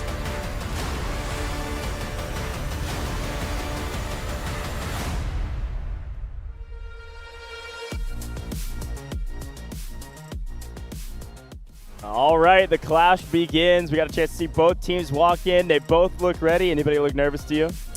No, not really. I feel like we've reached day number 3 of the competition. We were talking about nerves on day number 1, but both of these teams have been up on that stage 2 times already equally, so they're feeling comfortable, man. I think so too. Listen, again, I think this is best case scenario for FX. I think they know that this is best case scenario. They're feeling confident, and they've got to swing for the fences here. We talk about this all the time with Warfare. They've got to be extremely confident going into this. If they are hesitating on some of their moves, if they're relying on Commander, Wormy, or their squad leaders to make calls that aren't being made efficiently or immediately, things are a little bit delayed, I don't see them winning this first round. And you and I were talking about it while they were walking out. If they don't win this first round, I think there's a very, very high likelihood they don't win this match, and they do unfortunately go home here. So a lot on the line in game 1 of this match. Yeah, I kind of coined it to Goge as a best of 1. It's either, for FX, it's either you win this one or you go home. That's kind of what it feels like. So the attacking side is the important side for FX. We're going to have to see what can happen. That being said, remember, Wormy is very, very good as the commander on the side of the attack. On Cracked, he's able to make those instant adjustments, even so much so, kind of evaluate what the other team is using operator-wise. Remember, we had an interview with him when they had that dominant attack on Cracked before, and he was like, well, they just had no engineers, so I took the assault vehicle and just started running everybody over because they had nothing to blow it up. So a very, very observant commander on the side of FX when it comes down to a map like Cracked. I highly doubt a maneuver like that will work against TXT. Also, just based on the fact that Wormy has pretty much publicized the fact that he went ahead and recognized that as a strat. But hopefully, he's cooked something else up. Well, I think there's a couple other things we want to talk about with this FX roster. I think it's going to be a huge reliant on a guy like Randy Savage, a guy like Chicka Chicka Boom Boom, baby. Boom. It all on the same squad. That duo, they can make huge plays. Can make huge plays, but they got shut down yesterday. So they got to bounce back. Yeah, 100%. And also joining them is Luna on as their 4th in that squad, which is the commander squad. And again, I'll highlight Zin's here. If you don't know Zin, where have you been? Is definitely a difference maker in content creator tourneys, has a nice stream going, making this style of gameplay content, plays a lot of Warfare, and honestly, a great player. So I'm excited to see Zin step onto probably their very first LAN stage to step up to what could be the last match that FX has to play. So we'll see if this substitute can make a difference, or will just be another body on the map for Wormy and the rest of the crew to order around to see where they go. Quick look, of course, at Hongshan Sports Center. Really excited to be here for today and 2 more days after this as well to finish up this incredible tournament thus far. Here's a look at TXD, though.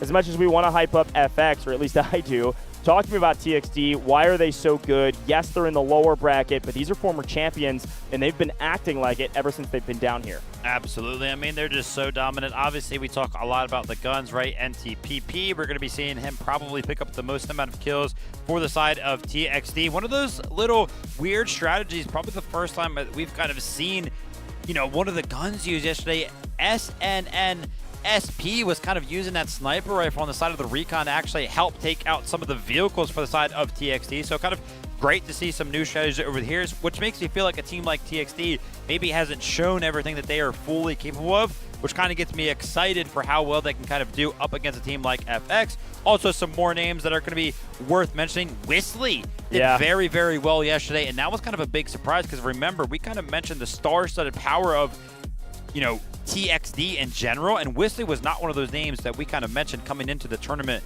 as a whole. Something worth mentioning with this TXD roster, by the way, Legacy is on the bench.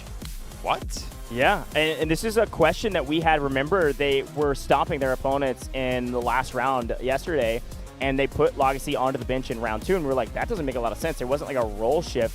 Still on the bench, so maybe there's something going on with Legacy. Yeah. By the way, for those that haven't been watching, Legacy is a star player for this team. One of their tank operators, a really strong player, always in the right place at the right time. So I'm wondering if maybe, you know, sick, injured, I mean, like a real substitution, not a role play sub. Legacy's still on the bench. I mean, that's good news if you're an FX fan. You know, that's a top player on the bench for this team. Now, the subs that did step in for Legacy did a great job. There was no like lack of effort anywhere. So I don't know. It's an interesting conversation. But another player from TXD that we talked a lot about was this Echo roster, that OSSN Oak. I mean, Oak's crazy, insane for this roster in terms of taking down vehicles. Oak constantly was destroying vehicles. And the sub, by the way, for Legacy was Zombra coming in for this team. So, yeah, interesting stuff here from the TXD roster. Some things that we don't have all the info on, but a great team nonetheless. And Zombra, of course, is a great player. Actually competed in 2025 as well, part of this roster. So, no, like, necessarily loss in quality, but Legacy does have some star power. Yeah, absolutely. We're going to keep a close eye on who is actually playing for both of these rosters. Some substitutions being made across the board for both of these teams. So it'll be interesting to see if those decisions were the right ones. An elimination game. We are now down to, 5 teams total after this matchup. We're going to only have 4 left in the competition. And at the end of the day, we're only going to have 3 left in the competition in general. Dfiw 2026 has delivered so far, and I'm sure TXD versus FX will continue that storyline. Couldn't agree more, man. I really think this is going to be a good matchup. I know FX looked strong in their match against RBN, and they looked weak, frankly, against LT, but I think they've got everything together to ready and potentially win this first game. We're dropping in. We're loading in. It's crack time, baby, and FX are going to be on the attack to start things off. Get hyped, chat. I think this is going to be a fun one. Let's see what our attackers can do. Let's see what America's region can do for the very first time on global stage this whole weekend, and a chance to turn back the tides and get some momentum right here, right now on Crack, as they send a full fleet of attackers on the left side of Sector A. This is a new approach that we have seen. Not often do we see a big swarm towards the left side off of the rip here from the attacking side. Let's see if they can kind of catch TXD off guard with this. And taking a look at the feeds on the left and the right side, it looks like TXD were fully prepared for this one, as they do have some of the barricades kind of set up, but Winter's kind of getting in the mix. Leo's getting into the mix. Keep a close eye on Leo, by the way, for the side of FX, because even though they lost yesterday, he was doing great individually. Yeah, top fragging for the team, even in a bad state, like well into the 20-kill margin, so definitely Leo, a difference maker. Now, Randy just had a nice play there to maintain control with this respawn beacon, set up an area for the team to respawn on, or his squad to respawn on at the very least, on top of this hill. We'll see what they decide to do with this egress. Now, TXD also recognized this, so we're going to be playing for it. NTPP gets cut down, though, with the help of Randy and Boom from a distance. They actually win these trades, and Wormy's going to be leading the charge with the bow on a 3 spree right now, pushing with a full roster of, looks like 2 full squads, 8 players, or maybe even more, continuing to join them. Commander versus Commander. Romania on the other side, also on a 3 spree. But a big fight on high ground needs to go the way of the attackers so they can make a push with some smokes over to the point and begin a cap here shortly. Oh, big flank play from the side of NTPP. He's going to be picking up a 3-piece over there, but the medics are going to be surrounding for the side of FX. They're going to be able to get all of these reses. The Nile is going to be trying to come in for the side of TXT, but there's only one remaining member that they have yet to find, and they're going to have full control over all of the rocks. Now, one little thing for everybody at home, remember, Cracked starts off with 0 vehicles, which is very, very rare in a game mode like Warfare, which is why a lot of our teams do love it, but it does not stay this way for the entirety of Sector A. So as this goes further and further, the dynamic, the environment will change immensely. Agreed. FX not doing their signature full send. Or maybe they tried right as we spawned in and it didn't work. So they're having to readdress the situation maybe from a different angle. Ooh. Some really aggressive plays here from the TXD side, even though we're checking out Wormy, Randy, Boom, and Luna. They are able to continue to get those revives. Again, these are 10, 15 kills that are all being negated by the fact that the medics are playing with them, sport operators getting their revives. We're only down 20 lives. Nothing too scary yet. And I'm taking a look at kind of the operator spread here in terms of classes, right? You don't really see many engineers. The fact that you're able to pretty much just invest totally into assault and medic characters, support characters to go ahead and continue through those revives makes it so hard to kind of cut down the attack for the side of TXT. But take a look at this. They actually find the position that they need. They find the push that they need. They have pretty much thumped a big portion of the push from FX over here on this rock side, and you're kind of seeing it make a big impact into the ticket economy for the side of FX. They were just at 162 on the back foot of all those revives that you were talking about, and they're taking an absolute dump. 20 tickets over the last minute. Well, we took a quick look at that map feed, and I didn't see a lot of red on it. They all elected or was forced to hit the give up and immediate spawn back in whenever the respawn timers were down. So that's the nature of the game. Fortunately, if you lose your medics, you're going to have to just get back into the game via the old-fashioned way. Unfortunately, even more unfortunately, is that any advantage they had on high ground has been completely cut away. So what did FX do? They abandoned it completely. Look at where Wormy's at. Going to try to go low side. Immediately read by a couple of members of TXD. I still like this play from FX, but they're still split. They're still trying to battle from spawn on the higher ground to work their way through NTPP and the likes, while the second half of their team is trying to go low side. The problem is, with the way the defense is set up down in the middle, they can shoot both ways. So this is overall a net loss for the attackers. I don't love the split push on A.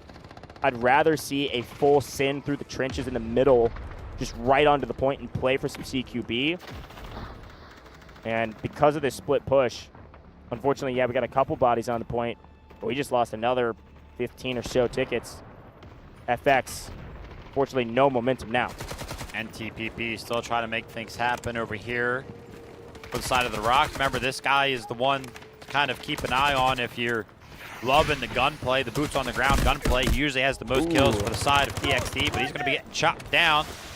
And that's going to be Randy taking him out. But Poco constantly in the same squad as NTPP, always picking him back up to get him back into the fight, but not when he overextends like that in the hands of Boom. But again, the squad is always right behind and willing to help, and that's what makes TXT so good. Yeah, a nice play there from Poco to drone smoke it as Stinger in order to get the revives and then outnumber the opponents. Good play so far. And FX looking like they're trying to figure out now what. Play 1 didn't work, play 2 didn't work. Oh, there it is, look at that. What is play 3? Zombra, the substitute, main player, whatever you want to think of them, TXD, find the assault vehicle immediately before it lands. So far, this is all TXD all day.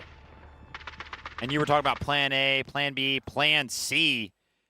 For TXD, there's really only been one plan, and that's just to dominate. They've got, like, what was that, like 6, 7, 8 members into double digits, and there wasn't a single member on the side of FX actually into those double-digit kills. They've got them pincered, man. Syndrax is on 17.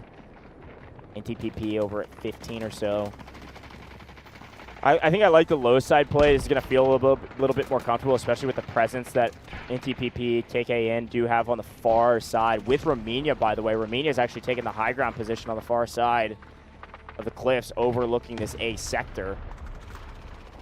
But if we said this is a best of one, things are looking extremely dire now for FX, who have lost 80, nearly 80 lives, 75 lives in a blink of an eye.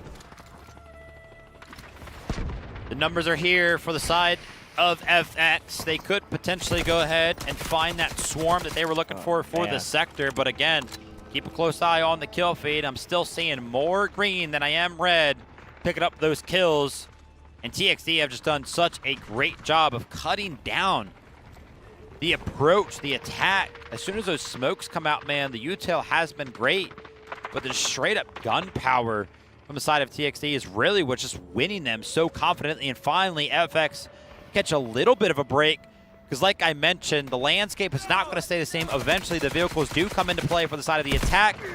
And now FX have 2 vehicles available for them. One of them is going to be that assault vehicle. The other one's going to be the AAV. Got to utilize these effectively. You have a small advantage.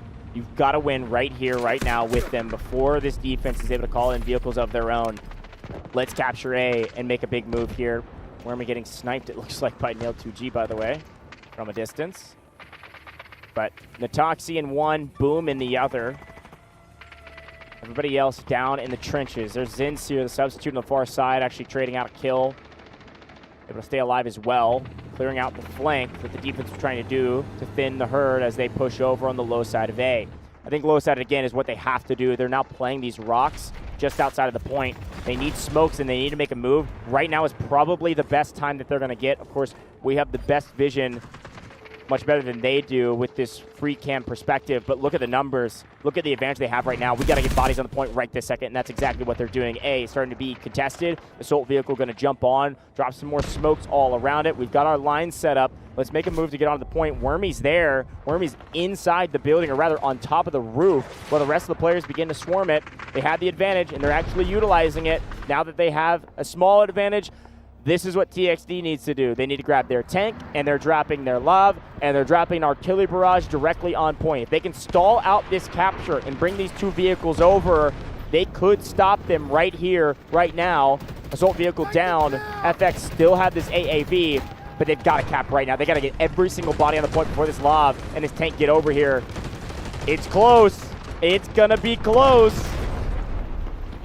Window is closing indeed, with everything kind of called in for the side of TXD. What's going to be the full send for FX? They're jumping onto the point, but take a look at the progression bar in the middle of your screen. It is now almost entirely green. The 2 vehicles have joined the fray. TXD want to stop things now. Skynet is going to be picking up the AAV, and with that being destroyed, you got to feel for the side of FX, because that might be their hopes and the dreams in the tournament. You want to go ahead and call this a best of 1.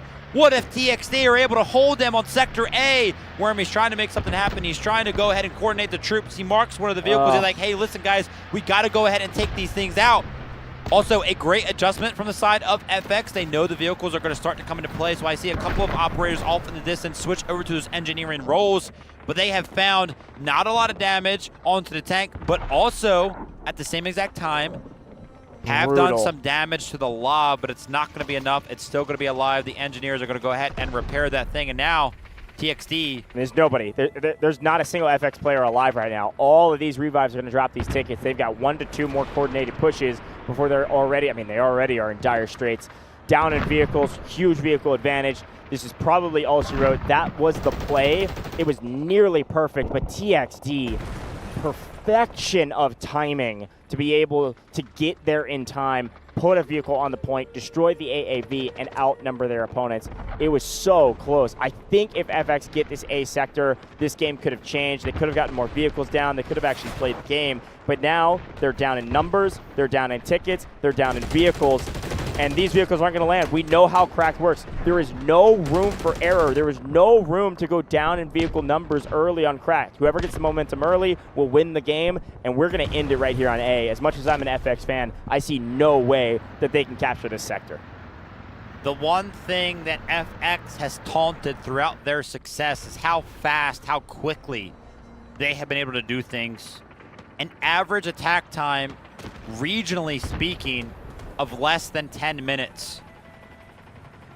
The one thing that I would have loved to have seen from them when they had both vehicles a big advantage was to just send it, but the AAV, it took so long before it jumped on the sector itself that they allowed TXD to kind of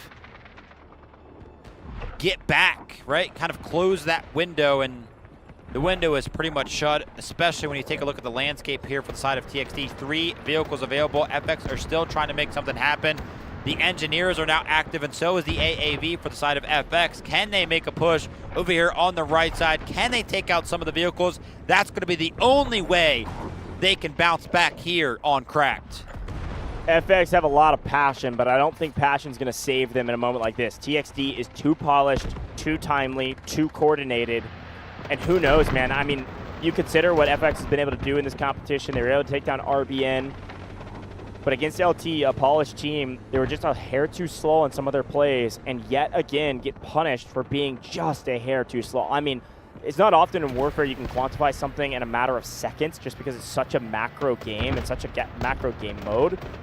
But that really was a matter of, what, 2 seconds difference? If they make that move 2 seconds earlier, I think they capture Sector A and it's a totally different game.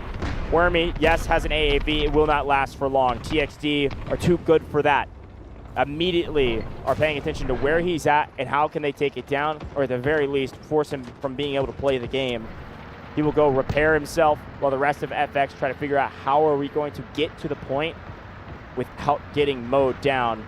Not only the infantry defensive line that they've set up in the buildings and on these rooftops that have some headies they can play on, but also just through the firepower of these tanks from distance. Cracked is such a punishing landscape.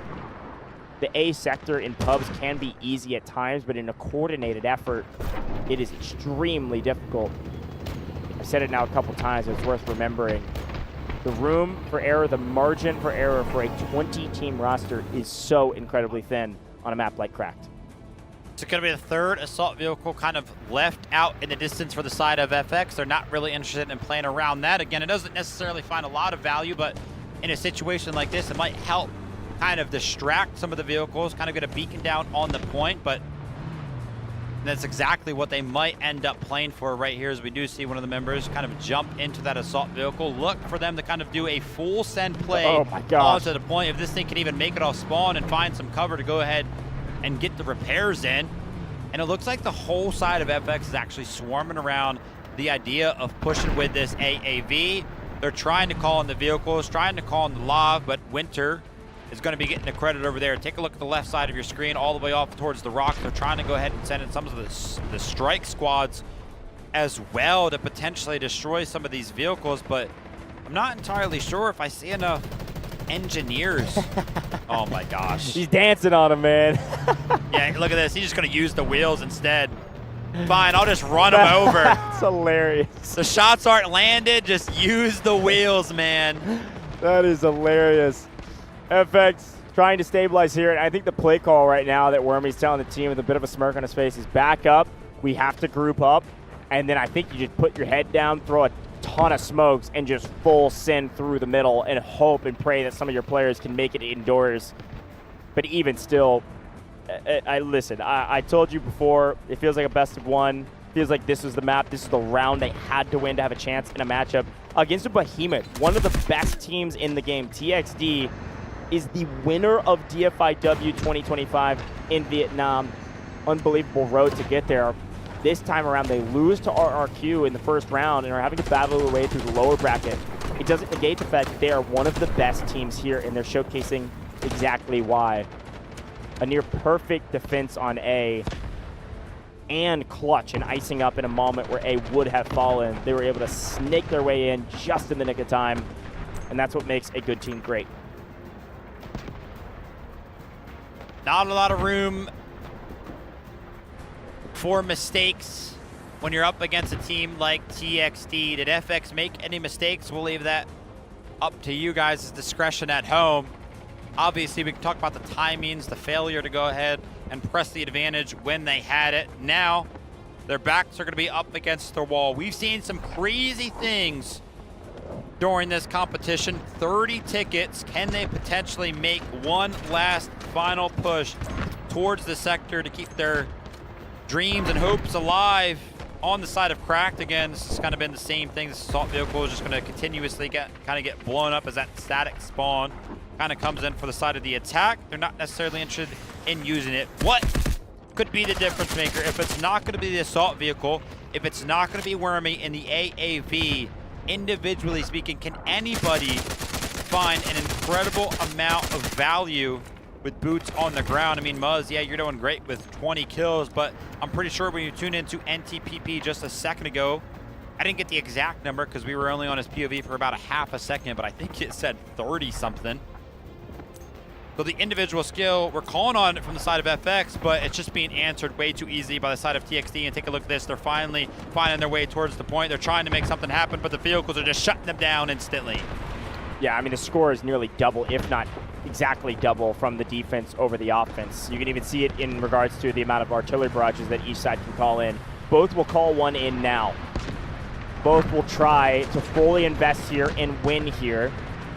Wormy calls in the artillery barrage and marks a vehicle for death. We'll see if that vehicle goes down. It is the Lob that has been marked for death, and they are full sending to the point. We got some bodies that are getting close. At the very least, we will put this thing into the neutral zone, or try to. But what does the defense do when the attackers finally find some momentum? They send the house. Oak on the point with the tank. Assault vehicle with Nail on the point. Lob close by, half health, basically shelling the point from right up on high. This is the only push that the attackers had left in their inventory, and with an urgent redeployment, the defense is full sending right here, right now. They want to win right this second. No last second captures, no momentum shifts, no score for you. This is a TXD shutout of FX, who unfortunately had one chance to make their way through the A sector, and the perfect timing of the TXD push, the perfect timing of TXD getting their first vehicles was the difference maker. They find a couple individuals that have 20+ kills on the FX side, but it didn't yield hardly anything as Romania finishes the job with the cherry on top. AT4 to take down Randy and Boom. Bye-bye AAV, and bye-bye FX in the first round of our second match of the day.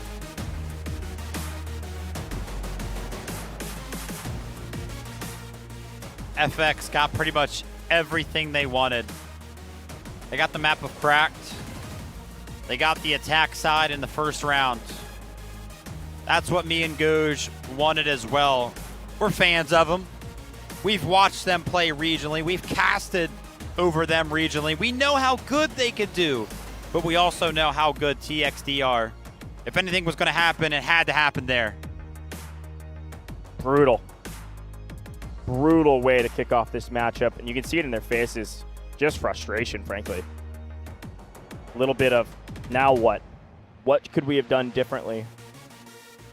And I haven't said this once in this entire show. We've talked a little bit about one of the weaknesses of the team, or one of the things that they overcome often, one of the hurdles they've had to overcome, which is the language barrier. They have a team that's split in half, speaking different languages, and they've got a bilingual player that is the squad leader of each of these teams.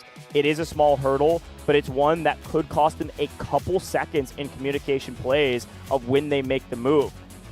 It's a difficult thing to overcome, and it might have been the difference on them capping A or not, but a quick look at the stats, and I mean, no surprise to see NTPP and Syndrax 47 and 46 respectively. That is unreal. On a Sector A cracked game, that is an unbelievable stat line. They could have been, I guarantee NTPP was quadruple positive. Especially on the back foot of efforts of his squad mates. And I'm happy that we actually got to see it highlighted there, right? Poco finding an incredible amount of revives. We needed more of an individual effort from the side of FX. Leo has kind of been showing up, showing out over the past couple of days. Picks up 24, is going to be leading the pack there for the side of FX. Muzz was also trying on that Recon class, Mini 14 at work.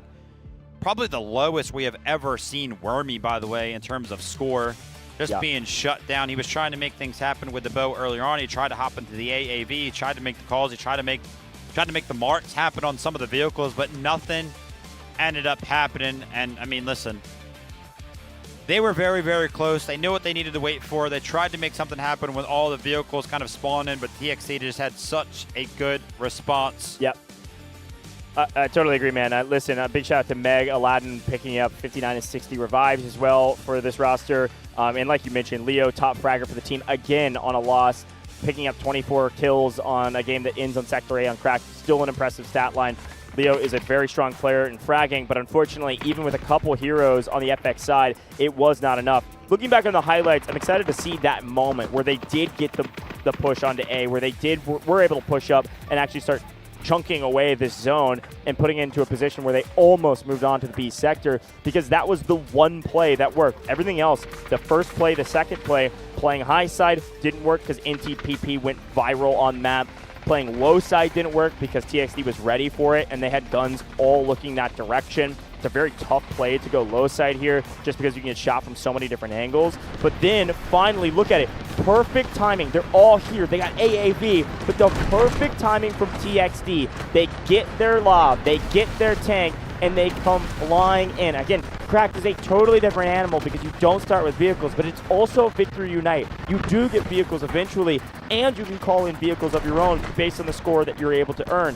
So TXD did a great job to get these vehicles in time, sneak into the point, and be able to stop the one and only push that could have changed the momentum of the game. You get Sector A there, things start to open up for you on Sector B, but then when you lose the vehicle game, you're down in numbers, not a single vehicle is going to land for FX. There's just about nothing you can do. I said it 5 times, I'll probably say it another 5 times. Some of these other maps, you can get away with a couple mistakes. There is zero room for error on Cracked. The team that gets the momentum first will win the game. And that was actually closer than I thought it was. I mean, you called it. You said it was down to like 1-2 seconds. I was like, was it really? Oh, yeah. Take a look at the replay right there. Yeah, it was like 90% of the way captured. Literally 2 more seconds. And FX would have captured Sector A, and we could have been having a completely different conversation right now. But TXD played it perfectly. And I'm not going to lie, watching back some of those highlights, coming into this matchup, we talked about the success that FX was able to find on a map like Cracked. And we actually specifically talked about their approach to Sector A. And it was on the back foot of that assault vehicle. Yeah. TXD had a great adjustment. They actually had a full squad of engineers already at the initial start of the match. So they were actually fully prepared to take out the initial assault vehicle that spawns. That being said, the best squad for the side of TXD, once again, Whistly's being featured. Winter, again, I saw his name kind of pop up in some of those vehicle destructions. ATX and KPZ a part of the squad as well. There's pretty much kills across the board. And a couple of medics in Whistly and ATX, which again, huge to have members on your entire roster that can put up an incredible amount of rescues and kills simultaneously. Well, and I think it's something that oftentimes goes under the radar, at least for the viewer or for us as commentators. We don't have time to shout it out in-game, but the medics on the defensive side are nearly as important as the attacking side, especially in a zone like A on Cracked, because you saw what NTPP was able to do on the flank with his squad. Poco. But when you make that one move, Poco's play was huge. Now, NTPP, of course, earning the MVP, so to continue the point, when you go on a flank like that and make a huge play, you can find impact of getting a 1v multiple kills, right? You can get a 1v3, a 1v4, but if you get cut down, all that momentum is gone. The attackers will respawn and do it again. If you have medics with you, continually picking you up over and over and over again, maintaining that flank hold meant that the attackers could not swing to the right of Sector A the entire game. Medics are incredibly important on both sides, and the medics on this side kept this man alive, and when he's alive, he's slaying the lobby out. Yeah, absolutely. Scary stuff there. It's awesome to kind of see. I mean, we do put a lot of pressure on some of these players when we do take a look at some rosters. We're like, yeah, that's their star player. NTP, that's their star player. And every single time they perform, man, they continuously find themselves up towards the top, and it's impressive. It's a role player thing, man. They've got their Slayers, and their Slayers do their job.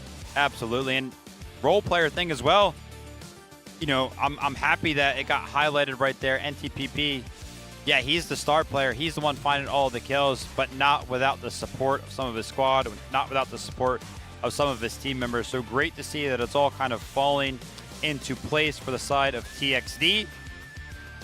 I feel like it's important for us to turn our attention to what is obvious now. FX, their backs are up against the wall. This is a best of 3. They've already lost one of the rounds. They're going to a side that they have historically been a little bit weaker on. They're going onto the defense.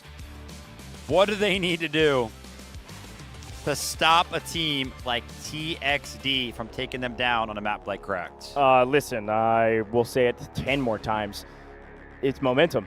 They have to cut the momentum early. You know what TXD is going to do. They're going to fly at you off rip and punch you in the mouth, and you've got to be prepared to punch back. I think the biggest thing is reading. Hopefully you've read a little bit of their playbook. Hopefully you've watched their VODs and figured out what's their initial push, or you can at least read it out quick enough and relay it to your team quick enough to answer in kind. If they full send, you've got a full send too, and you better come out on top, because whoever gets that early capture likely will win the game. I think if I'm FX, I got to play, well, their back is against the wall, so that's the only thing you can play like is a caged animal back against the wall. You got to fight for your life in this tournament right here, right now. If I could give a pep talk to the boys, I think it's just play with confidence. A lot of times when you lose out in some of these gunfights against a guy like NTPP or wherever it is, it can cut all your momentum. You can be like, dang, how did I miss those shots? How did I do this? How did I do that?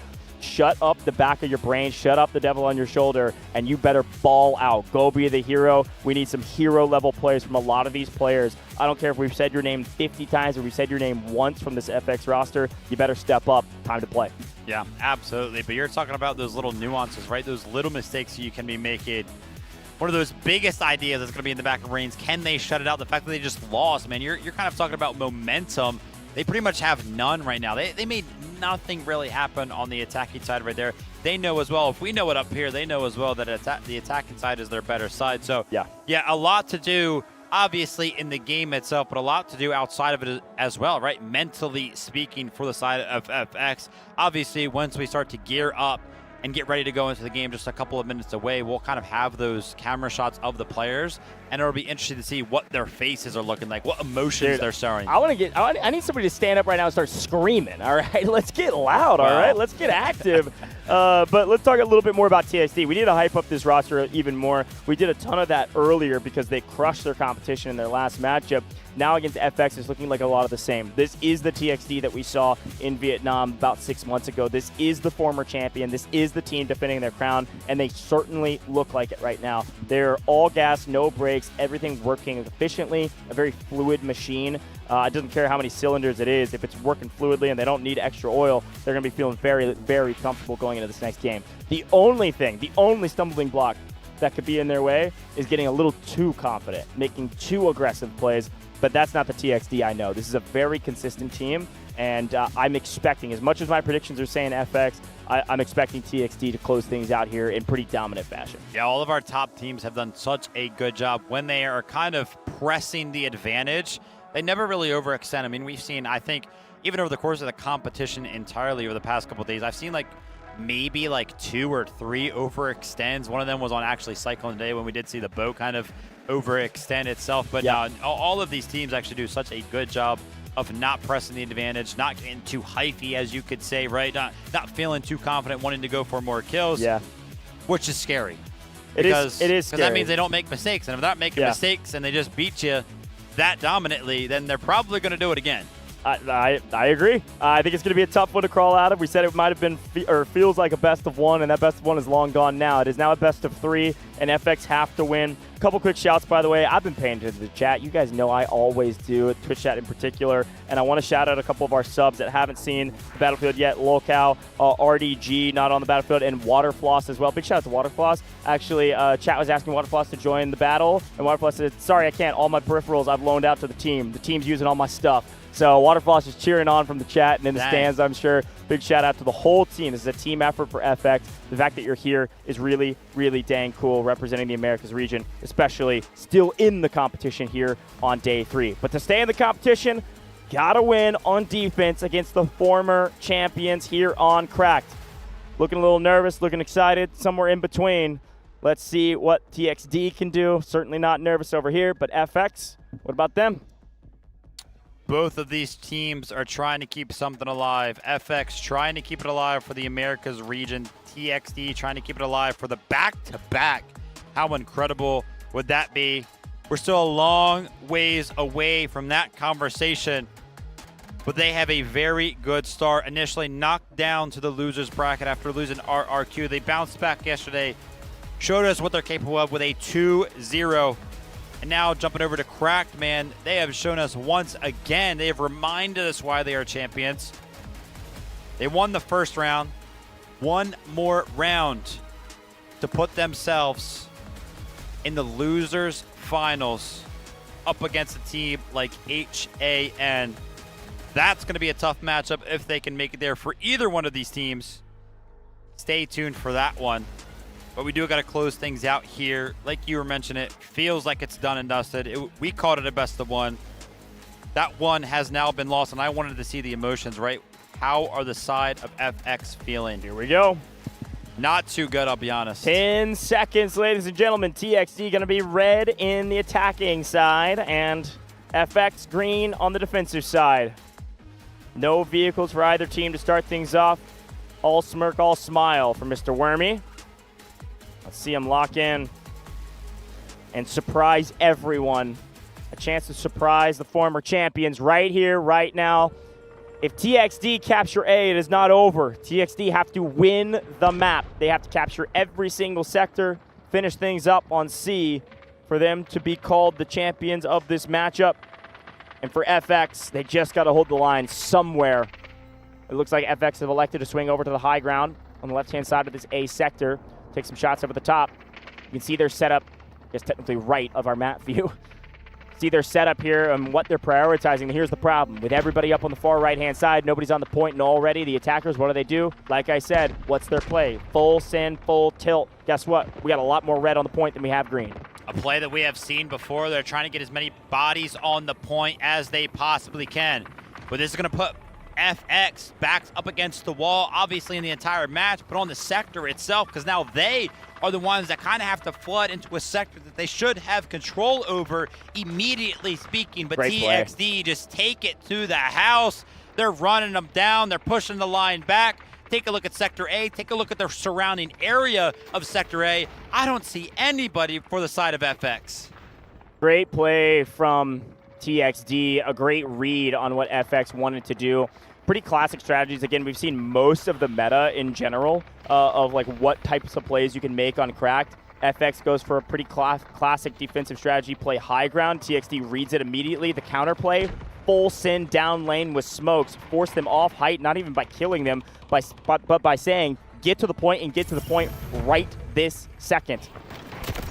And unfortunately, they didn't get there fast enough. A goes down in the blink of an eye. Time to hold on B1 or B2. See what they can do. Sector A not working in any regard for the side of FX. But in this specific matchup, FX versus TXD, this is going to be the first time we're going over to Sector B, which will introduce those vehicles into the competition. Maybe that's where FX will find themselves a little bit of a nudge up over the side of TXD. Let's see what they can do when the vehicles start to join the fray. And talking about joining the fray, look at this momentum for the side of TXD. That steam rolling train has not stopped. They ran directly onto Sector A. They captured it quickly. And now they're keeping it going towards B1 and looking to capture this very, very quickly as well. And a giant flank from the side of NTPP. The angles are what make the difference here for a guy like this. He's trying to hit all the shots, but there's so many targets. Who does he choose? And it's an interesting play, right? You can't really just sack B1 for free because it gives this TXD roster so much momentum. But also, if you invest everybody on B1 and you lose just about everybody with hardly anything to show for it, B2 is so much easier for this attack to capture. They're going to cap both at the same time because where are the defenders? They're on respawn timer, and they don't have an urgent redeployment to utilize. This is another great play from TXD, and again, I feel like a small misstep from FX to full invest, head against another head, bang out on B1 for you to not be able to even contest and take back this B2 sector. TXD trying to take both at the same time. They're not going to be able to completely, but they're going to force FX way back on their heels, and here come the attacking TXD roster. They've set up their footholds, they've set up their base on B1, and here comes the push. And the only thing that could save them is Siren in a tank potentially on the off angle, catching some of these people in transition. They know he's here, so where do they go? To the opposite angle, the opposite road. A lot of responsibility in the hands of a man like Siren. He sure can make it happen, but he's got to play carefully. He's got to play perfectly against a team like TXD, because if he makes any little of a misstep, FX will lose that tank, which they desperately need if they're going to have any chance to not only defend B2, but also pretty much defend for the rest of the map. As TXD look to approach from multiple different angles. We've seen multiple teams throughout this competition kind of try to play these flanks, and that's exactly what they're doing. And big res is here for the side of TXD as well. A big flood towards the point. They've just got more bodies on the point right now because FX cannot make their way in. Listen, I'll challenge you all with our split kill feed here. Pay attention to the left side, then look at the right side. Left side's moving a lot faster than the right. At least it was in this most recent push. Urgent redeployment from the defensive side. They finally earned enough, and Wormy says, yeah, the pressure's on. Let's utilize it right this second. That means our respawn timers that the commander are able to reduce are nearly instantaneous. You're going to see a lot more green rushing the point here in just a moment as they die, respawn. There they are, all popping up behind the tank and sprinting towards the point. This may save them for a moment. It may stop this first push over to B2, but you won't have it for the next one, and I'm worried that they desperately need it right now, and Siren now is in trouble. NTPP and AXII are pushing the equation, trying to take him down smartly and able to cut them all down. Is able to stay alive for a moment, but a couple missiles over the top. Luru keeping them weak. These engineers are fighting for their lives right now, and they're all down. There they go. A great play from TXD, and now, if you had hope in FX, that's likely dashed. A very rare final blow coming out from the triple blaster of the D-Wolf there. NTPP making things happen on both ends of the spectrum. Great work there. And a two-pronged attack from the side of TXD. They were putting so much pressure on the point of B2 with some of their members there, while simultaneously attacking the tank. The side of FX, they didn't know what to defend. Do we defend B2? Do we defend the tank? They gave up the tank. It was kind of like a sacrificial lamb. Yeah, sure, you defended B2, but now what are you going to do when we go over to Sector C? Because TXD have pressed the advantage. They destroy the tank. Now, nothing stopping them from just walking onto the point. Nobody from the side of FX has even pretty much crossed that white line down the center of the screen.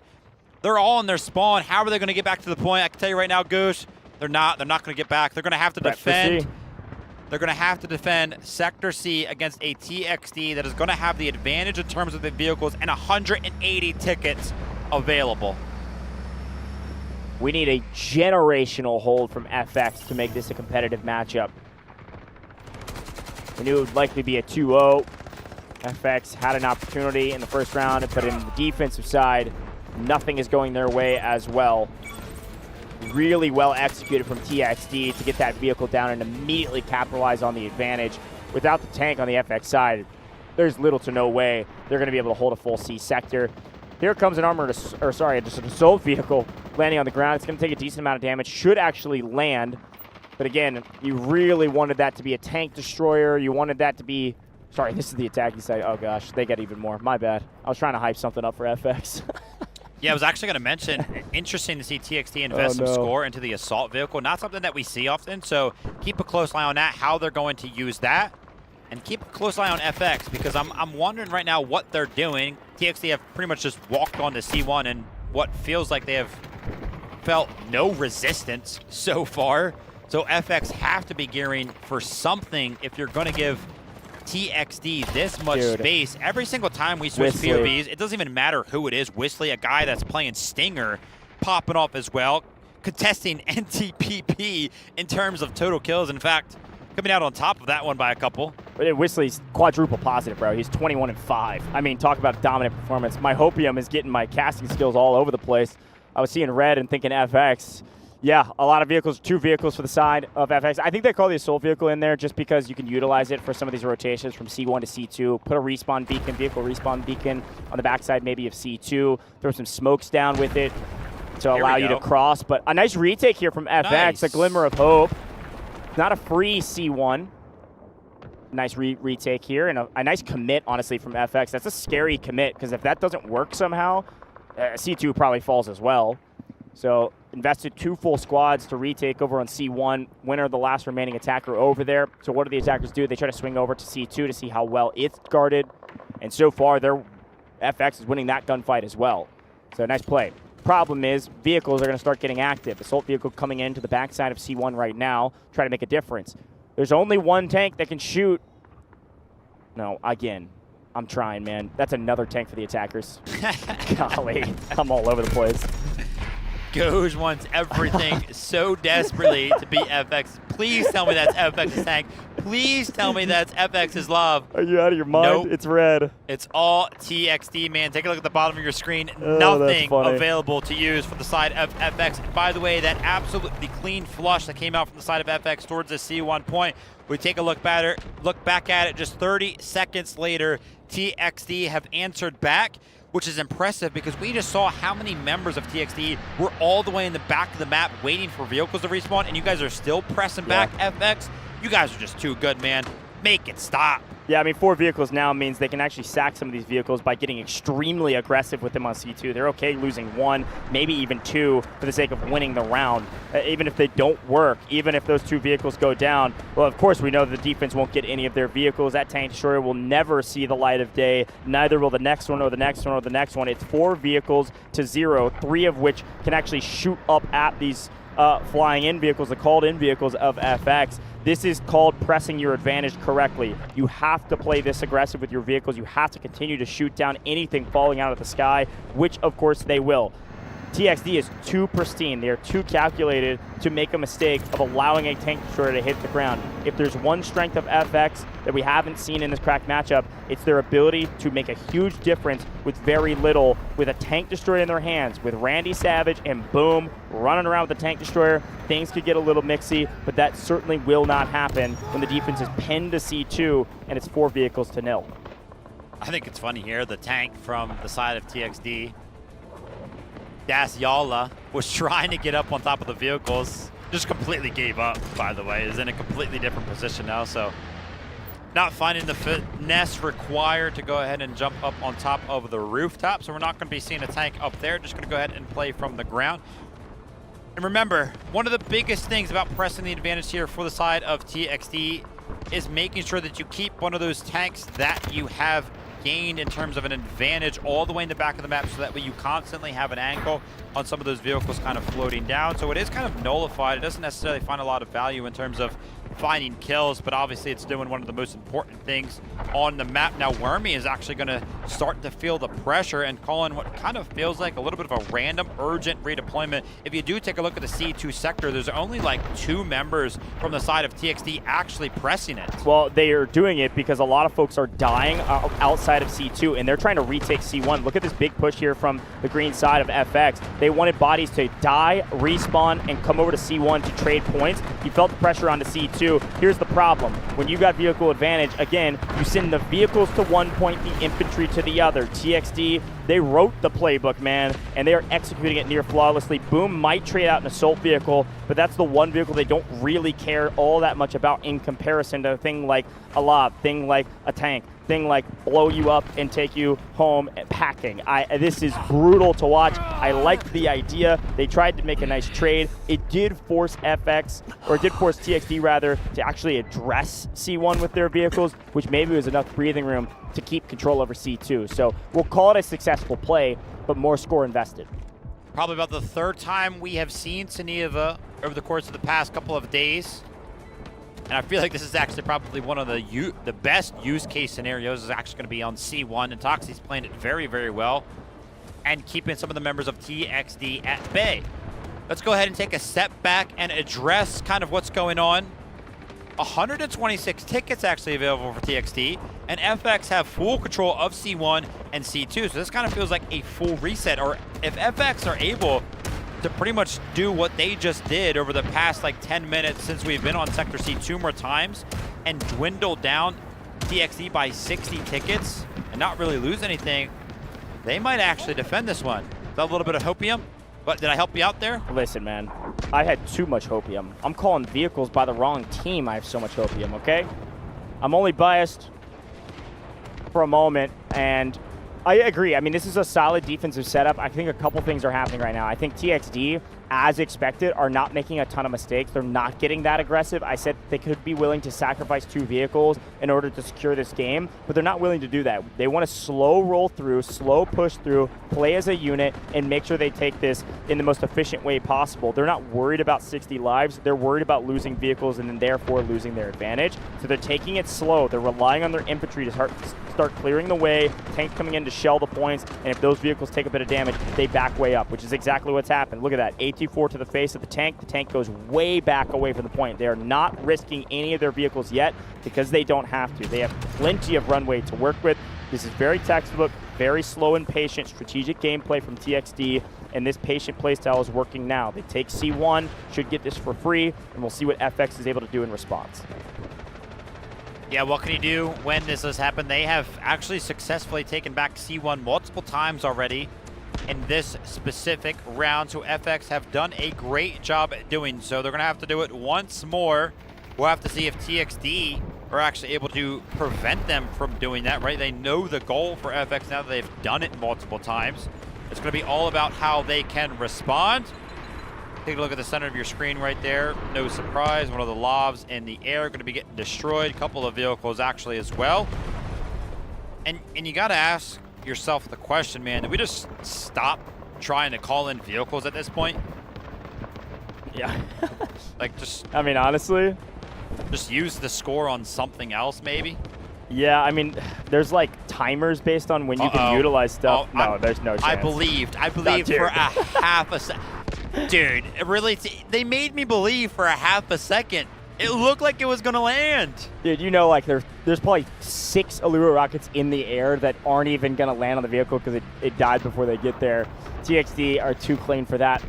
C1 was marked to capture here and hold by the attacking side, TXD, so they will, if they are able to hold this for another 60 seconds, they will earn some extra score, which they could utilize for a modicum of different things, but we've got a lot of artillery barrages that could land on C2 for what could be their final push. Look at where the defense is actually set up. They're not set up on C2. They're set up over there on the far right-hand side of the map. They're looking to retake C1 here, and it looks like TXD has actually read this. They've got NTPP playing aggro on C2, while the rest of the team is holding C1. This is a fantastic read from the attacking team to thwart what could have been a counterplay over on a C1 and yet again play that tug of war. While that big fight's going on, they're taking C2. I like this play a lot, and now we're relying on Rasta, Siren, Muzz to somehow, some way still take C1, even through the onslaught of the defense. Now with the redeployment, sorry, not urgently, but just everybody respawning, everybody swarms the point onto C2, and they've got to win this battle. It's going to be a tough one. There's the urgent redeployment I was expecting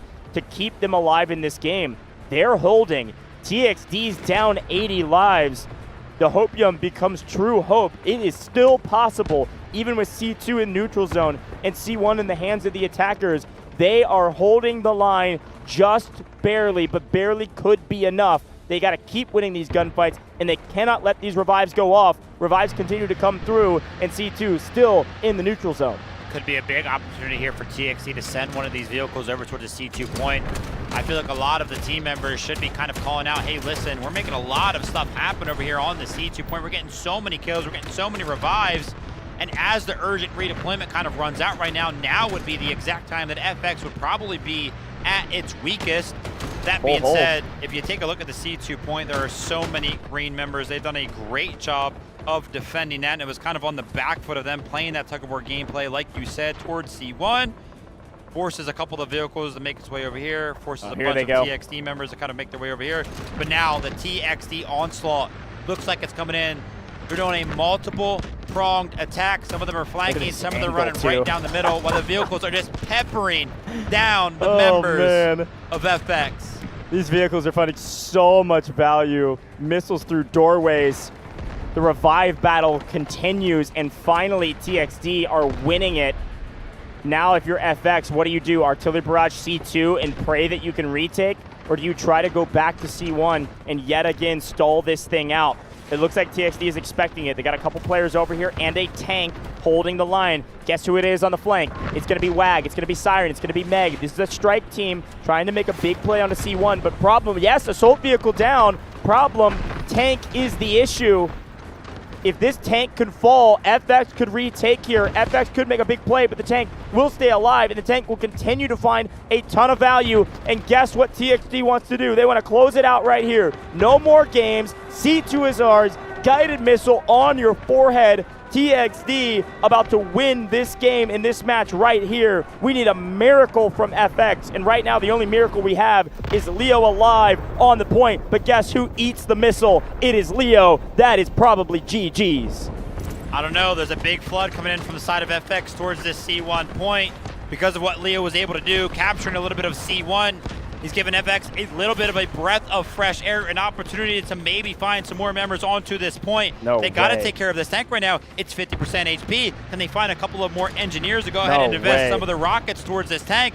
This will be a big swing of things, but now Oak is kind of called back to help with the defense of C1. But take a look at how many members of TXD have actually been forced to be called back over towards C1. Now FX is going to play tug of war perfectly. They're going to start to capture C2 once more. But C1 is actually still in the hands of FX. Now all the members have actually been dwindled out. There's only 2 squads left for the side of TXD onto C2. The FX, they got to make something happen now. I don't know if there's anything left in the tank. Unbelievable effort, frankly. 90 lives for the attackers just on the C sector. C2 being contested by FX. There's Zin, there's Wag, there's Boom, there's Randy. Aladdin, a medic over here trying to pick his teammates up. He gets cut down with shots in the back from Whistly. That's going to be GG's, folks. C1 is falling. It's not on our screen for a reason. A strategic team respawn beacon. Everybody trying to get back into the map, but they're on timer. There's hardly a green body on this map, and unfortunately, FX will be sent home from TXD. Not without a fight.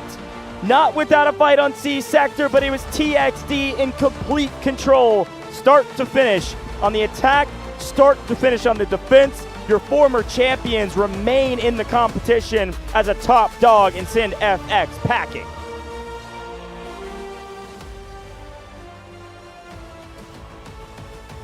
There wasn't even a smirk from the side of TXD, I'll be honest. Stone cold serious, straight faces. I think our cameras gave us a look at like 8 members as they were getting up from the desk right now. And by how they were reacting, this is exactly what they were expecting. Maybe even a little bit disappointed that it took so long in the C sector. I mean, FX were doing a great job of trying a different approach. C1, C2, back and forth. Odds were against them. They got them down all the way to 90 tickets. I said it looked potentially possible at 120 tickets because they had C1 and C2 fully in their control. But TXD, they took a little bit of time to reset.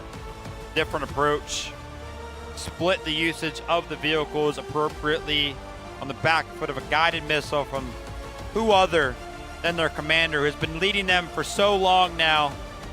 TXD continue on. And now, I guess there's only one more thing to talk about, only one more match that stands in front of them. Waiting in the wings. Wanza and HAN. Shoot, man. Listen, FX put up a great fight, and big congrats to Wormy and the whole team for making it to this stage, crushing it in the regional qualifiers to get here and represent Americas for the first time at Dfiw. A great team, still a lot more to learn and a lot more to prove, but still, they find themselves tied, I believe, for 5th as they exit the competition. And folks, we are down to half of our starting team number. We are down to 4 teams left, and we will finish the day with only 3 alive with 2 more days of competition. Great job from FX, but TXD was the better team and remains the better team. Former champions alive in the competition, making it to at least top 4 in 2026. A fun one, frankly. Listen, there were moments of hope. There's no question about it. I just think TXD was way too smooth with it. Let's take a look at their stat lines. And, of course, Raminia at the top as a commander, making great calls, great executed plays. And Whistly, another banger from the kid. 42 total kills and 32 revives with Medics, actually, aptly named, right behind him. 55 revives there as a top 3 player for TXD. And TPP does take it. 46 kills there. Great out. Must have been kind of taken out in the last moments of the match. So great effort there. Winter also picked up 39 as well. Just so many people across the board for TXD, kind of approaching that 40 kill mark. Taking a look over towards FX, man, I don't know what Leo had for breakfast yesterday, what he had for breakfast today, but we were seeing a different Leo on the side of FX. He was trying to make something happen. 32. A 30 kill game when your team's down that much is really impressive stuff. Yeah, round of applause. And again, I think Leo is a difference maker for this roster. There's plenty of players we want to shout out before they exit. I've been highlighting this WAG, Rasta, Mega, and now Zinseer joining them. That squad being a huge difference maker for the team as the strike force that goes out and makes big plays. And I think, unfortunately, that time around, they weren't able to make a ton of big plays, and maybe was the difference between them winning and losing. But here's a look back on that map and the highlights that we saw on it. It started with, well, TXD just kind of rolling over FX through A and immediately into B, nearly capturing both at the same time. And then we got to C, and we thought it was going to be just another steamroll, and the snowball was going to keep rolling down the hill until it was a giant snowman or beyond. But as we got to the C sector, FX put up a good fight, and they did a very good job of playing tug-of-war on this two-zone sector. Yeah, played it very, very well. Managed the urgent deployments. They managed their artillery barrages. They kind of managed where their squads were going up until the very final moments, and we kind of called for it, man. Cracked is a very tough map. Once you lose that initial vehicle economy, which, by the way, we saw NTPP kind of get credit for that tank destruction during that B sector with a triple blaster from Dfiw. That was pretty much all she wrote. FX were trying to call in some vehicles to try to go ahead and help out the defensive side of things. But every single time it was like 4 or 5, maybe even like 6 vehicles that got destroyed throughout, and they kind of just, gave up on it, which we kind of called for. And like I mentioned, they were kind of playing it pretty perfectly. They did such a good job of flooding the appropriate zone when they needed to. I think TXT did a great job of making the adjustment that they needed to. You called it out. What they're basically going to do is send all of the vehicles to one of the zones. They sent 3 of their vehicles over to C1, and then all of the remaining boots on the ground onto C2 to just rain destruction and go ahead and capture it. Yeah, and again, big credit to TXD for playing smart, slow, strategic. They weren't worried about their life totals because they go into Sector C at max lives, and so they don't have to full send off rip. They don't get too antsy. They don't scam. And I think, honestly, as much as I was calling for them to full send, here's a look at the best squad, by the way. KPZ, Whistly, Winners, ATX. This makes a ton of sense. I mean, look at Winners at 39 as well. KPZ at 34. And these guys are veterans in the space for this roster, and well done. I think as much as I was calling for them to full send, I think if they full sent, they could have lost. Because they didn't, it was an assured thing. It was just a matter of time because they knew they could get the guided missiles. I mean, worst case scenario, if they stall out, if FX was somehow able to stall out another 50 lives or so, a couple more guided missiles, and C1 is not even exist anymore. Yeah. There is no more tug of war. Like, you know, it was a matter of a time thing. So it was a smart play from TXD, and that really shows the veterancy of, you know, players like this, but also just the team in general. And like their commander. Well-earned MVP from Whistly, though. 42 kills, 31 assists, and 32 rescues. Great support operator player, and a great slayer, too. Yeah, absolutely. And this is just a scary squad, especially when players on a 20-man roster start to kind of come out of the woodworks and prove to us that there is more than just a couple of members on this team. Instead of being a couple, it appears there's a handful that can kind of compete for those MVPs. Whistly kind of coming to the limelight yesterday for us, for TXD, continued as well throughout the day here on Cracked. Maybe it's just the map, because it was Cracked yesterday as well that he did such a good job on with that MP7 and was running it back today. So Whistly, man, might have found the loadout and the map that he loves to play on. Yeah, he's cooking, man. A great team. But unfortunately, they are gone. It is time to talk about the next matchup here in just a little while, folks. We're going to head to a very short break. No interview. We got picks and bans all coming up. We'll tell you what's happening between HAN and TXD for a chance to be a top 3 team. Don't go anywhere. This court finds that the AI holds no legal responsibility. But the data, this doesn't add up. Just do with the AI. Priority. Protect company assets. Valve closed. You destroyed our home!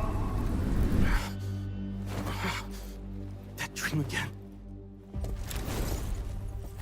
Gabriel Mercier, codenamed N2, role, engineer. As a former nuclear facility engineer, N2 was removed from his position following a major incident that escalated into legal proceedings. He later returned to military service and was reassigned to Arctic deployment under CBR and related units. With the originally designated technical specialist unable to fulfill operational requirements, and following assessment review, N2 has been approved as a replacement operator for the subsequent operation. Stun out.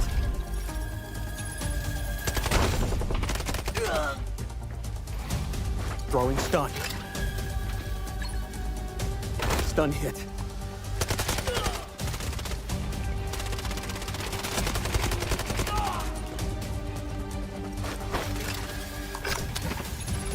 Freeze right there.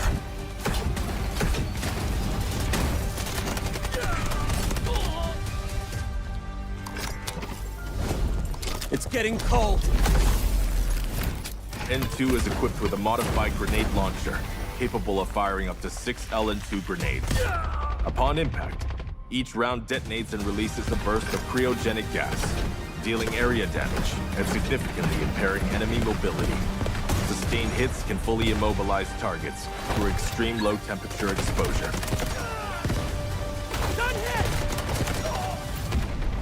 Cold. I can go colder.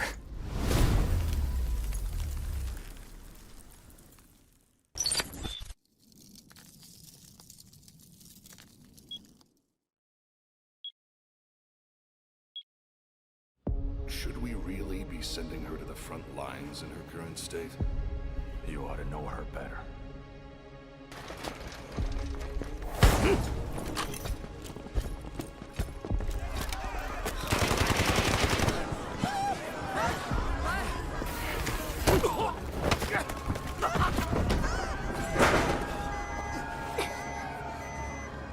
Stop!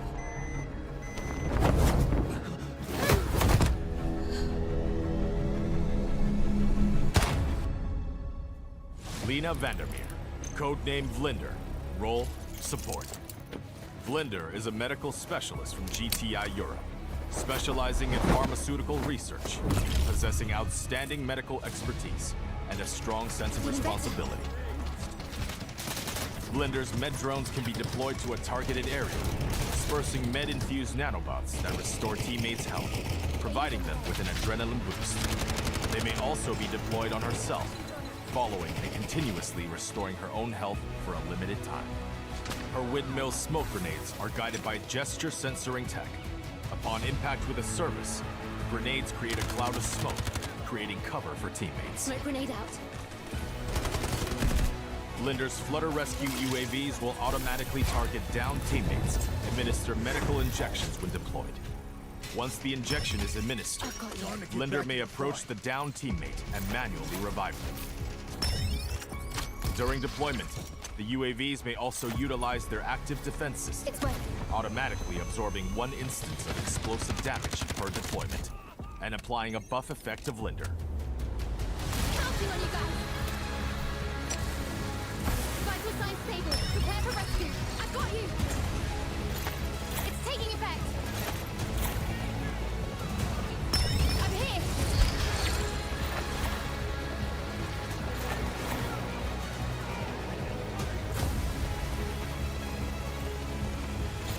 Feeling better.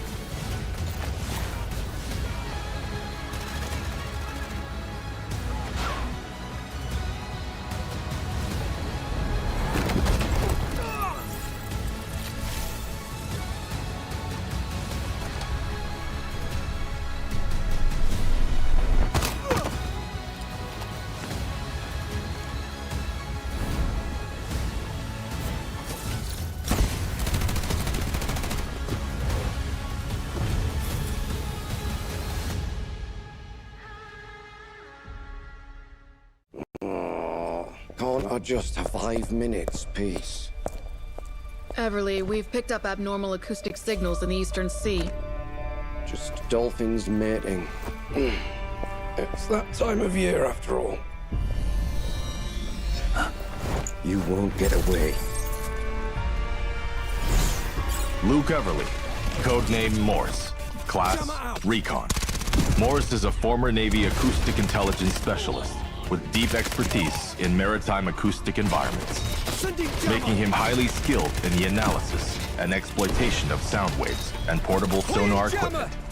As an operator, Morris excels in the use of his jammer, a portable sonic device that disrupts enemies by reducing their audio detection range.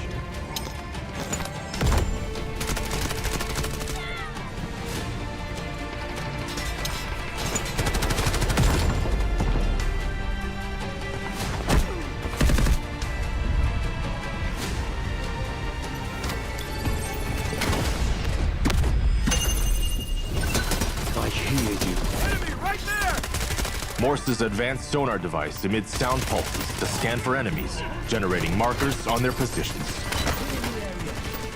No more secrets!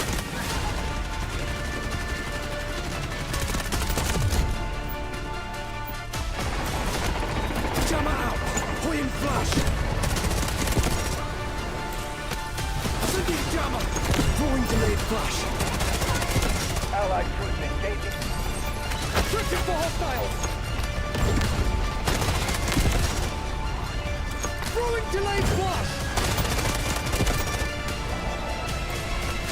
Sending jammer! Throwing jammer!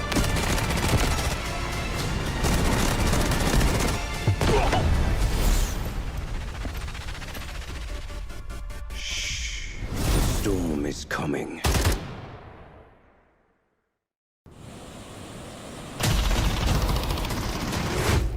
Keep it down. I need to listen.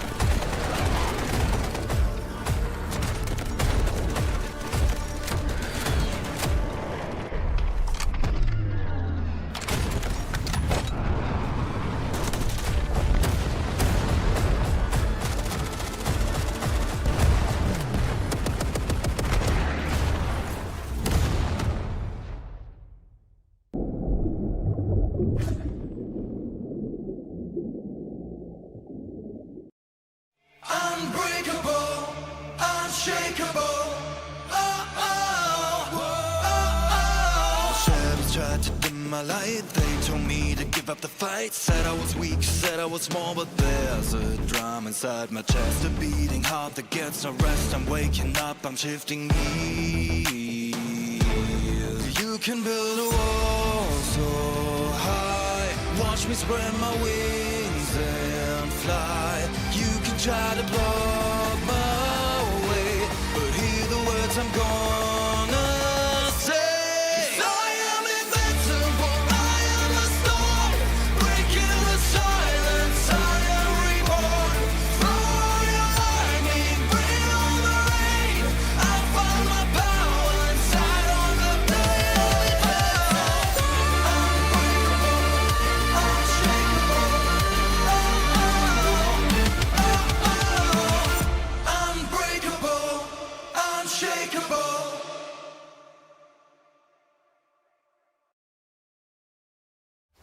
This court finds that the AI holds no legal responsibility. But the data, this doesn't add up. Just do with the AI. Priority. Protect company assets.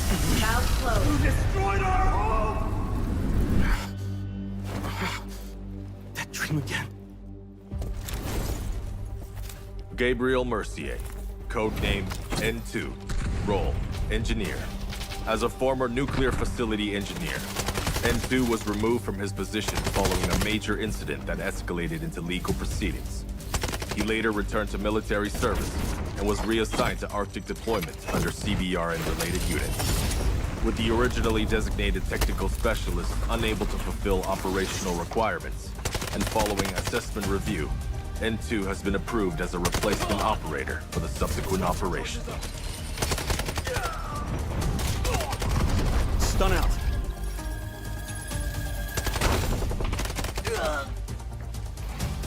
Throwing stun. Stun hit.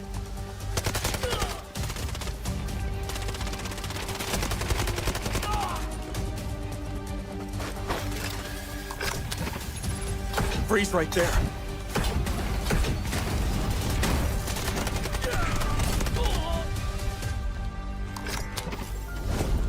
It's getting cold.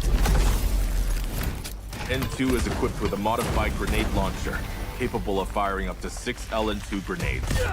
Upon impact, each round detonates and releases a burst of cryogenic gas, dealing area damage and significantly impairing enemy mobility. Sustained hits can fully immobilize targets through extreme low temperature exposure.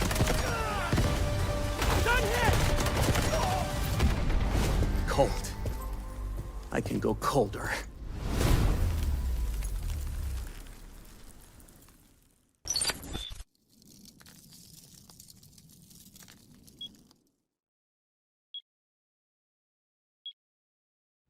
Should we really be sending her to the front lines in her current state? You ought to know her better.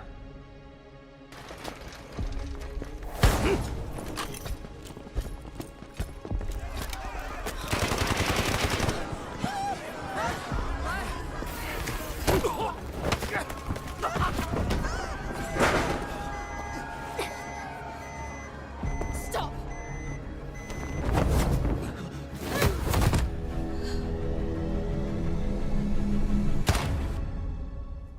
Lena Vandermeer, codenamed Vlinder, role, support. Vlinder is a medical specialist from GTI Europe, specializing in pharmaceutical research, possessing outstanding medical expertise, and a strong sense of responsibility. Vlinder's med drones can be deployed to a targeted area, dispersing med-infused nanobots that restore teammates' health, providing them with an adrenaline boost. They may also be deployed on herself, following and continuously restoring her own health for a limited time. Her windmill smoke grenades are guided by gesture censoring tech. Upon impact with a service, grenades create a cloud of smoke, creating cover for teammates. Smoke grenade out. Vlinder's Flutter Rescue UAVs will automatically target downed teammates, administer medical injections when deployed. Once the injection is administered, Vlinder may approach the downed teammate and manually revive them. During deployment, the UAVs may also utilize their active defense system, automatically absorbing 1 instance of explosive damage per deployment, and applying a buff effect to Vlinder. Pushing on you guys. Vital signs stable. Prepare for rescue. I've got you. It's taking effect. I'm here.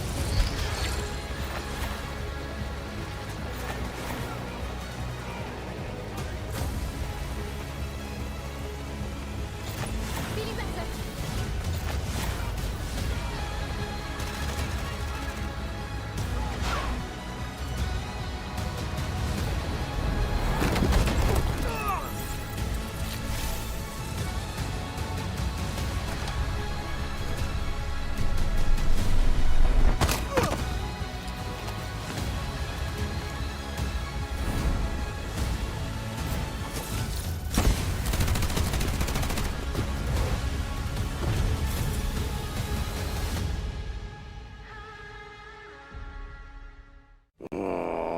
Can't I just have 5 minutes, peace?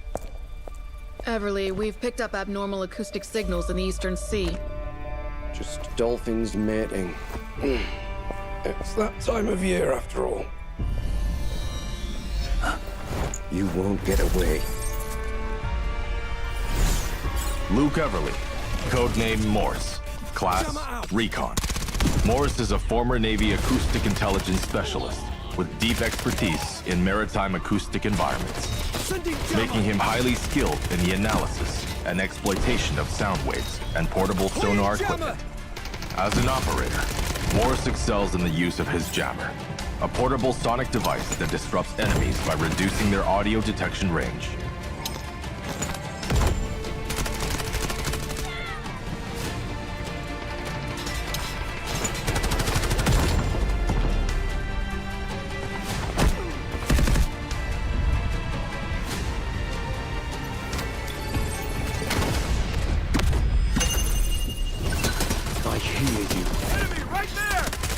Morse's advanced sonar device emits sound pulses to scan for enemies, generating markers on their positions. No more secrets!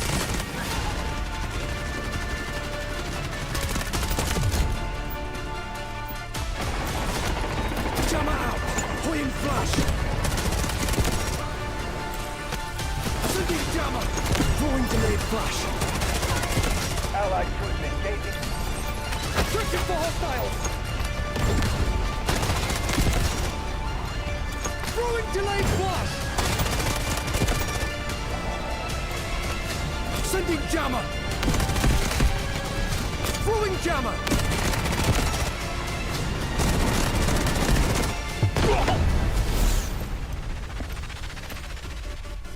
Shh. The storm is coming.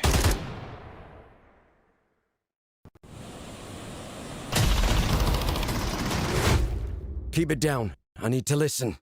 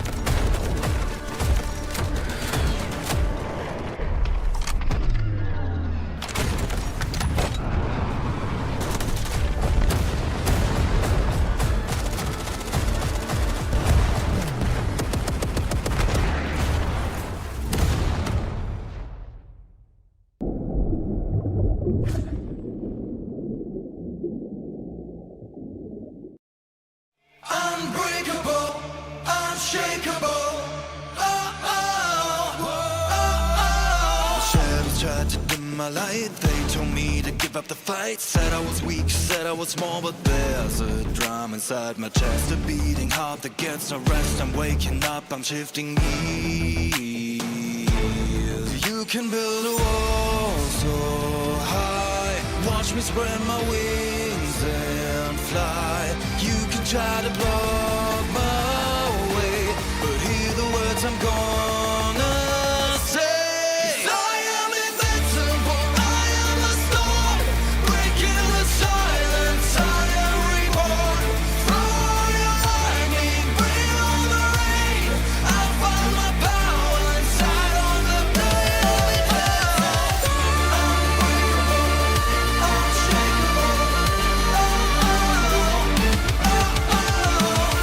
Unbreakable, unshakeable.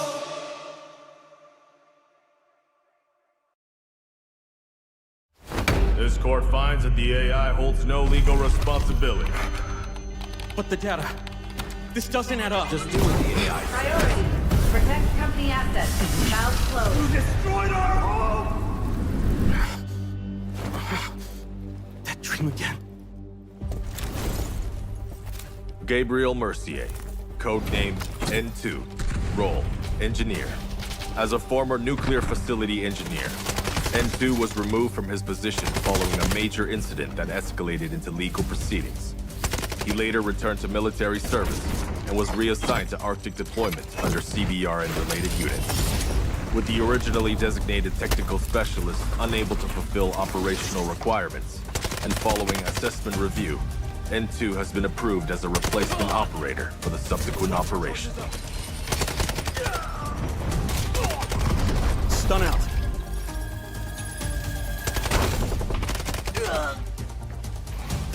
Throwing stun. Stun hit.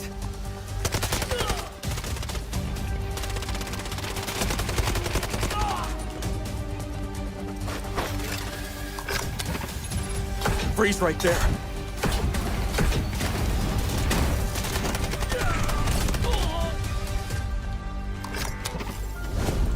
It's getting cold. N2 is equipped with a modified grenade launcher, capable of firing up to 6 LN2 grenades. Upon impact, each round detonates and releases a burst of cryogenic gas, dealing area damage and significantly impairing enemy mobility. Sustained hits can fully immobilize targets through extreme low temperature exposure.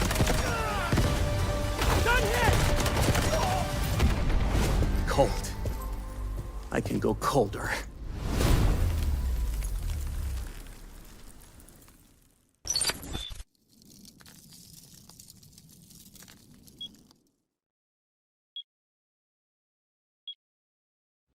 Should we really be sending her to the front lines in her current state?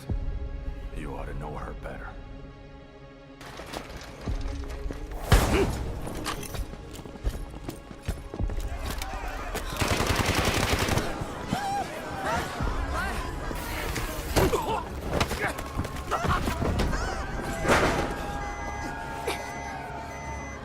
Stop!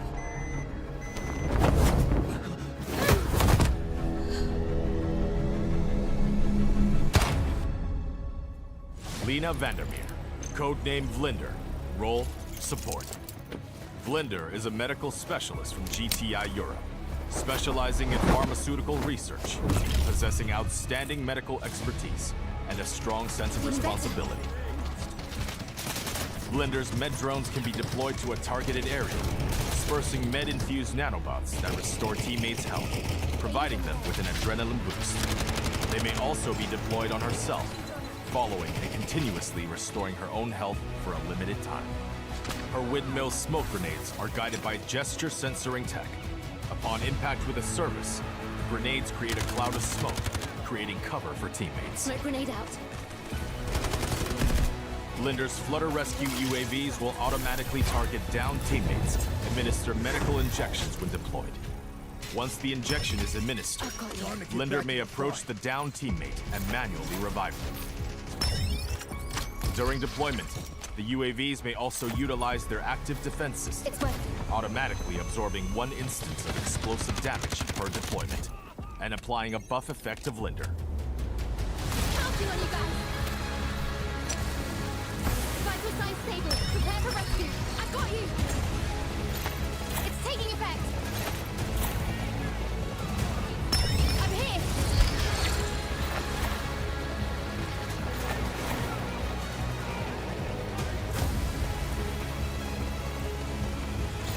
Feeling better.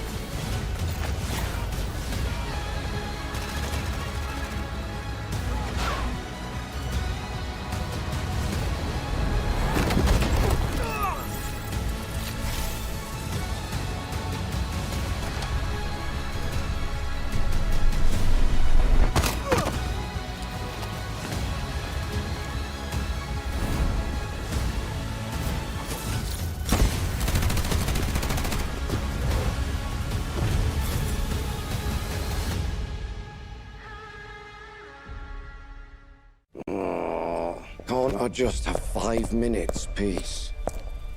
Everly, we've picked up abnormal acoustic signals in the Eastern Sea. Just dolphins mating. It's that time of year, after all.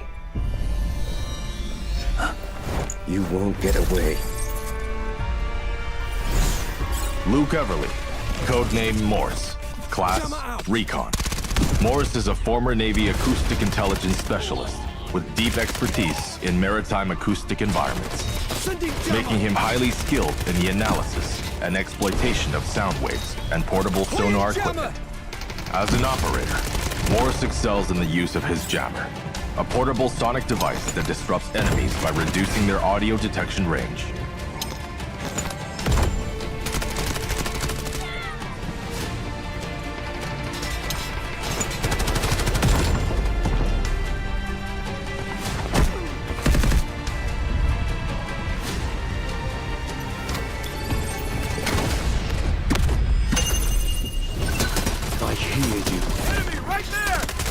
Morse's advanced sonar device emits sound pulses to scan for enemies, generating markers on their positions.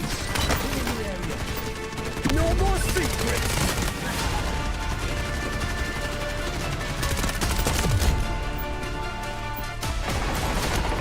Jammer out!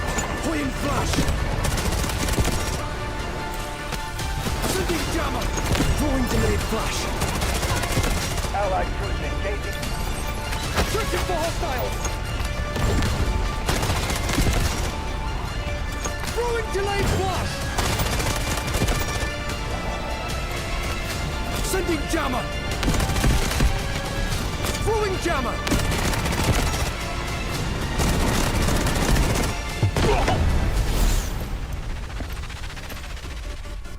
Shh. The storm is coming.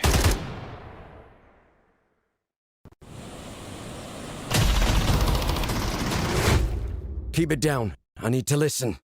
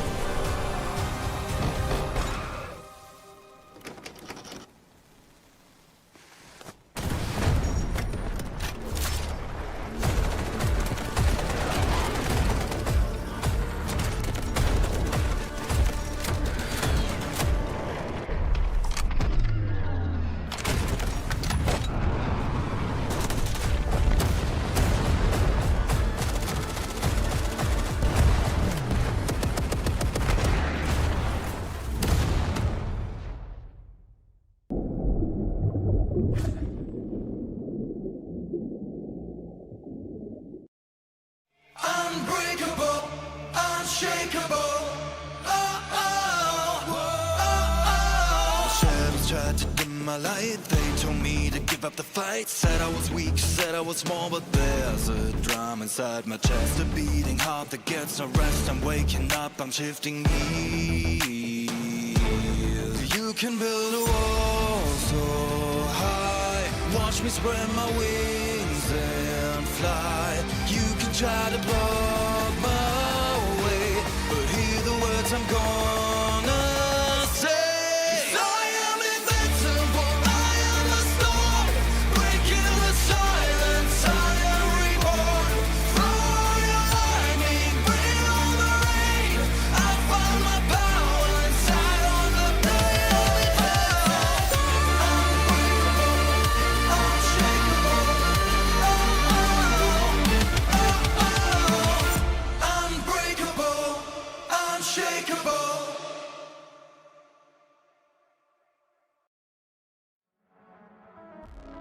Welcome back to Delta Force Invitational Warfare 2026. Thanks for staying patient, folks. We've got our last best of 3 of the day. My name's Coach Vivid. Been with you for the last 2.5 days at this point. Day 3 is almost done. Only 3 best of 3s today. 2 more teams have gone home, and we're about to send 1 more team packing. This is about to be a grudge match, man. We've seen a lot of sweeps, a lot of stomps. But this one, I think, is going to go the distance. Talk to me about how we got here. HAN versus TXD. Yeah, I mean, the biggest storyline being that both of these teams just played earlier today. For TXD, much more recently. For HAN, it's been a couple of hours. For both of these teams, they've been knocked down to the lower bracket. TXD, they lost to RRQ initially. For HAN, they lost to LT initially. Ever since, they have been undefeated. They have been stomping the competition, 2-0s across the board. But I got to go ahead and mention, goes in the lower bracket, as far as that is concerned, I feel like both of these teams are about to face their biggest challenge. I myself am very torn on who I think is going to go ahead and win this best of 3. I am too. I mean, we went back and forth during the break of which side we were going to choose. Again, whatever Vivid chose, I was going to go the opposite. So if my prediction doesn't come true, again, blame Vivid, not me. But let's take a look at our matches today. Again, like we said, they've been stomps, they've been sweeps. Unfortunately, HYD out of here. Unfortunately, FX also gone.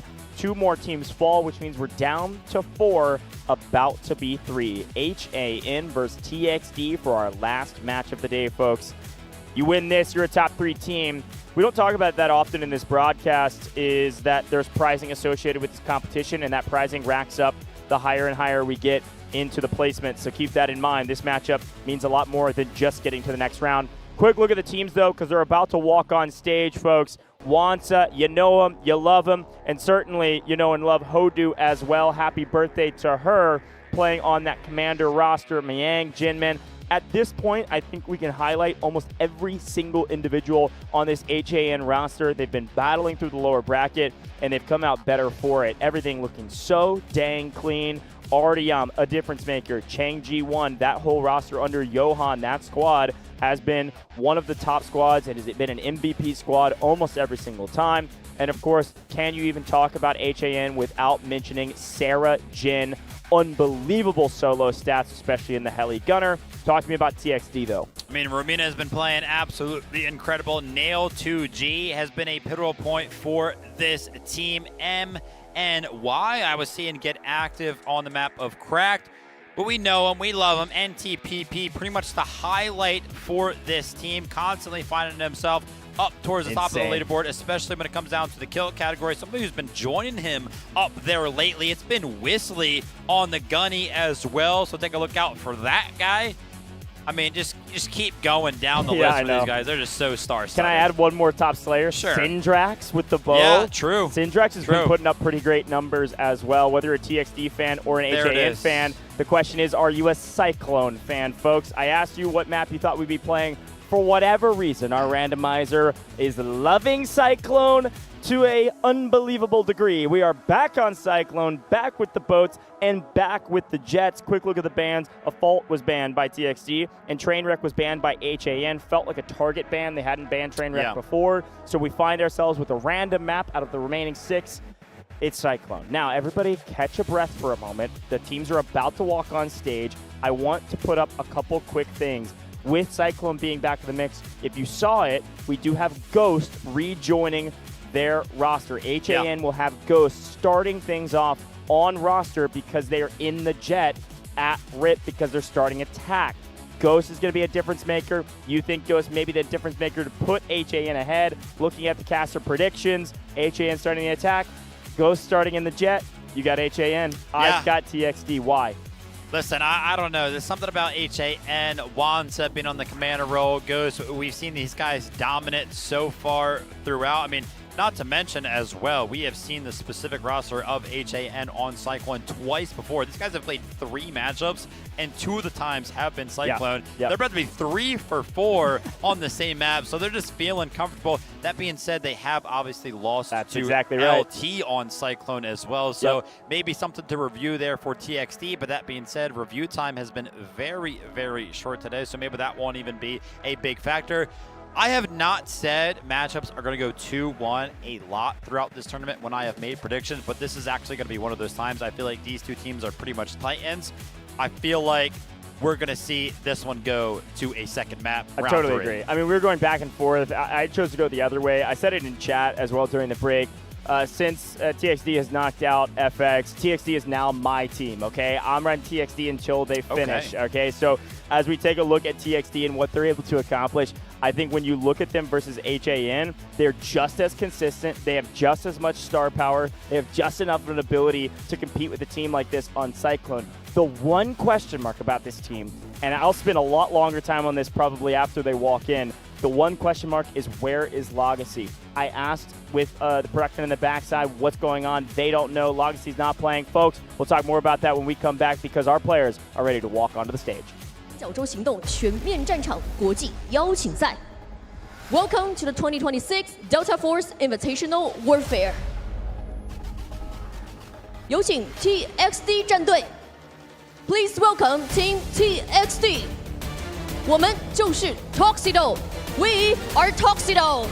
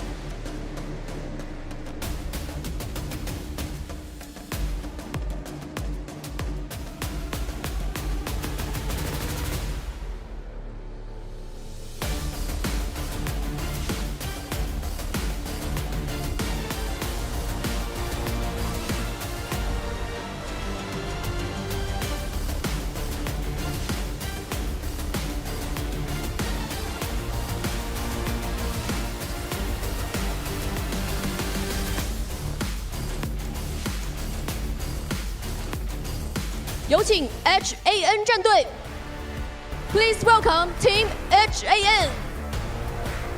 一队一心，剑指巅峰 One team, one goal.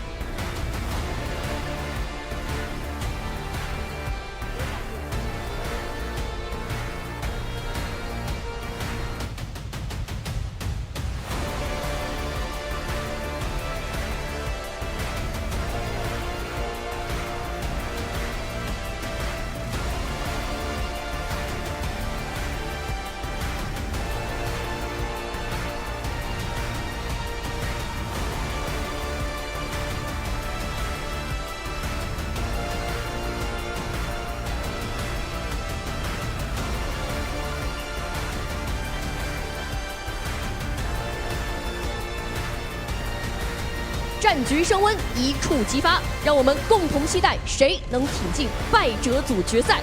The tension is rising and the battle is about to begin. Let's see who will advance to the lower bracket final.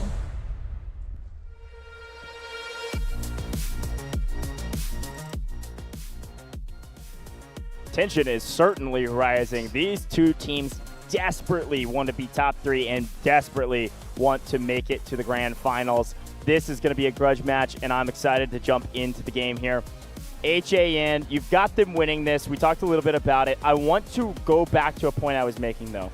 Legacy is a difference. We use this difference maker point or this adjective of a player so often when we talk in Warfare because this is a 20-person roster. Oftentimes you can have players that kind of just cycle in, play their role, and do their thing, and you could maybe filter them out with a sub and not see much of a difference.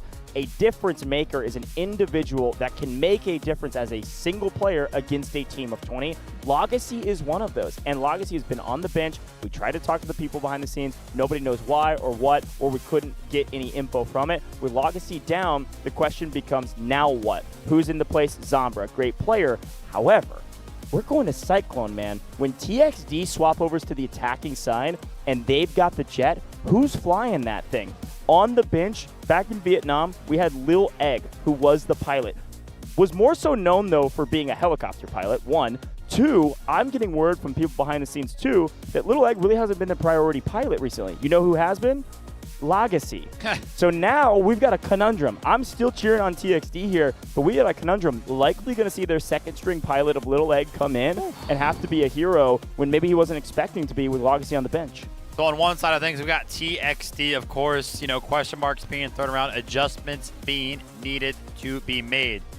On the side of HAN, they don't need to make any adjustments. They just found success on Cyclone against HYD. They're feeling comfortable. They were just there up on the stage earlier today. No adjustments being, needed to be made. Like I said, they got the 2-0 victory over HYD. Obviously, I think both of us could agree, and everybody at home would agree as well, that TXD is going to be a tougher opponent than HYD. Yeah, so for sure. Maybe there's going to have to be some adjustments being made right there. But HAN, man, they just got to play their game. Yeah, got to play their game. Quick look at Hangshan Sports Center. It's been a lot of fun to do all of our competitive matches inside the Sports Center, and you all can't see it. Maybe you'll get to see it here in a moment at some point. You'll definitely see it this weekend, tomorrow, and of course for the grand finals. But the stadium's actually starting to pack out. We've got a second row balcony that is all but full in the main section. Our main section right behind it, production booths, are all but full as well. So it's exciting to see some audience here. Of course, hometown team will not be playing today at all. They're waiting in the upper bracket for the competition tomorrow. But still, folks, it's time for a very competitive match and one that truly matters so much. HAN versus TXD, a spot into the lower bracket finals, spot to be a top 3 team. Saw somebody in chat say, by the way, I feel bad for Vivid. He's going to have his correct prediction streak ended right here. I could not agree more. I think TXD's got this. They're the defending champs. Guys. They've got fire behind them. They've got momentum. Guys. They're going back-to-back right now. I'm 10-0. It's actually insane. Now, and we're thinking I'm going to be wrong? Listen, my predictions are all vibes. Your predictions are on stats, and stats have been dictating this competition thus far. I think everything has gone to paper. I don't think there's been any upsets, and we're finishing up day 3. I'm feeling good about HAN, man. Sorry to the chatter. I'm feeling good. 2-1. Listen, I'm giving TXD a map. I'm giving them a round. Listen, I'm team TXD until I die. It is what it is. TXD is now my new team. I think they've got this. I do think HAN is an incredibly talented team, though, and the HAN that we're seeing in the lower bracket is truly dominant. I mean, again, I'll repeat what I said earlier, which is that I've never seen a team dominate so aggressively on Ascension with Sarah Jin. But I will say we have seen both of these teams put up dominant performances after this competition has started, after both of them were knocked down to the lower bracket. This will not be one of those dominant performances from either side. And if it is, I will be absolutely surprised. I will be knocked down out of my seat if we do see a dominant performance. I think this one is going to be close. Remember on day number 1, we had a Cyclone go the absolute distance. HAN was absolutely a part of that Cyclone that went the distance against LT. When those matches, when those rounds, they took like 40, 50 minutes. Oh, easily, yeah. So when we have 2 Titans like this go head-to-head on a map like Cyclone, again, I think this is going to be one that's going to be drawn out. It's going to take some time before we find out who's going to be winning this one. For sure. I would be blown away if this is even a 2-0. These two teams fairly evenly matched, but folks, we're jumping straight into the action. These players are ready to rock and roll. HAN going to be in red on the attack. TXD starting things off on the defense, and who but anybody else? Ghost up in the jet, immediately looking for some value. Not going to find the immediate value that we're used to him seeing off rip the last couple of times, but Ghost, one of the most prolific jet pilots in the game. We'll see certainly some value from him at some point. As we turn our eyes to the point, though, the attackers, as per the usual, looking for a very early bang out on A to see if they can get some early action, see if they can maybe cut down the defenses. If they win their gunnies here, A could start to fall fairly quickly, which would be nice for them. Oak has elected to leave cover, by the way, and Ghost is raining hellfire down on him. Oak has got to run and hide. Oak needs to run and hide much faster than he is right now. No way. A mistake. You don't see those that often from TXD. Wow.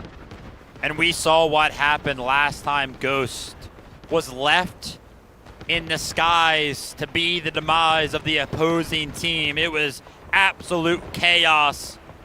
With no love on the defensive side, Ghost might be on for another one heck of a performance. I will say TXD Oak kind of jumped into that lob very, very late as well. Like usually we see them instantly spawn into it and they're given that a lot of time to kind of retreat.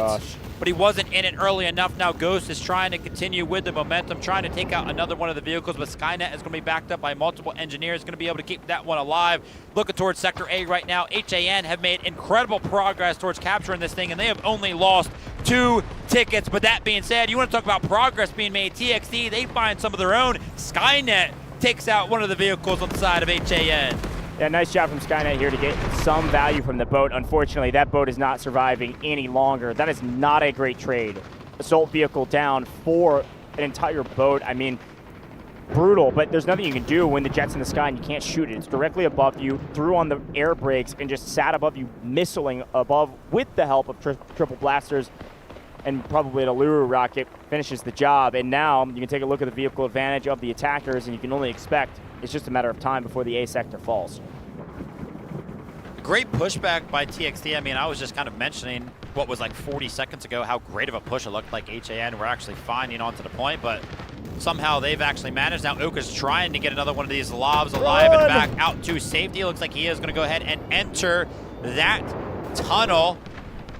Ghost not going to be able to pick up the lob that time, so now TXD have something going for them in that regard, so that's going to be good. I feel like HAN, they probably want to go ahead and get this capture going very, very quickly, right? Maybe get Ghost into one of these runs to try to go ahead and get something going early on here. TXD have done a great job, all things considered, instantly losing the boat and instantly losing that first LAV, and somehow they're still defending.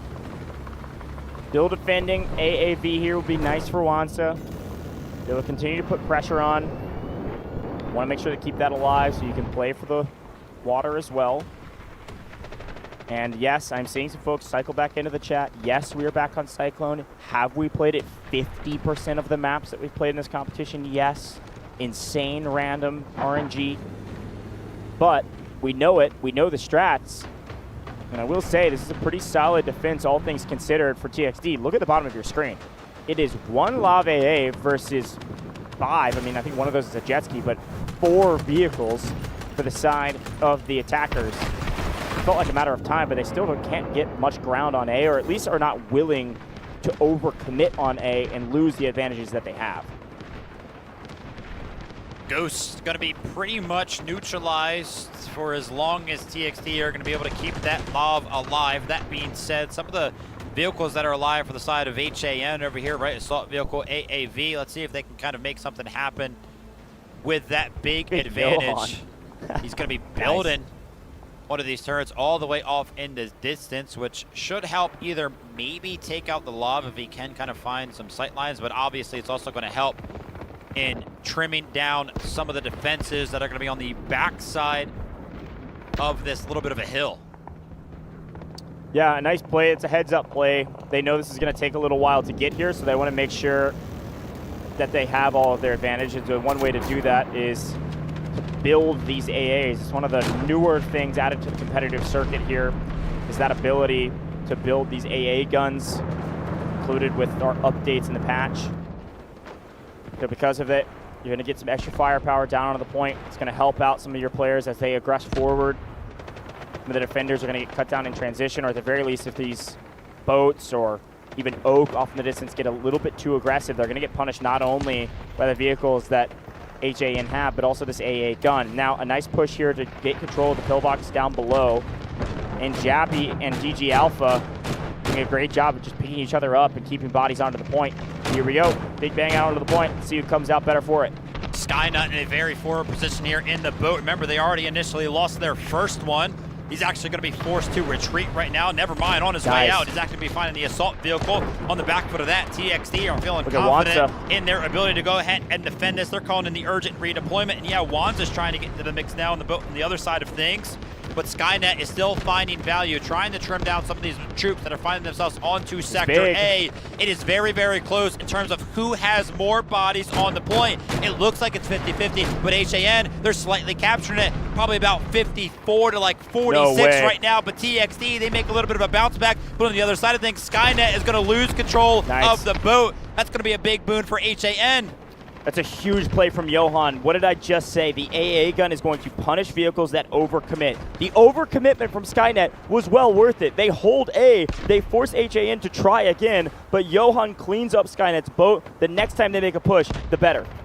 A little bit of a swap here in terms of the vehicles that they're going to be having access to. Wanza's going to be jumping in the tank destroyer. When you take a look at a point like Sector A vehicle that is so agile like that one can be finding a lot of value. But I feel like TXD have already found the value that they want out of a sector like A. I mean, HAN are down to 130 tickets. Artyom, 20 kills already. How are you performing like that? And TXD are still holding you and your team back. 20 bomb already is insane. Finding so much value on point around the map. Here's a look at the setup, though. The defense is going to take back the high ground onto the point. They're going to take back control of this pillbox where Cosmo is, Vengeance, Blake. They're trying to gain some semblance of a foothold in and on the point, start contesting it. And here's that tank destroyer you called out as a great shout. Starting taking a couple magnetic bombs. TXD are not going to let them get away with this for free. And so you see Mayang, you see Wanza back way up and say, woo, maybe not. Maybe a little too overcommitment there. But in the chaos, the infantry go pushing forward and are finding quite a bit of blood. Look on the left-hand side. That red kill feed is flying by. And we got a lot of defenders trying to get picked up. But all of a sudden, it is a massive outnumbered onto the point. With the help of Jinman, with the help of Johan from a distance, and with the help of Ghost, they've just got too much firepower. I don't think the D is going to hold for much longer. Great job there from the side of HAN. Yeah, I mean, TXD made a great effort last time when this type of a flood came in from HAN.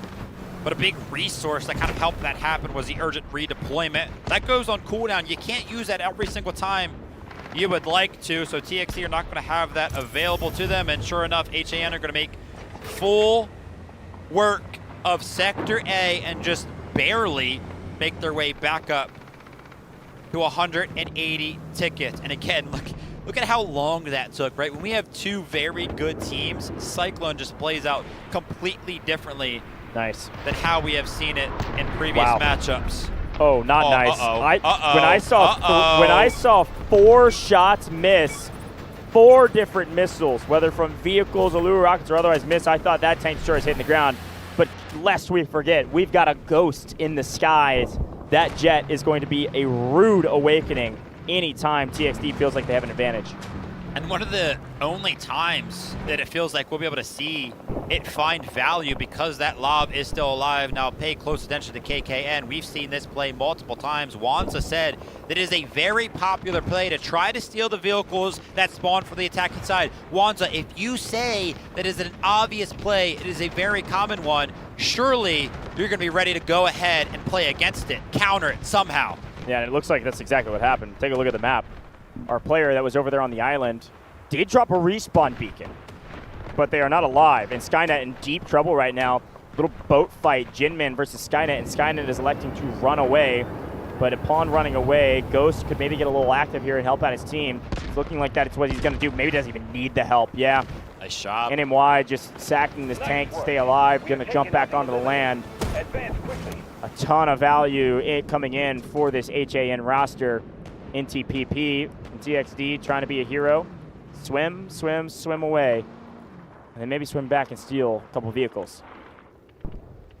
Time like this, though, right? Making this long rotation for a player like NTPP, you want this guy being as active as possible, shooting as many shots as he possibly can. Yeah, maybe he'll end up finding value with a giant flank, but I would rather him just go head-to-head with a lot of members of HAN, right? Because we know how good he is on the gun. Johan, a player that's going to be constantly flanking as well and putting down some of these respawn beacons. Yeah. Zombra's got to be careful, right? If Johan kind of place down a beacon and get a squadron in behind and lay down some explosions, this would be a big win from HAN. I like the flank from Johan, but we got to pay attention to the point. B sector is falling. Jappy will get a tank to add to the insane repertoire of vehicles that HAN has. Yeah. What is that, 7 vehicles? Unbelievable. Here's that spawn. Didn't have the respawn beacon went down actually on the small island between these two places. Johan and RU1B and Artyom, who just spawned with them, sneak past OSSN and go sprinting towards Zombra, who's in the tank. OSSN is trying to keep up with him and catch him, but nobody can catch Johan. Nobody can catch Artyom. And they're taking shots down. Zombra is on the run right now. I am scared of that man. We have seen Artyom do so many things in this competition. There's damage coming in from I don't even know where. It looks like Ghost is flying in. Jappy, who just called in that tank, found himself useful in just a couple of seconds. They're going to be destroying the tank over there. But I love the adjustments being made by the side of HAN. I called it out. Artyom, he actually switched to the engineer. Yeah. And maybe a little bit of lack of experience. He did end up missing the rocket onto the tank. But again, because Johan is going to be his squad leader, he can constantly kind of join in on those flanks that Johan is finding. A great swap from Artyom. I'm sure he'll swap back, but being fully aware of the situation and making the best out of the plays that are being called. And you want to talk about making the best out of the plays that are called. Nail 2G is going to be finding the assault vehicle. Again, not too much value, but you don't want to let those type of things kind of free roam around. So great job from TXT to kind of make something happen around the map. Again, TXD is such a composed team that even with all these disadvantages, they're going to put up a solid fight here on B. Oak, again, 0-3. This is the nature of the game. This is a role you have to play as a law of AA. You have to take a look at the Jet. You have to keep them off of your team. You have to make them think twice about plays. We all know what Ghost can do in the air if he's left completely unhindered, so that 0-3 stat line really doesn't matter to me. He's got one job, which is just to make Ghost's life hell. The real problem are these tank destroyers, land vehicles that are really being able to do whatever they want because we just don't have enough firepower from the TXD defense. TXD just holding on for dear life right now. Some great shots. Ghost has got this lined up. Here it is. The initial push from Wanda. This is the first time the vehicles have been kind of a little bit extended onto this sector. It looks like the flood from the infantry is also going to come in on the back foot of that one. They feel like they've gained enough space with the usage of those vehicles. Finally, they are flooded in. I was questioning myself, when are HAN going to put themselves on top of the sector? You got to imagine, though, for TXD, the urgent redeployment is going to be available, and last time they had access to it, they were able to defend. What can HAN do to go ahead and make B falter? And it doesn't look like a lot, because TXD actually, in terms of the progress bar, have more bodies on the point. Yeah, this is a smart play from Jinmin to just keep harrying this AA as well. The AA is good against planes, not that good against boats in comparison to some of the other land vehicles that you could utilize. So Jinman's going to keep putting pressure, make that Lav AA think twice about the way it plays. Therefore, it can't actually harry our jet friend. It's just a domino effect. That's the way things go around here. NTPP from TXD, not quite as effective as we see in the past, but on the assault operator on the Viren, lands both magnetic bombs with ease. He's able to take down the assault vehicle. TXD still trying to do what they can to hopefully claw their way back into this one. Oh, this is a great position from Genman. This is usually where the defensive boat is at. Yeah. You can imagine how much value he's going to be able to find if he can stay in that type of position. The urgent redeployment from the side of TXD is called in. But look how many green members are even Here he anywhere comes. near. Absolutely nobody. And now the contesting Perfect boat timing. is trying to go ahead and flush out the attacking boat of HAN, but Ghost is there to Nice. try to go ahead and help. Skynet does go ahead and win that battle, but you know who wins the battle? The team of HAN. There was nobody on the point for the side of TXD. They win Sector A, they win Sector B, and they're winning currently in terms of the vehicles. Actually, as I say that, I know. That's amongst what, all the chaos, that's what I'm saying. TXD might have actually taken the moment to call in some of the vehicles to try to Yeah. get something Here going they are. towards that C sector. Nice. Yeah, I like this play a lot. It was something I was going to call out. When Skynet got that boat, it was really good timing. By the way, quick shout, RDM has 39 kills as we move to the C sector. Listen, we know who the fraggers are for both of these teams, but it was actually perfect timing from Skynet. The fact that Skynet was able to take down the boat of HAM, this will cut the momentum out from HAM. They may get C fairly quickly, but that D sector without a boat, yes, they can get another one. I know that, but currently Skynet has a nice advantage, and as long as Ghost is in the air, he should be able to protect the attackers enough to get another boat for them. But Skynet right now is going to be a key player for this roster, and we'll see if Skynet can find more value with this boat before Wansa and the crew can get some water superiority as well. The last time HAN were on this map just earlier today, they played HYD, and they went ahead, they jumped up top. They were trying to capture C from above. Let's see if they switch up their approach this There's time. Zombra. Zombra down below with the tank destroyer, going to play the low side to make sure that the attackers can't egress into the Same low. thing. So they're going to swap sides. Defense goes low, attackers go high. Again, this is a numbers game. It is body stacking. They don't even really fight until one team has to. So if you have the advantage in numbers, the other team comes to you. You all know how this works. We've seen this now 5 other times. Okay, so let's see who makes the first move. Bodies below, bodies on high. It looks like just barely the defense have a number or two more. So you should see the attackers have to make a play here. Oh no! My gosh! Wansa over the top with the Allura rocket to finish off one of the vehicles of the defense. We were so worried about the point that the attackers knew they were losing the numbers war, so they scatter and go for vehicles. I love this play from Ghost and the team to make a play for the vehicles of TXD, not necessarily make a play to capture the point right this second. And with that big retreat from the tank destroyer and the other vehicle kind of getting destroyed from the side of TXD, they have absolutely conceded control over the top. HAN have full control on the top side, and they are slightly capturing this, right? They have that little bit of an edge over TXD. That being said, their artillery barrage is going to land directly on top of all of the members of HAN, but is it actually going to land? Is it going to find any value? You would have to imagine that somebody from the side of TXD has to do a little bit more damage to go ahead and actually find any kills, because take a look at the progress bar. HAN are constantly capturing this thing right now. Yeah, somebody's going to have to make a move here. The artillery barrage is being blocked by this pillbox up above. Equalize. Barricades. It is very close. But people are dying, people are scattering. That's 2 down, and it's enough to stop this C zone from being connected and captured. That's what we're talking about. That's how weird this C sector is on Cyclone. It is straight up a 1 or 2 player difference, and NTPP knows it, tries to make a play to kill people above, fails, and therefore HAN capture the C sector. Bottom of your screen, watch these vehicles in the next 35 seconds as we transition to the D sector. Yes, we have an advantage on the side of Wansa and HAN. Problem is this right here. Zombra cannot die, and he certainly will. Way too many bodies. Great play from HAN to hunt down Zombra and Miang to help get the assist on the tank destroyer. What a mistake. When C started to fall, you should have seen Zombra running for the hills, because this was a bad move, unfortunately, for them. And they're going to lose another to the jet. Unreal. Perfect execution in the transition. The 40 seconds between C and D are some of the most crucial moments, and HAN had a perfect transition. Listen, I'm not the best driver myself, but that Lav, by the way, was trying to retreat back to those hangars and flipped the barricade and was a sitting duck for Ghost in the pilot seat and immediately took advantage. Those are those minuscule things that separate these two types of teams.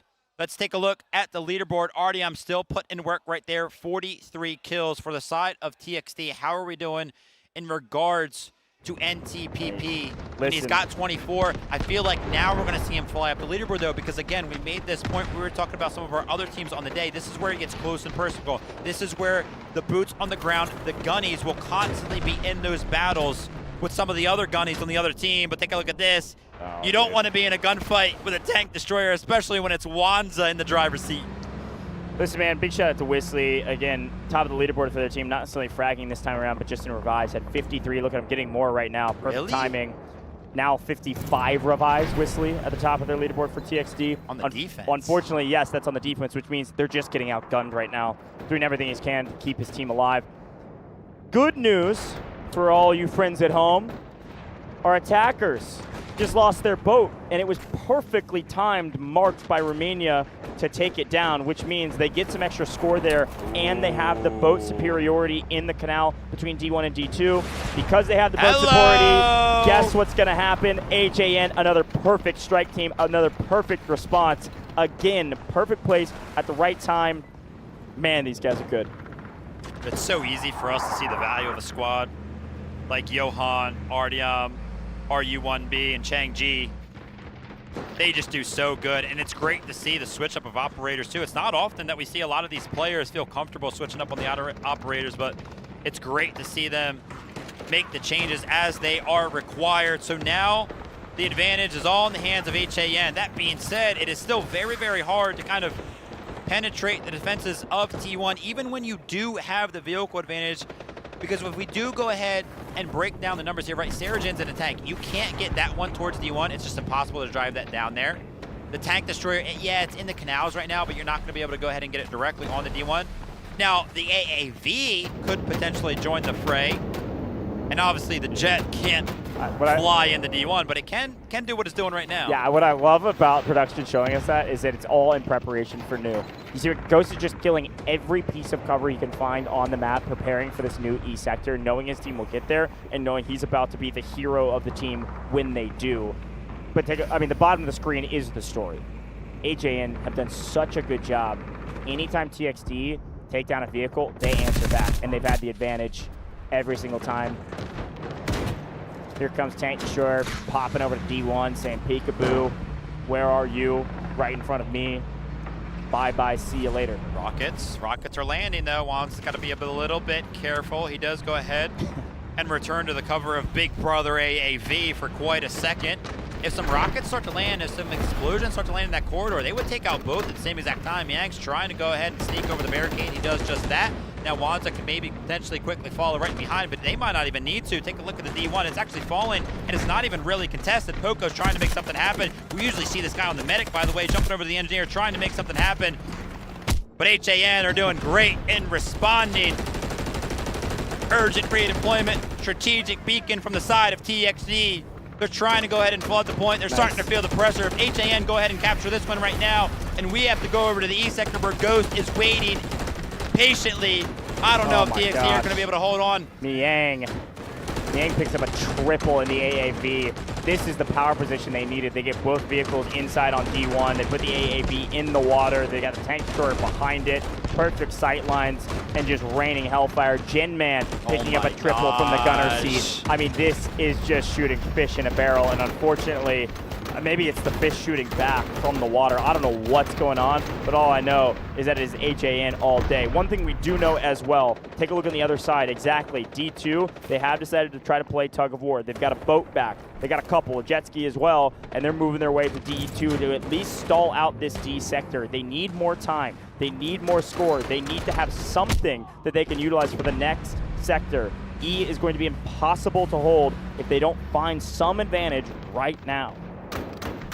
I mean, 155 tickets available to the side of HAN. You gotta imagine they can for sure make this one happen. Skynet is gonna be the backbone of this defense, because if he is able to go ahead and keep this boat alive and find some value, he can sit in this canal that separates D1 and D2, cut off some of those rotations, make it just that much harder for HAN to consistently capture both. The only way that HAN can go ahead and counter this is another strike team, in my opinion, so pay attention to that Bravo squad once again. I mean, Artyom's picked up 50 kills, by the way. That guy's going absolutely crazy. Yeah, shotgun, by the way. Oh, man. This meta is crazy. So many bows, so many shotguns. Blink of an eye, TTKs. It's the name of the game right now. And quick look at objectives marked. So it does look like boat is marked for death. So watch out for HAN. They're going to get some extra score if that boat goes down in the next 50 seconds or so. And an objective marked for HAN to cap or hold. Those two score lines are going to be huge, especially going into the next sector for more guided missiles, for more vehicles, etc. And here comes the big strike team from AXII Poco. They're throwing everything under the sun at Miang. It's got to go down. It has to die. And one magnetic bomb missed. One landed in the water over the top. It was the right play. It needed to be perfect. Brutal. And that's why you got to respect these top teams so much, because when you're HAN and you're feeling comfortable, you really never can, because those types of plays will start to come to fruition. It's a great pull from TXT. They almost made it work, just barely missed out. Again, man, Sarah Jin on 1 HP in that tank. Please, that's gotta land if you're a TXT fan, and it lands a hair short. Look at Sarah. I've never seen a tank that low in my entire life. Finally, it goes down. Good grief. Shoot it with a pistol. I don't know. I know it doesn't do damage, but it feels like it should. Golly. Sarah Jin finally falls. That is a tank down. A small victory for TXT. I would count them holding D2 still a small victory. Still plenty of lives remaining. Artyom once again switched over to the engineer role, so they're actually going to switch their focus potentially over taking out that tank. But a huge effort from OSSN on the gunny, actually taking out almost that full squad. So that's going to be delayed for sure. Now, Poco, we know exactly what the mission objective is right now for these guys. Viren dash onto the vehicles. Actually, they go ahead, they say, nah, never mind. We're not interested in doing that. They hit the respawn button, potentially required elsewhere. D1 was marked for a hold. That's why you see the attackers not just full tilt sending at D2. They can't afford to lose D1 when it's marked as an objective. That's a lot of score that the commander just earned for themselves, be able to utilize for everything under the sun, including calling in vehicles, calling in whatever you need, urgent redeployment, team respawn beacons, you know, the whole 9 yards. So now that it's marked, expect to see the attackers get much more aggressive to pushing this boat. We've got a strike team on the backside. Vehicles are going to hold down D1 while the infantry swing over and likely try to take D2. Nice job from Skynet, but because Johan is still alive up here on the Hacklaw, that squadron is just going to be able to respawn once again. Skynet has got to be ready for it once more. I mean, Artyom and Co and Johan, they're just doing so good at continuously going ahead and pulling this one off. So definitely pay attention to this as you see Johan's trying to get a little bit closer, and there they are. Yeah. Engineers, they start to spawn in. They're going to go for it again. Yeah, that was great intel actually gathering too. Johan was using Hacklaw's ult to gather info of how many players were close to them. Here comes the push though. Over the top, immediately red. Not a single one of those will land. Hodu with a 2-piece. Jinman 1, Miang the other. Full team of 4 down. Trying to find the rockets to land on the other side of things, right all the way down the water. One does land, but the repairs are coming in. You can see that 4 out of 4 on that boat. Skynet is equipped with plenty of engineers. This is kind of like a push and a pull. For both sides, they're looking to take out the vehicles. They're waiting for their strike teams to find themselves successful before they make anything happen. But as it currently stands, TXT are kind of winning out the trades. And as I actually say that, HAN for the first time in what feels like forever, find a little bit of a foothold towards D2. Gonna need Skynet to go huge here in the water. Need to open something up for the team. In the meantime, I'm seeing Veronica, Stacks, Kamosi all on the bow, picking up kills. HAN on the bow, trying to answer back. Bow left, bow right, shotgun left, shotgun right. Blink and you're dead. Do I hear that right? Yeah, that's a guided missile. Where is it landing? Who is it from? Of course it's from the defense. TXT, they need something to land. Look at what they're doing. The vehicles, oh, it lands perfectly! Enough damage through the walls. See ya later. Urgent redeployment. What a tide-turning surge for this TXT roster. Urgent redeployment, beacon down, missile down, all green, all day on D1. What a swing. A huge investment from TXT. I mean, I don't know if it's going to matter in the long run of things, right? Because they spent the guided missile, they spent the urgent redeployment, they spent the strategic beacon, and now Wanza is interested in answering back a guided missile of their own. They currently have control of D2. There's only one place that this guided missile should be landing. It's going to be right in the center of D1. They're trying to swim down. They're trying to go ahead and dodge the guided missile. They do so successfully, and that guided missile finds absolutely nothing. And now the boat v boat, that's starting to kick off. Skynet has to go down. He's been the spine of the defense for the side of TXD. If this boat goes down, I will start to worry. Find the last. No Wait a way. minute. No, don't destroy it. Keep it alive. Steal it. Are you kidding me? Nail 2G valued his life a bit too much. They bail out of the boat. They get killed in transition, and they lose the boat. All momentum that TXG just earned with their guided missile and all of the score that they've been battling so hard to utilize is all but gone.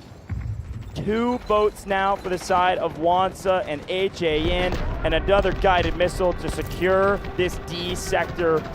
What a swing back the other way. Anytime TXD make a big move, HAN answer back. Oak is able to destroy one of the 2 boats that they have. This guided missile lands over the top, picks up 2 through the ground, and here come the troops. D1 down, D2 will follow. A boat does get taken down, a little bit of a silver lining, and somehow Nail 2G, Skynet, OSSN, 3 players on D1 have kept this sector from being captured, but there it is. Enough bodies swarm the point. D sector goes down. Only 1 vehicle apiece, kind of. A jet versus I think a jet ski, so yeah, tough. Artyom on 51, hasn't necessarily found many kills since we last checked in on the leaderboard, but my man stacks 51 of his own. He's absolutely surged up the leaderboard and Wanza with 42,000 score, and a bunch of the other members of HAN with a bunch of score as well. Once we return to the UI that shows us the inventory that's available in terms of what's able to be called in. 7 guided missiles for HAN to 0 of TXD. They've been saving up. They spent a couple to go ahead and capture D. Insane. But now that all those missiles are available, now that they can kind of reset, call in all of those vehicles, set them up on top of the hill where we have seen them time and time again on a map like Cyclone. And then the biggest point of it all, every time we return to Sector E, it is a giant wake-up call for the defense. Oh yeah, there's a jet in the sky. I'm going Ghost, man.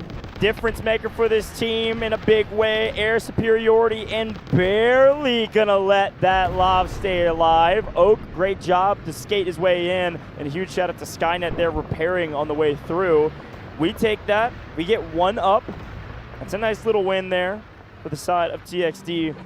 But honestly, I loved the full send from TXD to try to hold at D. Again, I said this before, they needed to hold even longer. Look at the total lives. We're not going in max lives on HAN, which, given all of their advantages, is actually a pretty impressive job from TXD to make this a little bit closer. Here's the problem. Ghost is back into the mix, and if Ghost is into the mix, things are going to get real mixy really quick, unless Oak is able to do something crazy. Hodu finds the tank destroyer. It's just wraps, man. I don't know what TXD can do right now. The resources aren't even close. It is a matter of time before it is missile on missile on missile. They're up to 8 that they can use. This is gonna be tough. And one play that I liked that we saw out of another team throughout this event was when they called in one of their guided missiles, they actually sent it right on top of the hangar that Lav likes to hide out in. I want to see the investment from HAN soon to use a guided missile on that exact same hangar, flush out that Lav, and unleash your pilot. He is currently being held at bay by Oak and that Lav. Ghost is low, actually, but they don't need him. Mayang hits the shots over the top of the light tank. The only spot that's somewhat reasonable to try to call it in is around that pillar and past the seawall. But Sarah Jan and Mayang are just shelling the back line of this defensive roster, so they can't really get reinforcements. Wanza right there. If you might have missed it over the last 5 seconds, very passionate in the comms. Something was important for him to go ahead and scream and yell and shout. Maybe calling for these vehicles, they have to go down, and that's exactly what's happening. Decent bit of damage thrown at the jet, but it is able to stay alive yet again. Nice strafe run. Sends it right back into the skies, way up on high. So far, all advantages still on the side of the attackers. But the question is now what? Gonna go for E most likely, with some help with some of these vehicles. Wansa, Sarah Jin, got Niang way up on height. This is the classic attacking setup. You can slow push it with your firepower, and then slowly put bodies on point. Skynet, all the way back there in the back line for the side of TXT, does jump into the boat. And amongst all of the chaos towards that push towards E1, it was pretty much neutralized by the fact that the defense actually called in an artillery barrage to go ahead and halt the attack. As you can see, those are actually still landing towards the point. But HAN, they know how to play this, man. Just sit out and wait for that one to stop raining down the explosions, and then we'll make a push. And also, this is Dindrax kind of trying to climb up the mountain, make their way towards the tank. Sneaky. But they're getting sniffed out. He does find the trade, though. Miang, somebody's got to make the call. Alone, if there was maybe more players there, that could have been a hero moment. Don't count TXD out, man. 122 lives is a long time to hold the E sector. But they're passionate, calm, cool, and collected, and they've got some heroes making big plays. Whistly picking up 2, 3, 4, MP7 back in hand, going massive on the back line of the attackers. All momentum on the E1 is gone. Sarah Jin maybe in a bit of jeopardy, but Johan's going to try to protect it. Chang Ji-1 as well. Whistly's going to pick up this revive, and Winter is maybe helping him out. No, Chang Ji will pick them both up at the bottom of your screen. In the meantime, the attackers are just going to set up and try a new push. The defense, they know they're outclassed right now in terms of score, so instead of risking this attacking team getting E1 and then being able to call in 10 missiles, they're not going to let the attackers get anything on E right now. They're going to spend all their score whenever they get it, because if the attackers get E1, missiles start falling. And when the missiles start falling, they will not stop. There are up to 10 guided missiles that can be called in. I'm loving what the defense is doing right now. This is such a smart play. Strike squad is activated. I will say, though, it looked like there was only 2 engineers available for the squad of NTPP. He's trying to make something happen.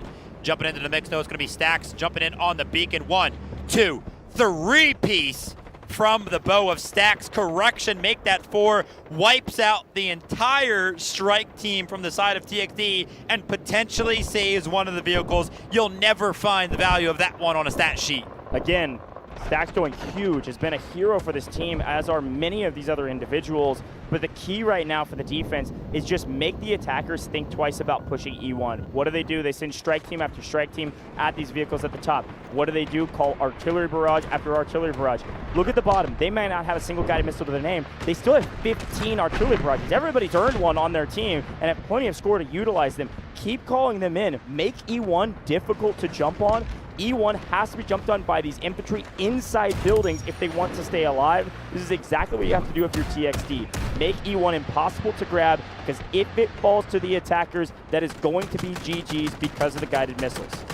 I still want to see the side of HAN use a guided missile right on top of this hangar. Could you imagine right now if Ghost was uncontested and could just help out with some of these attacks? I mean, yeah, they're trying to send the Allure rockets over here as opposed to a guided missile, but you got 10 of them. Why not just go ahead and invest one? Yeah. As you can see behind enemy lines, it's going to be the squad of Poco trying to make something happen from up on the ridge line. They're trying to go ahead and send the rockets. Now the full-fledged attack from the side of HAN is trying to come in. They put down a strategic beacon. They want to go ahead and flood the point of E1, and it looks like it's working.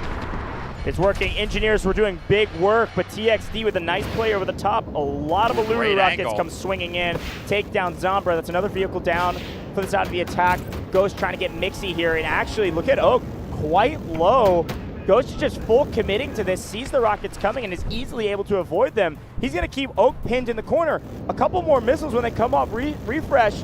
His CDs are up right now, but if these land, Oak does not have engineers helping him out. Oak is going to go down here. One more.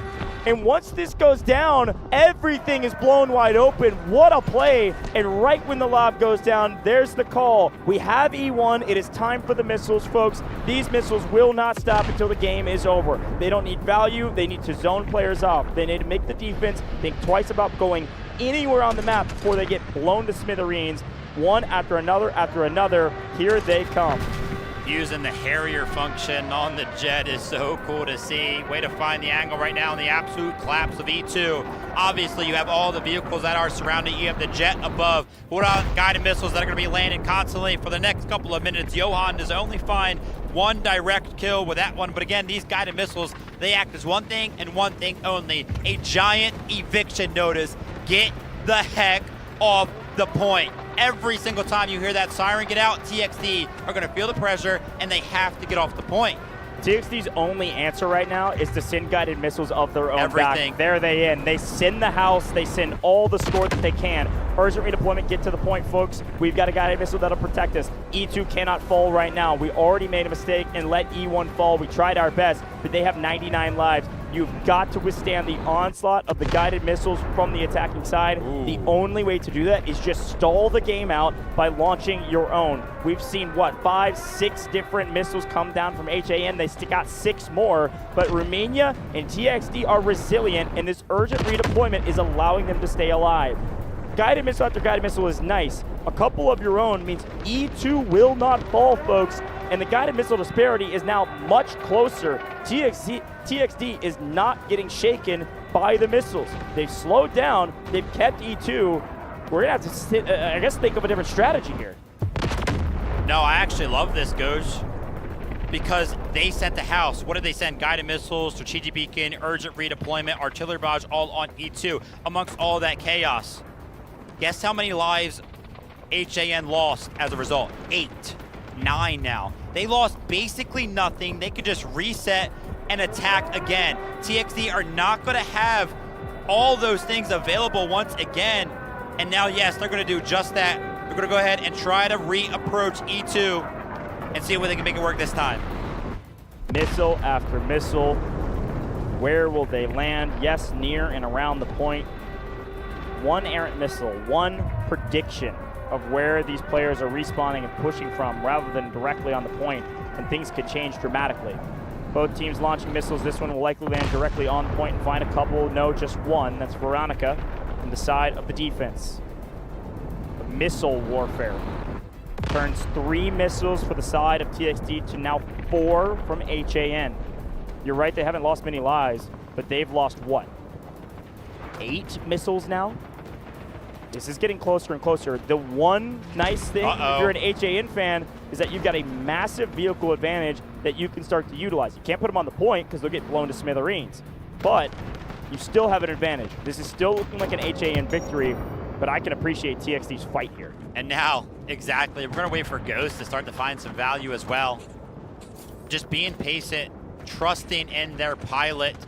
HAN trying to make something happen, but if you want to know whether or not HAN is truly invested in capturing E2, just pay attention to how many direct bodies are actually on the point. When some of these guided missiles are landing, there's only like 1 or 2 members. Like, they're not actually interested in capturing it. They're just trying to find some value from some of their vehicles before they do go ahead and overextend and throw some bodies on the point. Because as soon as you do jump on the point, one of those guided missiles is going to land and surely take out some of your lives, and it's going to hurt your tickets. So you got to be careful from the side of HAN. They do still have a lot to work with, but now a full-fledged flood without a guided missile to go ahead and initiate. We need a guided missile from the defensive side if you want to stay alive. Jinman takes a couple tank shots, a couple AT4s, a couple missiles here from NTPP. The boys are still fighting. Some of these vehicles need to fall in the chaos, but E2 is wide open for Red, the attackers, to take it.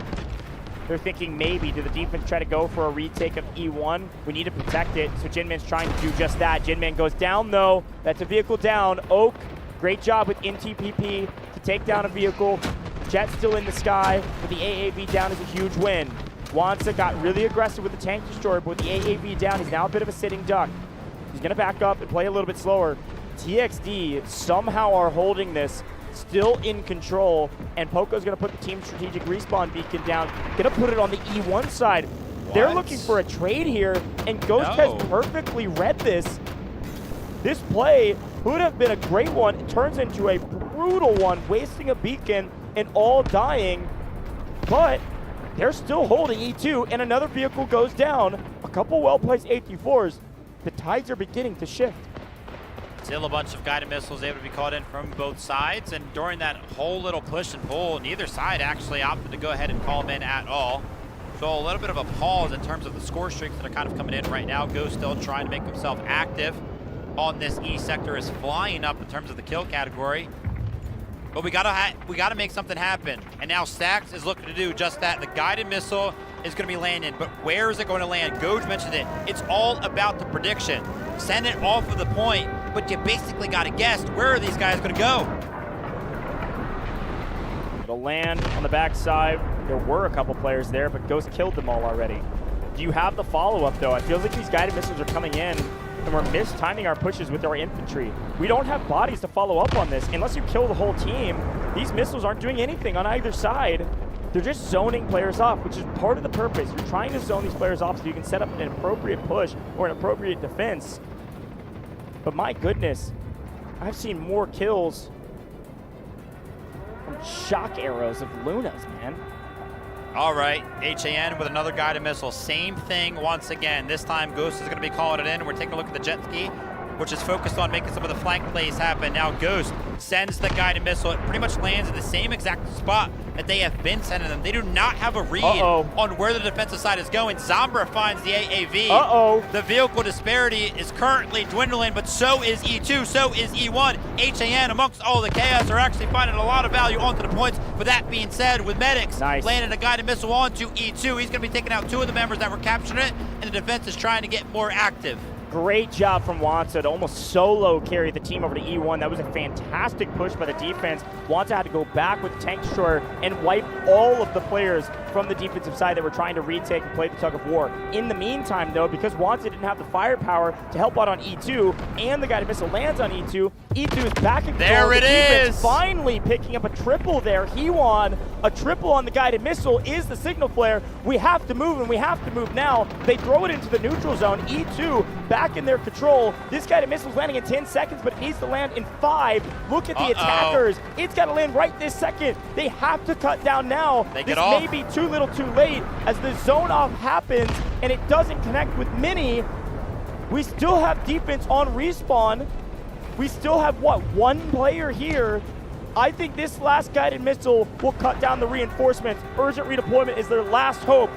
We got to get to the point. We got to get to the point now and hope this missile misses. Finally, a 0 in the category for guided missiles for the side of TXT. They no longer have that available to them. 2 seconds until this one lands. It just has to land off point. Doesn't have to do much. Just zone off the defenses for a little bit longer. An absolutely clinical approach to the map of Cyclone. We have seen this before. Last time they were on the map, it was up against HYD. They 2-0'd them.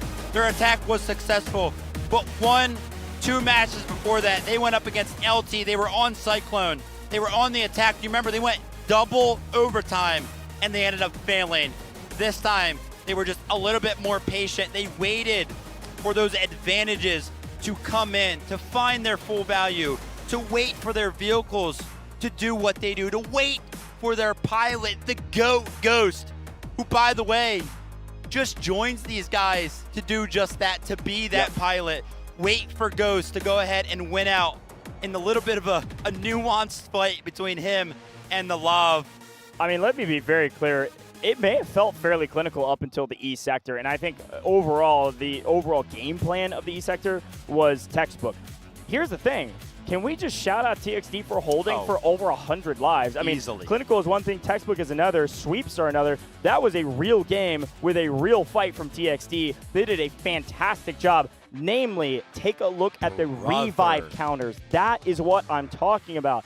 Defense, when their backs are against the wall, they were down 10 guided missiles. How do they keep their bodies on the point? 114 revives from Whistly, 114 revives from Medics, 93 revives from ATX. This is the highest revive counters I've ever seen in Victory Night here in a competitive mode, and it was from the defense, man. On the other side of things, Stacks, 77, actually ends up triumphing Artyom, who did, of course, pick up 73 of his own. 60,000 big ones for Wanza in the score category. I don't know how he does it, but he is consistently the best commander every single time that I pay attention to a Warfare competitive event. Ghost goes, whatever it is, 40-0 in the jet. Yeah.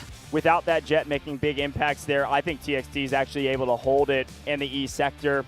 My MVP, no question about it, though, is Wanza. You're right, 60K score. Also a hero play, an MVP level play. When the defense sent to try to play tug of war, on E1, swing around the backside via the water, come up.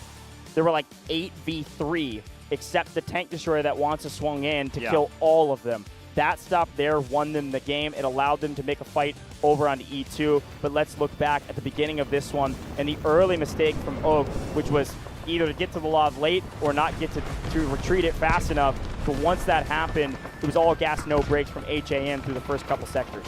Yep, absolutely.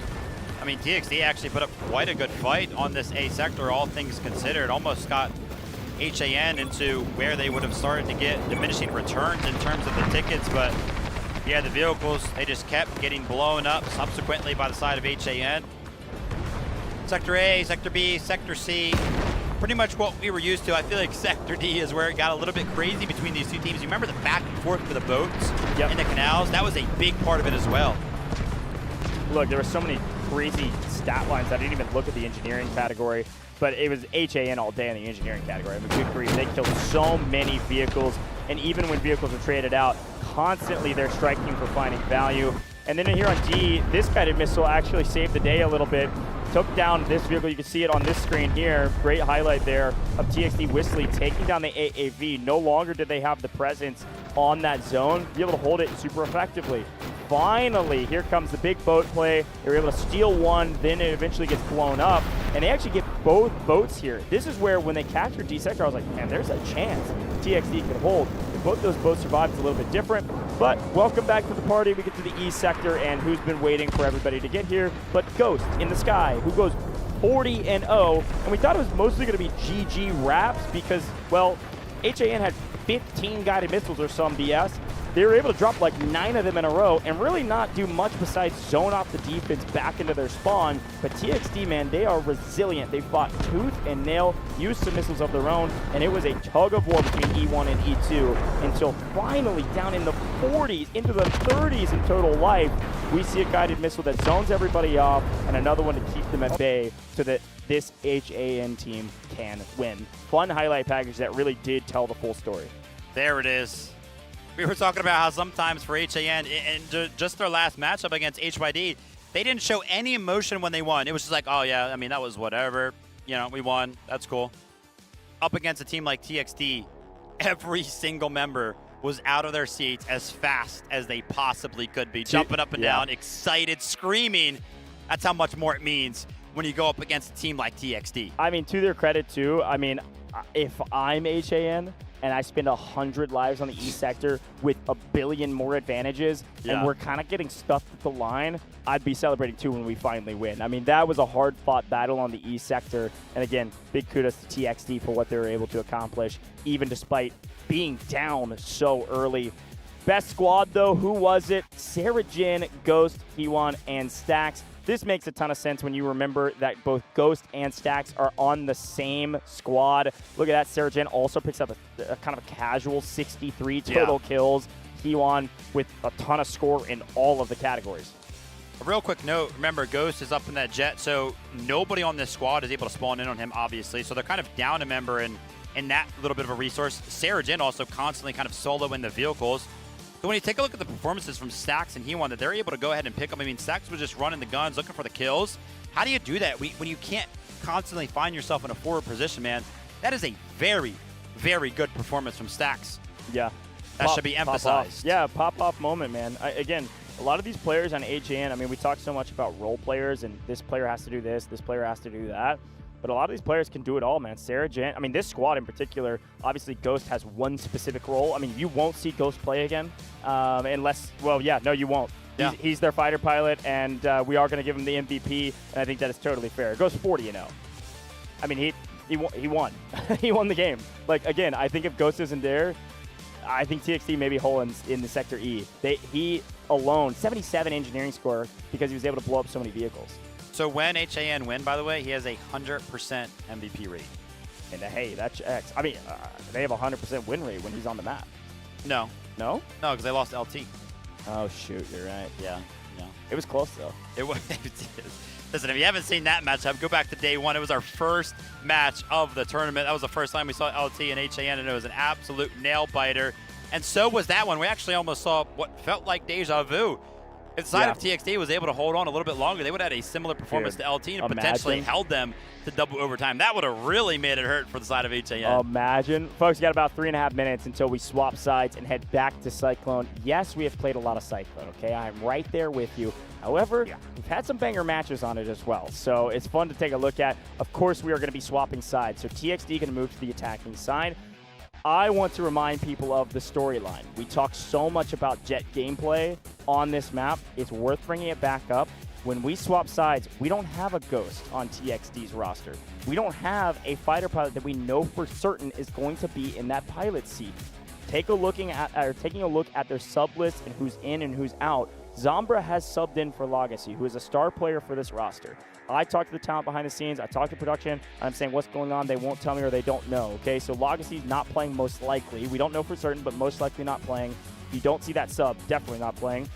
And Zombra's in. Cool. Zombra did a great job, by the way, for this roster and has been playing fantastic. Here's the thing. When you think about their pilots, the only sub that we know to be a pilot is Lil Egg. Played in Vietnam, was their pilot in Vietnam. But since then, kind of taken a backseat, a true sub, as Legacy has been their primary pilot. So with Legacy on the bench, you don't see Legacy sub in. Likely going to see their second string pilot, Lil Egg, hop into the fighter pilot seat and see how much value they can make on the map. I feel like it's important for us to kind of talk about the history so far at this event specifically in terms of what maps TXT have played. They have played Trench Lines. They have played Ascension just one time where they were not on the attack, so they didn't have a helicopter pilot, so we didn't get any information from that. We obviously didn't get any information from Trench Lines, like I mentioned, because there are no aerial vehicles. And then they went back-to-back on Crack. Again, no aerial vehicles. So yes, it is a giant question mark right now for TXT, and it could be the difference maker, the fact that that whole situation isn't necessarily concrete. Yeah, no, I totally agree. You know what's funny to think about too? I mean, again, I bring up the Vietnam Dfiw 2025 for many reasons, one of which is that TXT was the champion. Obviously, but can we also remember how they became the champions? It's crazy. Who they took down, how they fell to the lower bracket? It's a lot of the same players, technically a different team, but they had to take down the former DNI, now most of those players back for HAN. I mean, this is a rematch and a grudge match that HAN desperately want to win to get their revenge and then meet a team that they really want to beat in the grand finals, which may be LT, or who knows, could be RRQ. Yeah, absolutely. I feel like we should put a giant emphasis on that. Yes, TXT are our reigning champions. But as it currently stands, they're down. They're down a map, man. They're down a round. Not only does their whole tournament, the rest of Dfiw 2026 here in Wuhan, China, rely on this next game, but so does their title. The ability to go ahead and defend it, man. Yeah. A lot on the line. A lot on the line, and again, it's a best of 3. If they lose this next map, they're out of here. 2-0 against a really good team of HAN, but still 2-0 and still 4th place overall. Not where they want to be. They only have one goal in mind, which is to defend their title. So we'll see what DXT can do. Listen, I think both of these two teams very strong. Obviously top 4 for a reason. They've proved that they are some of the best teams here. In general, HAN has been more consistent. TXT has had more pop-off moments, but HAN has been more consistent. I'm looking for the pop-off right now from TXT. I need some heroes to emerge and somebody to go nuclear on the map. Who knows? It could be a sub, could be active player, could be anybody in between. Could be a player we're not even highlighting all day today. Anybody could step up and answer the call of keeping this team in this match. If you value anything at all that me and Goj says, we actually both predicted that this matchup, this head-to-head, would go to round number 3. Would go to a second map. So I think we're both kind of expecting TXT to go ahead and win this one, tie things up, and like I said, go to round number 3. But the momentum is all in the side of HAN. They do have the ability to go ahead and shut things out early. It'll be interesting to see if they can do it from the defensive side of Cyclone. That being said, I feel like at this event in particular, the attack side has just seemed to be a little bit better for almost all of our teams. It's been cleaner even than Vietnam, even in 2025 Dfiw. All the teams have leveled up, okay? So listen, we are going to keep yapping until the game gets started. And speaking of yapping, talk about a little hypothetical, Harry. Oh, never mind. I was going to say the reason we haven't started the game, even though the timer's gone, is maybe because of some substitutes. Let's see if they show us. We know at least one will come through. Should see Ghost go out and Cranberry come in is my guess. Could see that here shortly. But on the TXD side, do we see Little Egg? Do we see, TXD. Bell Mods, not even on my radar, and Medics, a top support player, 113 revives, go out. Bell Mods coming in, and there's, of course, the change. Cranberry coming in for Ghost on HAN. Makes a ton of sense. Cranberry, a part of their original roster. Ghost, just their pilot. Bell Mods, huh? What do you think? Right. Do you think Bell Mods is their pilot now? Or is that a different change for another reason? That would be a weird spot to put a pilot because you are essentially sacrificing one of the best medics we've seen. I mean, his name is literally Medics.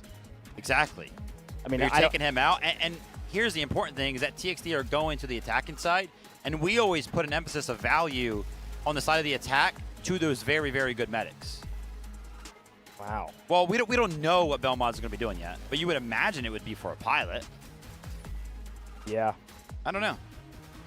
Dude, man, I got so many question marks in my brain, and that's what I love about this game. When you got a roster of 20 players, man, there's so many little moves that you can make from a strategic standpoint. Folks, you know it, but we're going to remind you. HAN versus TXD. HAN now moving to the defensive side, going back to Cyclone. It is a best of 3. This is it for TXD, your former champions. This is it for TXD. If they lose right here, right now, we are loading into Cyclone. Get loud, get excited. It is time to see if TXD can hold on for dear life and force us to game 3. And it's time to see what's going to happen between our classic Jet versus Lav action. And it is Bell Mods in the sky. All that conjecture for what? A substitute to step into the ring and prove himself. Going to be awesome to see if he can be the difference maker for the side of TXD here, but all the usual on the side of HAN. Miang going to be in the Lav, dipping out into the tunnel, and that is exactly what we want to see, right? That initial Lav that kind of spawns. Get that thing to safety very, very quickly. Do not even allow it to take any damage from the side of the Jet. Now TXD are taking what feels like a little bit of a normal approach. Obviously, they're going to want to look to go ahead and flood this point early on, and I can't lie, I see a lot of kills for the side of TXD. I mean, Whistly himself picking up a 3-piece early on. They're actually feeling an advantage early on. They want to go ahead and make things happen early. Holy send. I mean, they have just jumped onto the point and immediately are making HAN go, whoa, what now? Sarah Jane comes running up the side of the hilltop, try to get into the mix, and immediately getting obliterated. Uh-oh, HAN in for a bit of a rude awakening, but they are finally pushing back. Absolutely. Trying to make something happen here. We want to see some of the individual for HAN try to make something happen here. It looks like they have all but equalized Sector A. But that being said, TXD find one more of a little bit of a push onto this point. Now Wanza starting to feel the pressure, wants to make something happen for the side of HAN, try to help out his boots on the ground towards that point. But he's getting held back a little bit by the side of TXD with some of those vehicles that are playing the backside of the beach.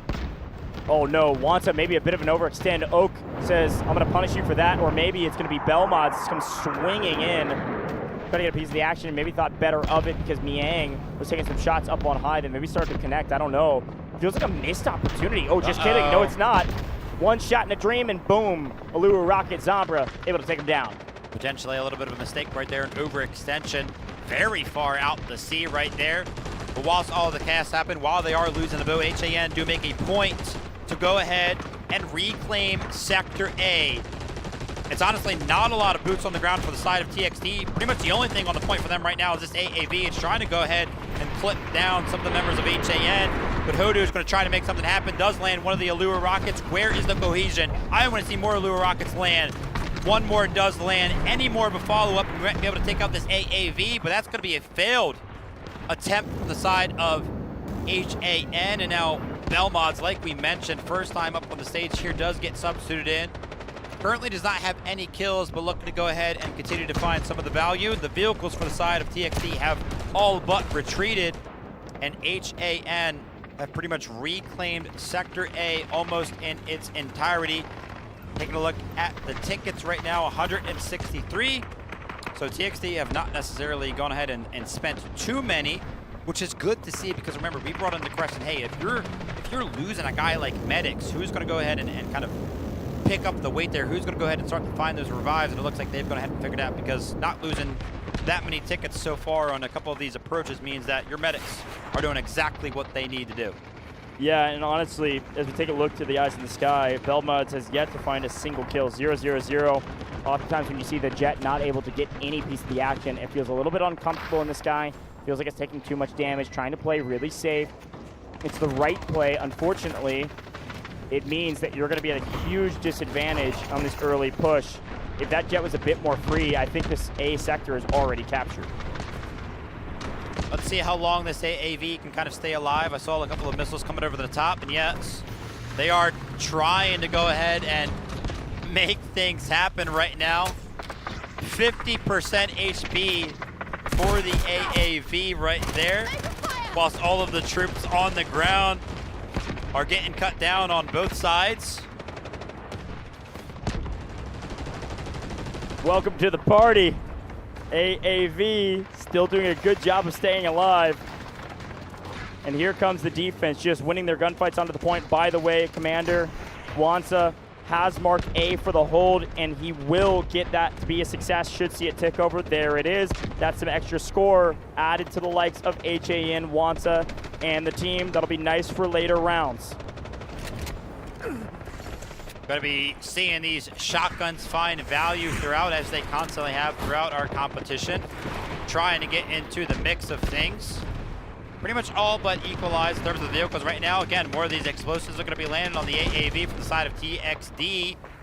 Down to 30% HP. Cannot find that last rocket. That's kind of been the difference maker for HAN. Just that one last rocket. As I see one more land, and take a look at the HP of the AAV on the backside of things. It was down to about 15% HP. The difference was just one rocket between it being destroyed. But now HAN are starting to feel the pressure. They're trying to go ahead and help the defenses, and Johan's going to get credit for that. The AAV does go down, and that's going to be the back foot of the urgent redeployment. Take a look at the tickets start to dwindle very, very quickly. I went ahead and tipped my hat. I said, hey, TXD, you guys are doing very, very well in the category of revives. You're not losing too many tickets. But it appears over the last 60 seconds, that has not been the case. 30 have all but disappeared. What a wild move. What a nice play. And yet again, by the way, building that artillery, that AA gun off in the distance has been extremely influential. I love that play from this team. HAN, by the way, has done that on both attack and defense now. Same spot, same place, same AA gun. You can build those with the commander squad. Great play to just give you some extra firepower. Look at it. It's way off in the distance, way on the island, taking shots on the back line at OSSN, taking a look at this assault vehicle. Yeah, I mean, what's going to be the approach here for the side of the attack? I mean, maybe the Jet can kind of make something happen. You got to imagine the AA gun is so far away from the side of the Lav that maybe it can kind of make something happen. And take a look at this. Wands is actually going to be finding the assault vehicle all the way on the backside of the beach. The tickets have now entered a very dangerous territory for the side of the attack. Diminishing returns is what I like to call it. If you don't have 180 tickets going in some of these following sectors, then you have effectively lost that initial push, and that's starting to become a reality for the side of TXD. Ooh. HAN are trying to make something happen, so is TXD at the same exact time. The tank destroyer is trying to get high feed, but so is Tae Seong, blowing up the tank destroyer. Golly, maybe a bit of an overinvestment, maybe a strong play, I don't know. But unfortunately, it gets punished for whichever you believe it to be. Here comes Wansa with the boat. Yet again, causing havoc in the backline. This time, it's looking like will likely be still unpunished.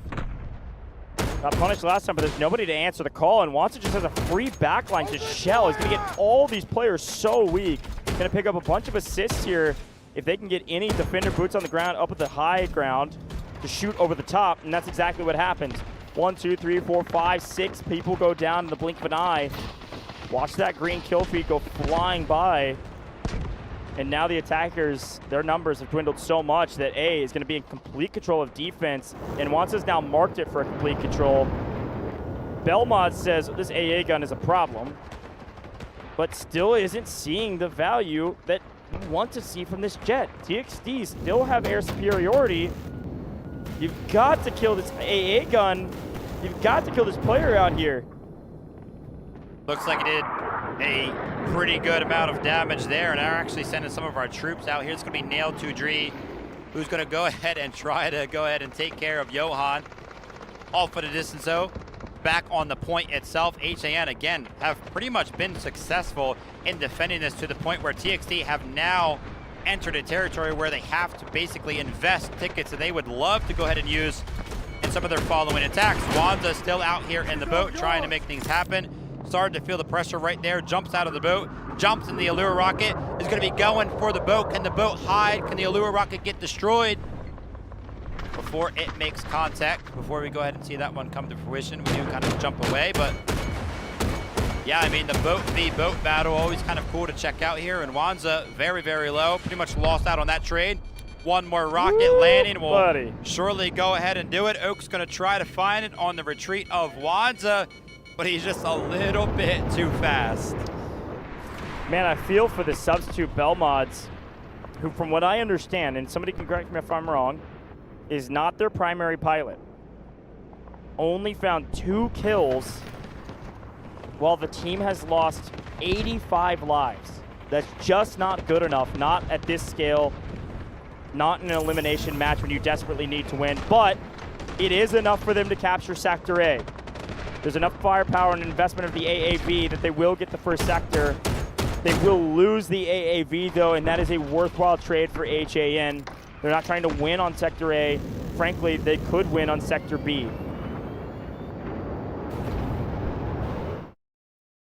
Taking a look at the leaderboard here for the side of HAN, who again, I pretty much credit that as a win is what it feels like. I mean, no standout performances. We do see Artyom and Stack towards the bottom of the leaderboard. They do have a pretty good amount of kills. KPZ on the side of TXT also up there with 18. I did actually see somebody with 21. I did not actually pick up the name.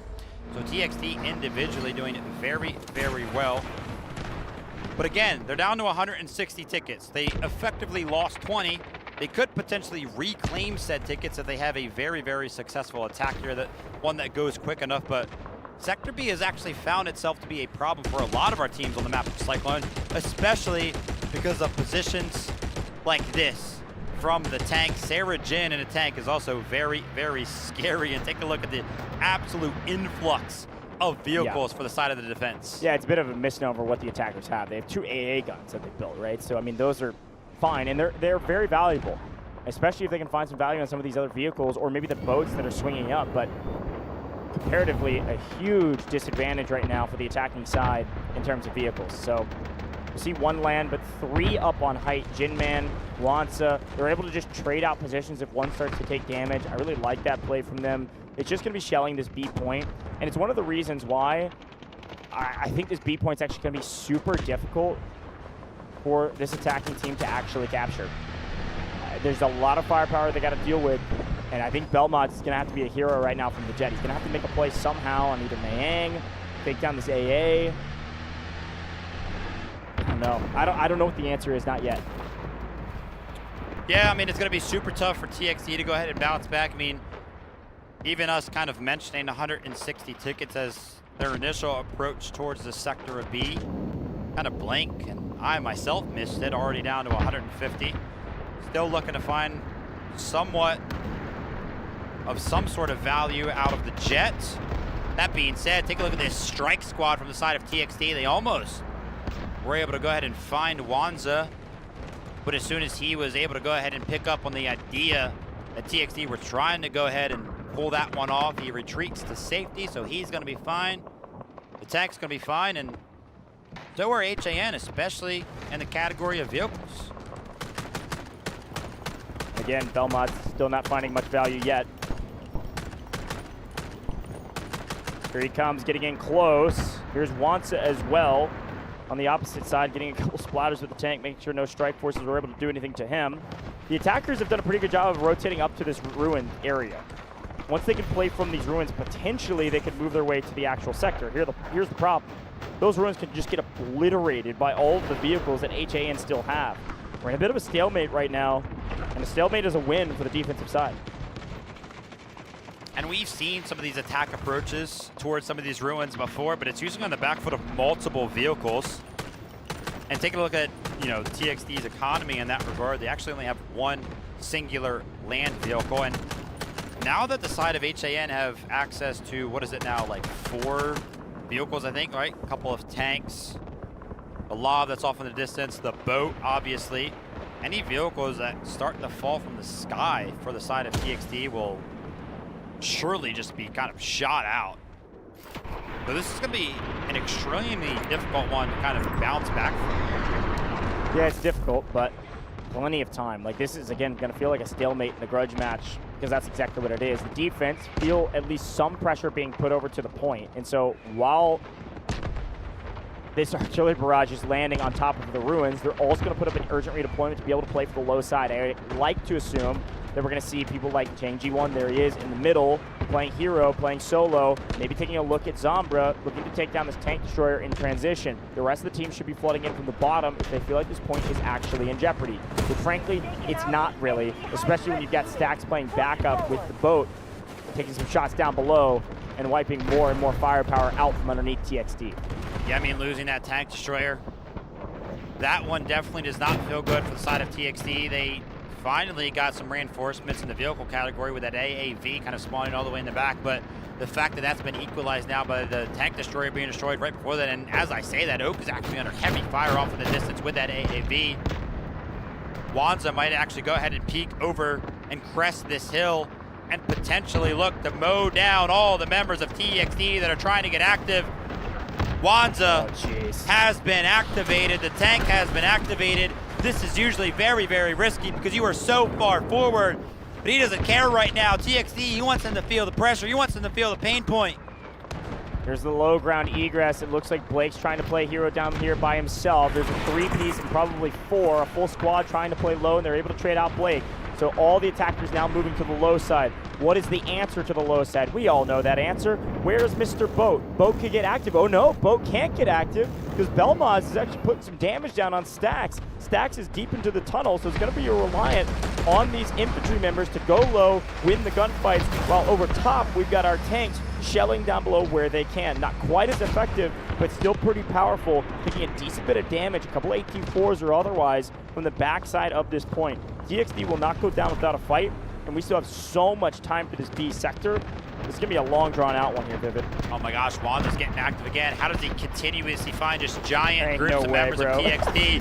XA's trying to make something happen. He's a medic laying on top of the tank. Wanza is actually found again, getting very, very aggressive in the tank, and he's going to be punished that time by the side of Skynet. The AAV now has the opportunity to go ahead and jump onto the point if it also wants to get aggressive, but he just saw firsthand what happens when you do go ahead and put these vehicles out in the open. Artillery barrage called in to help relieve some of the pressure that the attackers are putting on. That felt like a bit of a misstep from Wanza. That was extremely aggressive with a full tank for what reason, I don't know. Here's the boat fully healed back up, though, going to be playing the low side of the B sector to make sure these players can't get in onto the point. One way to get to the point, though. Assault vehicle, drop the vehicle respawn beacon, and battle your way through cover that can't get fully blown to pieces. Should be able to pick up a lot of revives here as well. That's a lot of bodies potentially inside this sector and start the capture. Well done getting to cover, and well done surviving the onslaught of the artillery barrage and a lot of infantry. They've got more numbers right now, and they're starting to capture it very quickly. So what do we do? The boat's going to get active. Uses Stacks on the backside. Picks up a vehicle kill. That is an AAV down. And now the backside of this fight is now wide open. These attackers had a safe haven for just a moment, and they're all falling at the hands of this boat, and now the infantry cleaning up the mess. Yeah, I mean, losing out on this push right here is going to feel like one of the several nails that are required to put the coffin in the TXD right there, right? They do end up losing the assault vehicle. They lose the push. And I can't lie, I mean, HAN, they did call in an artillery barrage, but it's not like they had to invest anything too surmountable. Like, it's not like they overextended one of their vehicles or kind of called in the urgent redeployment. No, that was just all natural skill and using a little bit of a rotation from the side of Stacks in the boat, who is also currently under fire from the jet, trying to go ahead and retreat and keep this thing alive. Again, a lot of these times, these boat operators, They're actually doing it solo, so when he retreats, because he is the sole engineer, he has to go ahead and wait for that one to get repaired, which is why he has to retreat so far. A lot of the times, you may also see that a couple of engineers are actually on the boat itself. That's when they get a little bit more aggressive, but Stack's playing it perfectly, and now TXD is looking to make something happen on the back foot of the boat, running away. Zambra in the tank now, wants to get active before this boat is able to rejoin the fray. A solid push and a solid play here from this TXD roster to try to get something going in the attack. Biggest problem right now is that Belmont's still only on 4 kills in the jet. Has been on 4 kills for the last nearly 8 minutes probably of the attack, pretty much the entirety of this sector. Zambra trying to get active. It looked decent for a moment, but we know HAN's going to answer back immediately. They take some damage. Allura rockets over the top. Look at Wanza on the backside, playing so aggressive as the commander, getting eyes on the battlefield, knowing exactly what he needs to do to secure the victory, which is continually punish every aggressive move from the attackers, make them think they don't have options, and I'm sure that's what's going through TXD's mind right now. Yeah, it's awesome. I mean, we noted a big win there for TXD when they took up the tank of Wanza when he kind of overextended. Had to hold that thought as we do see one of the strike squads off in the distance over here trying to pressure this AAV. Coming in from the other side as well. I'm looking at Blake all the way on the top up there, and that's exactly who's going to find the final blow towards that AAV. HAN are just in full control. And yeah, like I mentioned, we mentioned it as a complete and utter win for the side of TXD when Wanza seemingly overextended. But he was feeling so confident that he could just go ahead and make it happen again. Take a look at this. An overextension once again, multiple times. We've seen Wanza in the driver's seat of this thing make mistakes and get it stuck multiple times. They're going to be losing out on the tank, and TXD makes something happen. Oh, that's a brutal loss. Just sunk the tank. Barely too far into the water. It was honestly such a great play from Wanza. I actually love that wrap there. Could have gotten so much value, but loses the tank in transition. Now, obviously, take a look at the bottom of your screen, folks. You guys can read. They have every advantage they can still want in the vehicles that they have available. But still, small silver lining, a glimmer of hope. HAN is not infallible. They can make mistakes. Uh-oh. Another strike team to take down the assault vehicle, namely trying to get this vehicle down so they can't put more respawns down, and that's exactly what happens. Byron goes in. Byron doesn't care if it dies. Byron gets the vehicle down. Down goes another vehicle. Not a single vehicle. The jet dies from the sky. Nothing is left for TXD to rely on to capture the B sector.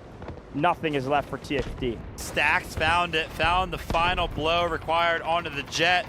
An absolutely empty row of vehicles available for the side of TXD. And on the back foot of losing what feels like everything, the boots on the ground are trying to make something happen. Make up for the failed efforts of their vehicle operators. But HAN, they know exactly how to counter this one. They've been doing it all day. They've done it multiple times. They're experienced on Cyclone. Defensively speaking, Stacks is having an absolute field day.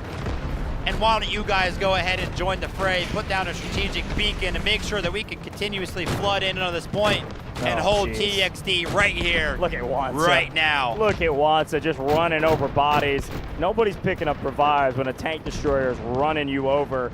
Stacks perfectly positioned now with the boat, not with the threat of the jet over the top to just hold this B point. It looks like the attackers have a position. The attackers do have an AAV, and they may actually trade out Wanza here with the tank destroyer, but unfortunately that's still a favorable trade for the side of the defense because they lose, the attackers lose yet again one of their only vehicles. They're investing a second though. They pull their second tank forward. They have to play aggro here with only 30 lives remaining. They could still capture this. Stacks, like you said, having a field day, but it's still a lot of bodies on the point right now for the attackers. They might just do this against all odds. They are able to capture the B sector, and they move to the C sector with 94 lives. Is it enough to win?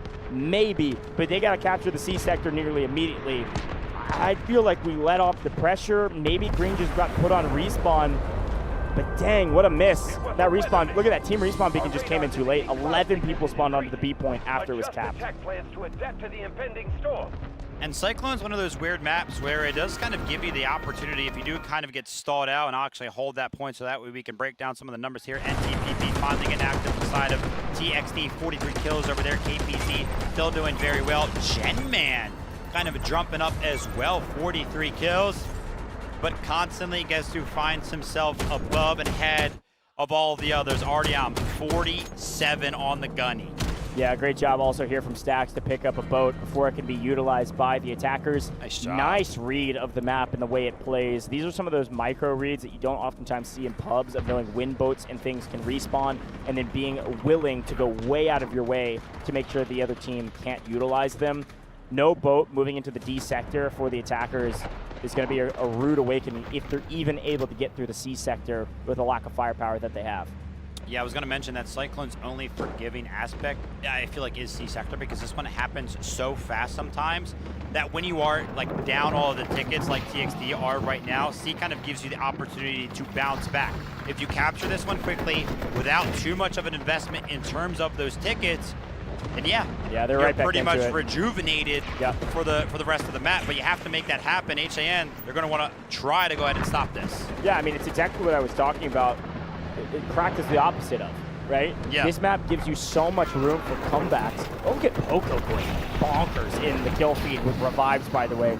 All of those players just got picked back up onto the map. All of these players are still alive down here. Uh-oh. Almost nearly all of them died Flank. just a second ago. Oak gets really active on the low side and gets punished.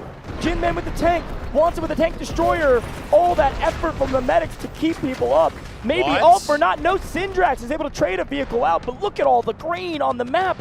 Everybody from red dying, and we go from 89 tickets down to 70, folks. You can do a little bit of math. That is one player. Nope, there it is. All 20 players just respawn for the attackers. Not one red player is on the correct side of the map. What a great pincer maneuver there from the side of HAN. On both sides of the tunnel, they had two vehicles equally spread out, and they literally took out like 20 members. Take a look at Stax getting active on the boat. I mean, this guy is putting up quite a performance, and this is all solo, man. No engineers to kind of help him repair this thing. He is just kind of in and out of the battle constantly and still picking up so many kills. Obviously, they're going to go ahead and recuperate in terms of that vehicle that they did lose because of that play that they made, but they will easily trade 20 tickets for like, what, 1 minute without a fourth vehicle on the ground? Wants is picking up 3-4 pieces in the tank. Tank destroyer, rather. I mean, look at this. Just shelling over the top. I mean, stat padding. Jeez, bro. Barn just keeps re-knocking the same people, by the way. There it goes. Down goes the medic finally. That was like 8 kills on the same 2 people. That's hilarious. Yeah, good luck getting to the point at this point. Look at that. Oak's got a boat deep in spawn. Stax is ready for him. Maybe being called back to the action, though. Another flank, another pinch. Tara Jin, see you later. Oh Jin my Man gosh. says, somebody say you needed a lob down here? Just sends it off the high ground. HAN having fun with it right now. Good grief. What do you do when you're somebody like KKN up on the top of the hill and you take a look back down and there's like 3 vehicles? There's nothing you can do, right? You're just watching your entire team fall apart, and the vehicles are just doing such a good job. I mean, yeah, in a dangerous position right now because the Viren satchels could potentially find a lot of value when you do get that close. But you've always got the reinforcements of your team. You always got the subsequent vehicle. Stax is going to be called off guard, though. The boat is trying to make something happen. He's trying to go ahead and retreat. Like I mentioned, Stax is all alone. He doesn't have an engineer to go ahead and help him with this one. But he does have RU1B to join the fray to hopefully go ahead and make the trade happen. Behind. Kamosi card. I don't think they're running stingers. 1 rocket lands. Okums gets out of this. This will be a huge win. Now, we also have an urgent redeployment on the C sector right now and a strategic beacon going down. Wait, that's a lot C's of green getting to get onto the point. Yep, Red's winning down below with the boat gone as well. This is great news if you're TXD fans. The D sector is about to be a problem. TXD have done it. They're moving into the D sector with 101 lives. Much better than we expected. A nice play to just full send all together before the defense can respond. That is a mistake and a miss from the urgent redeployment and the team's strategic respawn beacon now. That's a lot of score that they just wasted. TXD went into Sector C with 90 tickets, by the way. I did mention that if they capture it quick enough, that was a win, that they can go ahead and rejuvenate a little bit. I would have liked to see more than 10. But yeah, like you mentioned, technically a win. Approaching Sector D, I mean, you would want more than that. And what's kind of surprising is HAN, taking a look at their kind of inventory of things to be able to call in. They have 0 guided missiles, and TXD actually have 2. Yeah, and also, I mean, TXD, the fact that, and again, they're using all their scoreline for all the things we just saw them use, HAN is, TXD also got the boat. I mean, HAN have the AAV to be able to play the water at least some, which is nice. But TXD winning that boat battle earlier is gigantic for this D sector. I'm sensing a little bit of changing of the tides here, Vivid. Yeah, same. This feels like it would kind of result in what would feel like an upset. I mean, HAN had full control in every regard. And I mean, you know, props to TXD. They're making something out of what feels like nothing. I mean, everything was in the way for them in terms of what HAN was able to bring to the table. But they're still pressing on, man. I'm telling you, this it's the same thing that happened last year in 2025 Dfiw, man. This team is so resilient. TXD has done such a great job to keep fighting. There's always a chance. D sector is going to be the hardest one thus far, though, and they have nearly the least amount of runway they've had thus far. D sector is usually kind of a gimme eventually. You get it pretty early, though. That is a lot of lives that just chunked away, by the way. Did you see all those people? That little heartbeat on the left, by the way, means that they are full respawning. So that was a ton of people not getting revived. I mean, we're all the way down to 83 lives out of nowhere. After one big push got thwarted, TXD are reassessing and grouping back up. That being said, the reassessment in terms of the vehicles have actually swung pretty heavily in favor of TXD. Look at them. They're trying to drop missile silo here and get onto D2. They're going to look at D2 rather than D1 to start. Fairly standard, I guess, but... This is what makes it weird, right? I mean, from both sides are like tanks available and mobs available, but super hard to find value on points like D1 and D2 just because the main access point is actually the water. So you look towards these AAVs, you look towards the boats to try to be the ones to go ahead and make the difference. But D2 right now being contested by the side of TXD. They're going to start to feel the pressure from Sarah Jin in the boat, though, who's actually taking a lot of damage as it currently stands. And that's because he's going to be up against the prowess of 2 boats on the other side. But RU1B is going to be returning fire. Nail 2G currently under heavy fire as well. Sarah Jin gets traded out. The boat goes down. That's going to be a 1-for-1 trade. Now on the backside of things, Wanza is trying to get active on the tank destroyer. Call this thing a boat destroyer if it is able to find the damage needed. Got it. Nail 2G with a big assist. It was on the other side. I think that boat did land, though. Crazy moment between both of these two teams. Both teams lost their boats now. What a spot from Odo. 3 vehicles apiece. Attack of a full control over D2 now. That is a lot. That's pretty much the entire team. And nice play from Hodu at a nice spot, and almost was enough damage to take down the AAV. That could be running. Oh, nail 2G. Sneaky, sneaky. Right underneath. Hello. Do you have a magnetic bomb for me? Oh, almost grabs the steal. Oh my goodness. That right there was sneaky. A little bit of a back and forth. There's levels of this, and by the way, that effort from Hodu was actually followed up by Blake, so that AAV did eventually go down. And now the strike squad comes in. Miang, every single time he hops out of this vehicle, he starts to feel the pressure in different regards. They're trying to land the rockets. One more is going to be the difference, but he finds some cover and the opportunity to go ahead and hit the repairs off. Nice. Man, I'm blown away with what TXD has been able to do. This is such a great, resilient team. Still in this, still fighting, and still finding moments to put themselves ahead. Weird. Can you really just use this lob, just go through the water like this? You would figure this is an AAV. Yeah, call me crazy. That shouldn't be allowed. I mean, that's just... Am I an idiot? Somebody in chat needs to call me an idiot. Why is that allowed? Anyways, let's hop right back into it. D2 here, folks. Still complete control of the attackers. We've started the tug of war of the D sector. And with that in mind, see what the comms and the calls are from both of the teams. Niang is in the water. Wansa holding the line with the tank destroyer. And yeah, they're going to try it. Oh my gosh. Oh, you got to be careful. Oh my gosh. So this is the play No! Oh. That was the play. Cut cams. Cut cams. That was the play. So the reason you do this is the AAV can actually carry the tank destroyer over to the other side, and then you can drive it into the point. So you can drive it onto D1. It could have helped them hold. But you can make mistakes, folks. I'm telling you, not even HAN is infallible.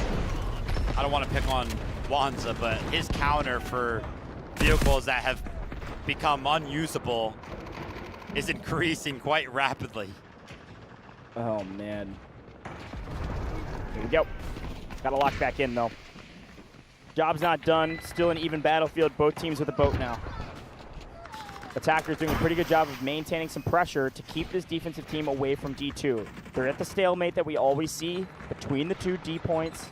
The D sector, the most difficult for the attackers to get both at the same time. Off screen, by the way, tank destroyer goes down. Skynet underground in the water. You can see Jinman making sure this tank stays alive for the next couple points. Nice strike team over the top onto Zombra. Should see them jump off maybe to secure this. Not quite.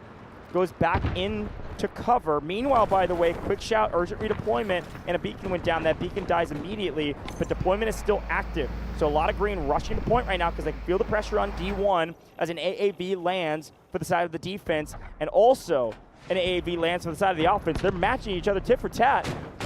But now the attackers have a small advantage in vehicles, and they have an advantage on the points right now. This beacon and this deployment has helped out the defense to get back over to D1, but we've got a big fight happening right now.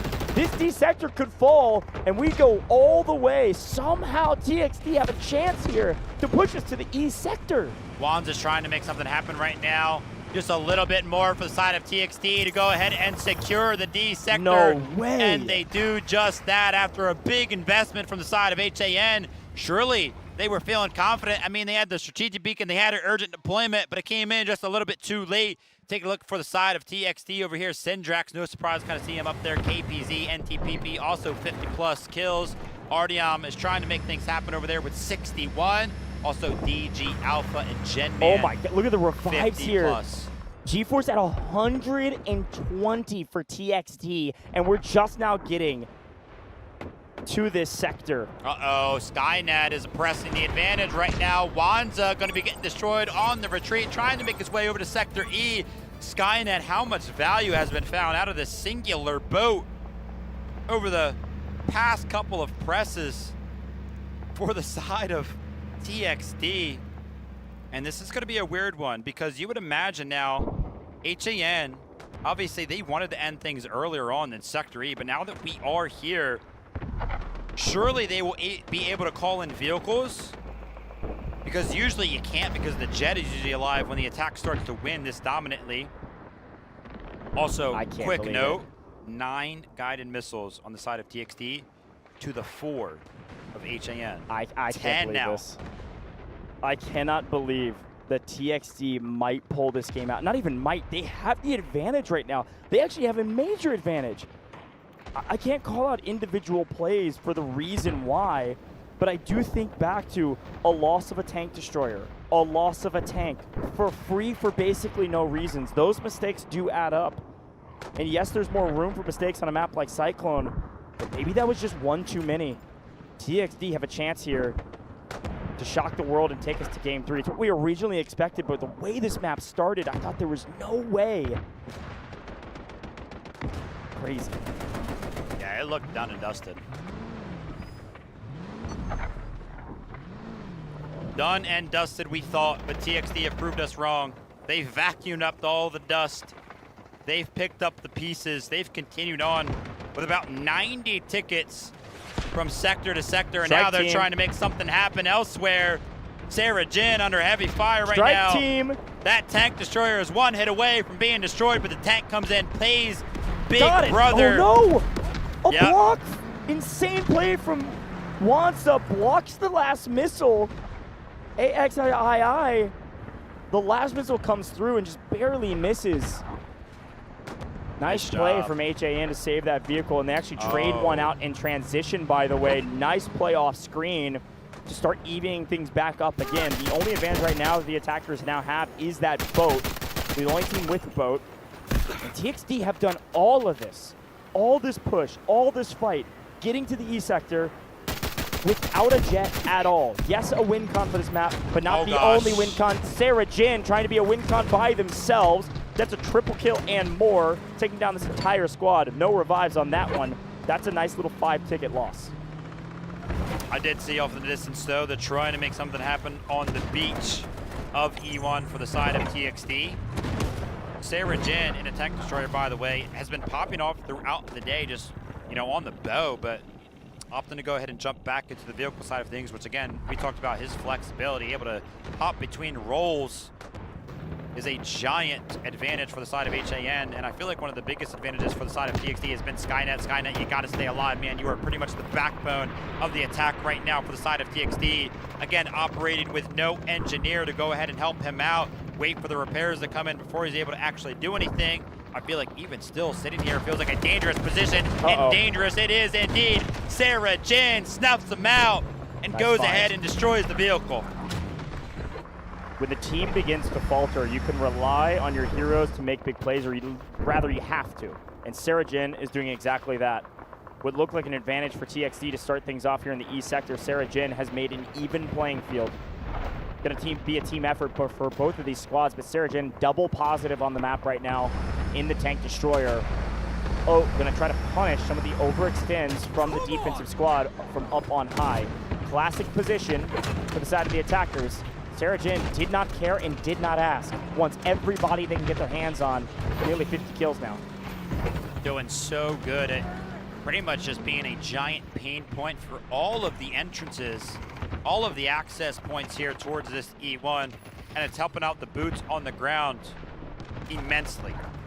Again, bottom of your screen on that overlay, TXD has 11 guided missiles to play with, HAN has 6. This is almost an identical spot, vice versa, from the way the last map went. A ton of missiles waiting to be used. They cannot use them, they will not use them until after they capture E1. Once they get their foothold on E1, it is off to the races, and it'll be missile on missile on missile over towards E2 to set up their foothold on E1 and prepare for the push. We just saw this, folks. You know how it goes. Speaking of knowing how it goes, we know that Mayang can hit their shots. Mayang from way far away with an AAV, taking one down. That was beautiful. We don't often get to see a vehicle in the position that Mayang is in. Yeah, finds another one as well. I mean, that tank is in a very unique position to us, at least, because so many times those type of positions are denied by that jet. Again, I mean, again, this is one of those really awkward moments on Cyclone where TXD are making it work without a jet, so they're having to deal with a bunch of weird things. Now Sarah Jin is just making things happen over and over and over again. Heard Goj mention 50 kills. Nah, Goj, I want more than that. I want to start approaching 60 as Genman on the opposite side of things also finds one of the tanks that were up on the hill for the side of TXD. It is all falling apart. What a play from Sarah Jin. Again, tank destroyer so valuable. Another one, this time traded back the other way, though. Sarah down. Finally, Sarah Jin falls. Well placed, what is that? Couple Allura rockets plus O-Cubs, able to clean them up. That's a big one. That's a nice takedown. Finally, Sarah Jin down means no tank destroyer for the side of HAN, and they're going to push up and make themselves ready to take E1 on the back of this Lav. That Lav Alligator, by the way, I am a moron, totally spaced, that you can use the Lav Alligator to swim a little bit. Not near as valuable as the AAV, but it can go in the water. Got to chat for the reminder. We'll see Zambra swing up around the backside here on Wansa. Wansa getting really active because he knows exactly what the attackers are trying to do, because it's the same strategy that HAN did just a moment ago. Wansa feels the pressure right now from the side of the Lav. Zambra's trying to go ahead and press the attack, trying to make something happen for TXD. Starting to feel the pressure point. Look at this. OSSN is actually going to be able to find the final blow onto the tank right there of Wansa. Gotta get a going to trade. be blown up. Now, right now, the AAV is also under giant pressure, so the trade is effectively going to be 1-for-1 in the vehicle gameplay side of things. But take a look at the E1 point under heavy pressure. So you know what? Blake says, here, catch this. Burning one early, but frankly, they've picked up several during this push. Sarah Jin, I'm certain, has one in belt as needed. Missile lands on the backside. That's where they expect the attackers to be. That's where they last saw them. The attackers smartly rotate out and around up to the ridge, and then they come swarming back after that missile. Urgent redeployment, though, the perfect zoning tactic to keep the attackers off E1, and then the urgent redeployment, it allows the defense to jump back on the point. I know it looks like it didn't do a lot, but that missile did everything for the defense. That was a lost E1, and then the missile onslaught from the attackers was about to start landing. Really well executed. I saw a lot of respawns over there on the left side. You can still see if you take a quick glance from the side of TXD. Tickets are dwindling. Sarah Jin trying to go ahead and get one of these flanks in on the other side of the map, though Zambra does find that light tank that has been a giant pain point for the side of TXD, and it was all the way back here. I mean, I don't even know how. Yeah, shots over the top while it was landing in, I assume. Oko's feeling the pressure, though. Spotted, called. Aluru rockets, no repairs. There's no engineers to help him out. One more. You need one bullet in a dream. Anything, man. Anybody got sniper? Something. A single frag grenade and this thing goes down. There it is. He won. Nice, Aluru rocket over the top. Now, 22 lives remaining. As much as this has been fun in games, E1 and E2 completely in control of the defense. So the attackers say, well, dang it. It's time to start spending guided missile after guided missile. You will not see a second in this game where a missile is not landing. This siren will be going off until the game is over. I can promise you that. And these missiles are mostly going to be zoning off. We do see DG Alpha pick up a two-piece with it. Going to force the attackers to reassess and fight from a different angle. And with everybody on respawn right now for red, they're only going to have, look at them, they're all respawning right now. No medics. They're down from 20 immediately to 11. You should see that tick down a couple more here in just a moment. But again, both sides have so many missiles. It's just nonstop sirens. Good luck to any of these players in any of these teams.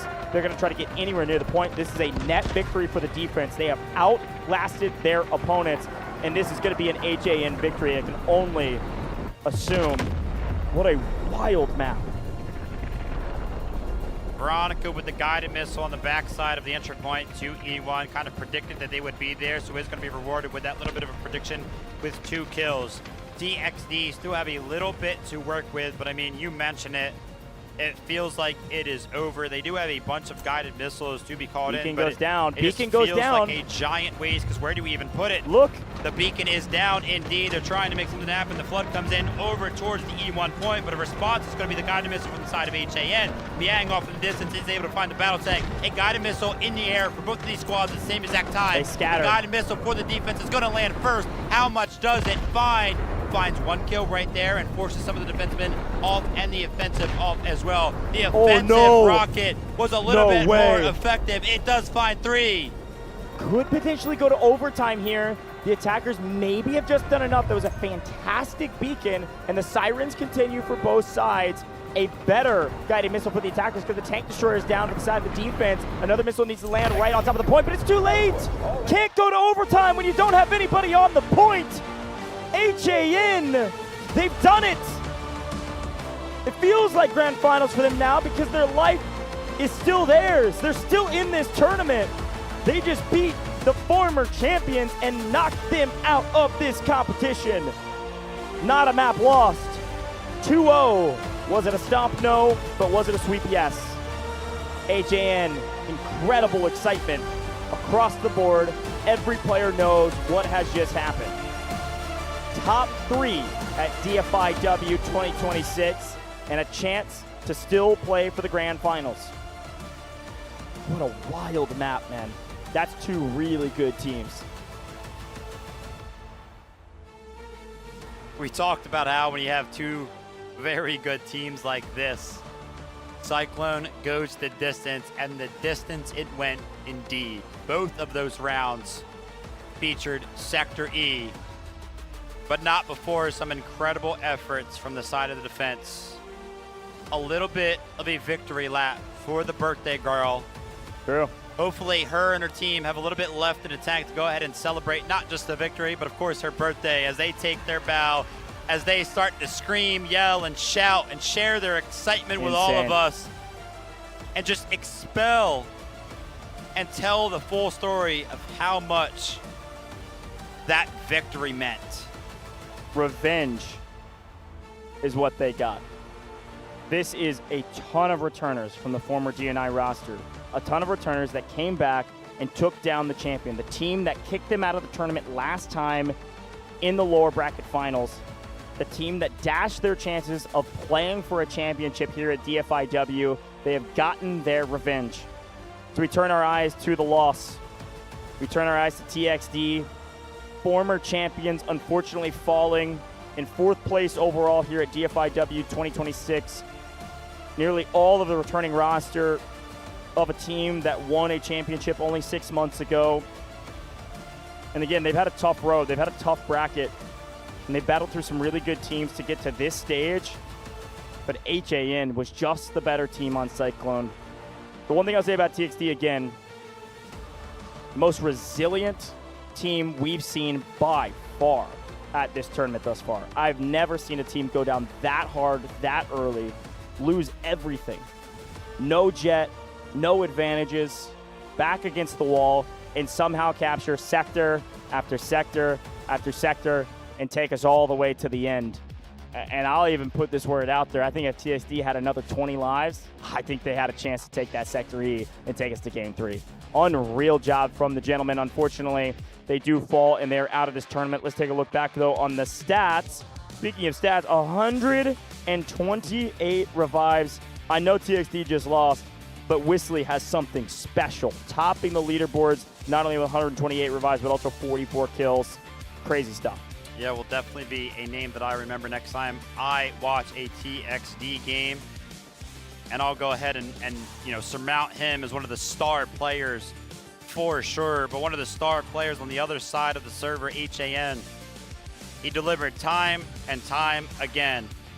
Even outside of the role of the assault operators as well, Artyom with the ability showcased in here today that he's able to go ahead and switch over to some of those Allura rockets, be a part of that strike squad, just finding value after value after value. Sarah Jin as well.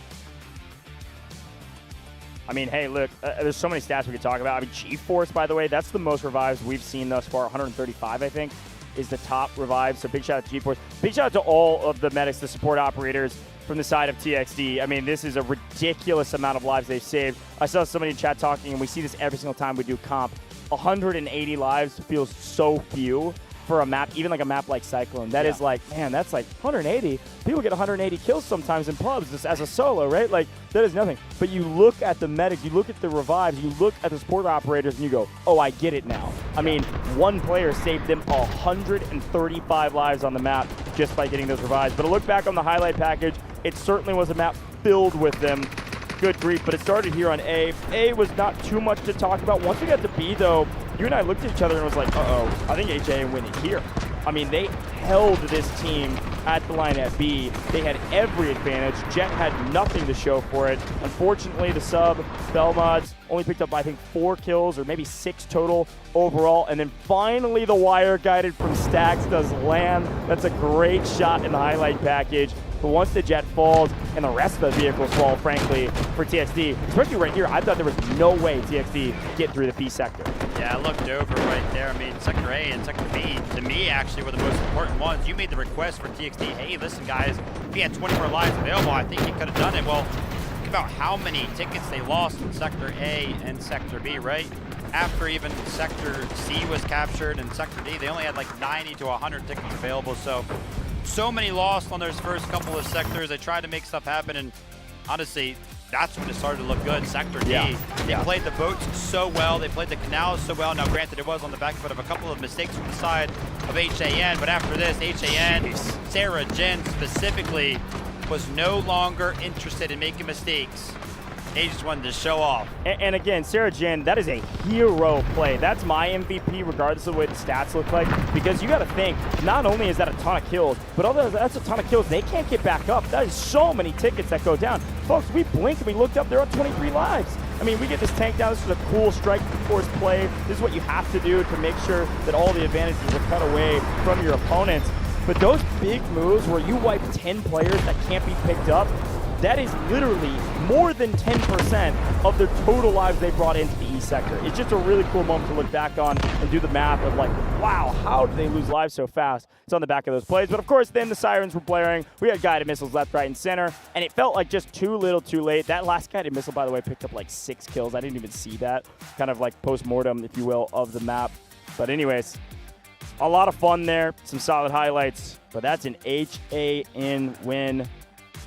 Fairly dominant fashion for the most part. I was not expecting this to be a 2-0. Here's a look at the stats. Here's a look at the top squad. And it is Barbell, Jappy, and TA Sung, DG Alpha, for good reason. Take a look at their top score line. Literally all over, besides TA Sung, all over 40K score, which is kind of ridiculous. Yeah, shout out to these guys, because HAN is kind of filled with squads that usually find themselves up here at the best squad. So a standout performance that made all of the difference from these 4 individuals. Jappy, OEC kind of getting active on the flank lines, behind enemy lines, whatever it may be, trying to make something happen. DG Alpha as well, we saw that name a ton in the feed, followed up with 66 kills there. But your MVP. Yeah, that's right. Goj wanted it. Told you. Sarah Jin.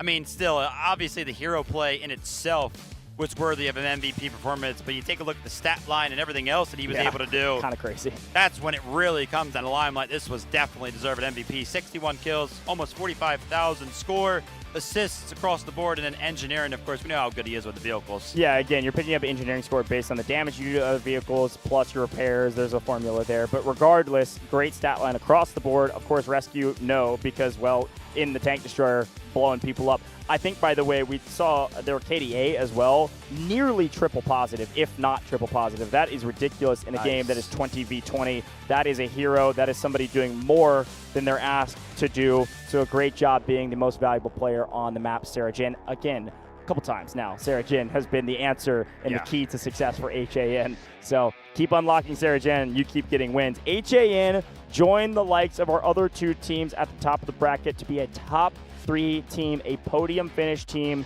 Very well earned and expected from this roster. Yes, I did. My prediction was against them. Vivid is still perfect, technically. Missing a couple maps here and there, but perfect on predictions.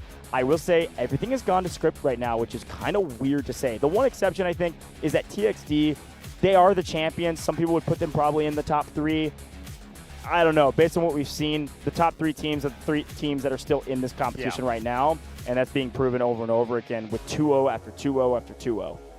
Can't believe we are left with only just 3 teams left in this competition. We got a big couple of days ahead of us, and so do the likes of HAN after an incredible performance right there. I mean, 2-0, I wasn't expecting that. I was expecting a 2-1, but hey, what a statement to be made there. Yeah, 100%. Well, as you can see behind us, our interview is getting ready on stage. It's been a hot and a sweaty one today because the games have been great, but it's been a lot of 2-0s the last couple days. Yeah. I'm looking for another game 3 here shortly. Unfortunately, it will not be today. That is all of our matches today. So before we move on and tell you what's happening tomorrow and what's going on for the next couple rounds, because we're not done with the competition. We have 2 more days of competition, but we are done today. We'll break that all down after an interview here in just a moment with, of course, HAN. I'd expect to hear from Wansa again, I assume, what they've been able to do. So let's head down to the stage and hear from HAN, the winner of this last one. 欢迎来到赛后采访环节，我是贝佳。恭喜 HAN 拿下了本场比赛的胜利，来到了败者组的决赛当中。我们邀请到了指挥官翁萨来到赛后采访席，也请他先跟大家打个招呼吧。다시 축하합니다. 먼저 자기소개 부탁드리겠습니다. Hello guys, this is Wansa from Team Han. 欢迎。那第一个问题想问一下，今天的话呢，也是和去年的对手进行交手，并且也复仇成功了。这是想问一下他的心情现在怎么样呢？包括他在拿下第1场比赛的胜利之后，和自己的队员进行了拥抱，那个时候他们又说了些什么呢？ So Wonsa, this time you were facing the old rival from last year, and you took successfully a revenge. How did you feel? And a second question. We noticed that in the first round, when you played as the attackers, your teammates hug each other. What was the reason? So last year, when we lost against TXD on Dfiw 2025, we waited this moment for such a long time. So we feel so happy to win them. Yeah, and after the first first victory. Our squad, yeah, we're just happy. We're just waiting for the victory for the second round too. So we just cheer up. Yeah. 翁萨选手刚刚表示，面对这次昔日的老选手、老对手，他是感到非常的期待与激动的，而且他们很想拿下这次的胜利。他们也是等待这一刻交手的时刻，蓄谋要等待已久。然后他也表示，他们当时的拥抱是因为想要在赢下第一场胜利之后，和队友互相打气鼓励，以便拿下第二场的胜利。没错，最终也是成功的拿下了第二场的胜利。那今天解说老师没有提到啊，说天空属于 Ghost， 想问一下，作为队内的指挥官，他是怎样评价这一位空在选手的呢？ Somebody says that the sky belongs to Ghost. How do you comment on this? It's a fact. Ghost is a goat. 他刚才用了一句英文上的押韵，叫做 Ghost is gold， 意思就是 Ghost 的选手是最牛的。确实如此啊。那同样呢，其实在本次邀请赛当中，也有非常多厉害的空在的选手。想问一下，他觉得 RRQ 包括龙腾的空在选手，哪个选手会对他来说威胁比较大呢？ So we know that there are many players who are really good at air vehicles. Who or which players in RRQ and LT teams do you think is the biggest threat to you? We haven't screened with RRQ for a while, and we don't exactly know their strengths. So I'll say RRQ is more threatful for us. 翁萨表示，由于他们的队伍已经许久未与 RRQ 进行正面的交锋，所以无知带来了恐惧。他们觉得 RRQ 可能对于他们来说未知的恐惧要更多。明白，明白，确实训练赛的交手会偏少一些嘛。那最后问题，想问一下，对于 RRQ 和龙腾的这场比赛，他心中的一个预测比分会是怎么样的呢？翁萨 ，What's your prediction of the score between RRQ and LT? I'll say 2-1. RRQ win. 他预测 RQ 将会胜出，而且比分是2-1。OK， 非常期待我们后续的比赛了，也再次恭喜 HAN 拿到了败者组的这一场的精彩的门票。接下来，让我们把时间交还给评论席。Another great interview with Wonsa, HAN, well earned to be a top 3 team, and great words from Wonsa yet again, also predicting RRQ to beat LT. That's kind of crazy. I also love the shout and the credit that he's given to Ghost to say he's the GOAT of the skies. I kind of agree right now. There's a couple other folks in that conversation with a team like LT or RRQ, but more to be seen from them a little bit later. Vivid, any thoughts here before we wrap up today's broadcast about HAN and what they were able to do? It was just super, super incredible. I mean, listen, I thought this was going to be a little bit closer. I guess it was when we take a look at the specific rounds and how they actually went. But again, 2-0 is the stat line at the end of the day. I thought it was going to be 2-1.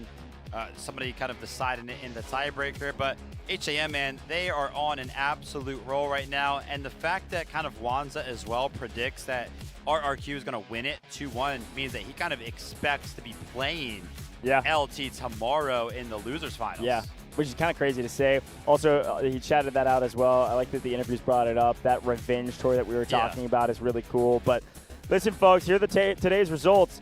Somehow, we've had 7 2-0s in a row.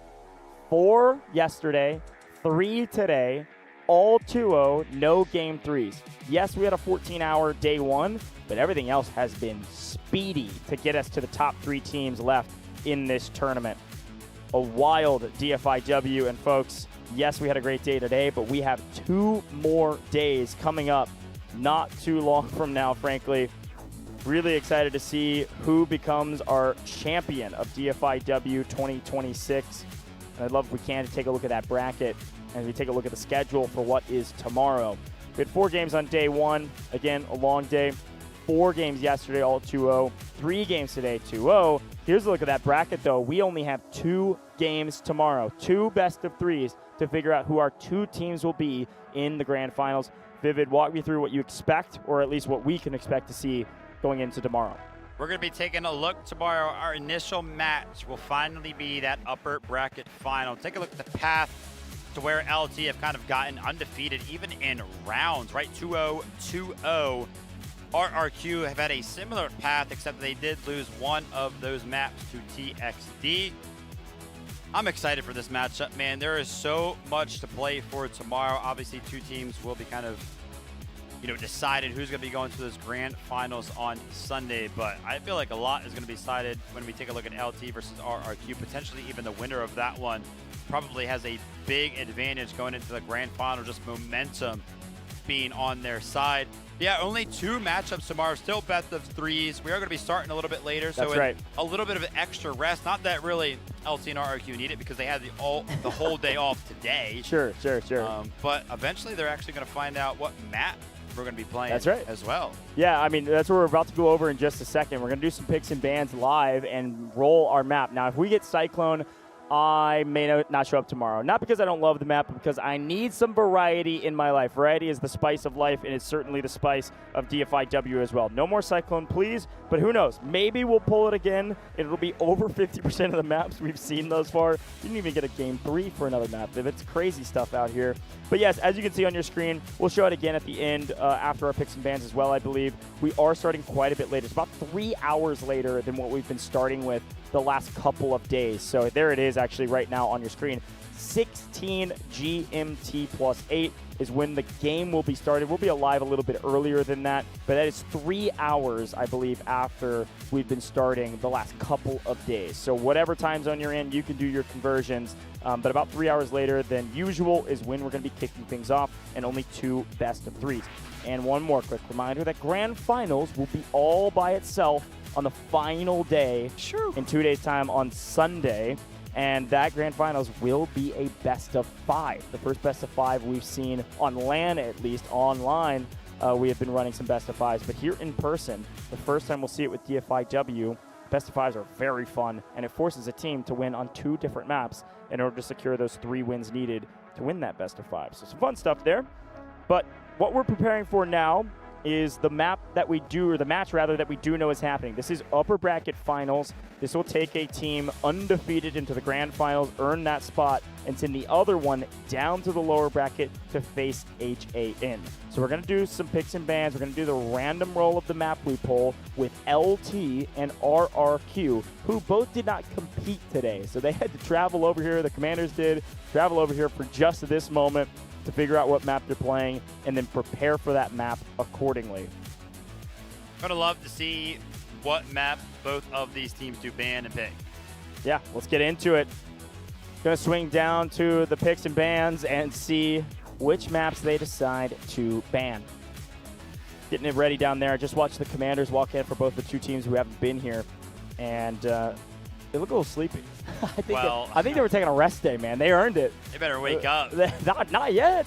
They're not playing until tomorrow. Well, now is when starts the preparation stage. Okay, You're about to find out what map you're playing. You know what? Maybe they're sleeping most of the day today and resting because they earned it to prep tonight. They're VOD reviewing all night. They're prepping for whatever this map is about to be, folks. And again, if it's Cyclone, I think I'm going to hand my headset to Vivid and walk out of here. But, hey, listen.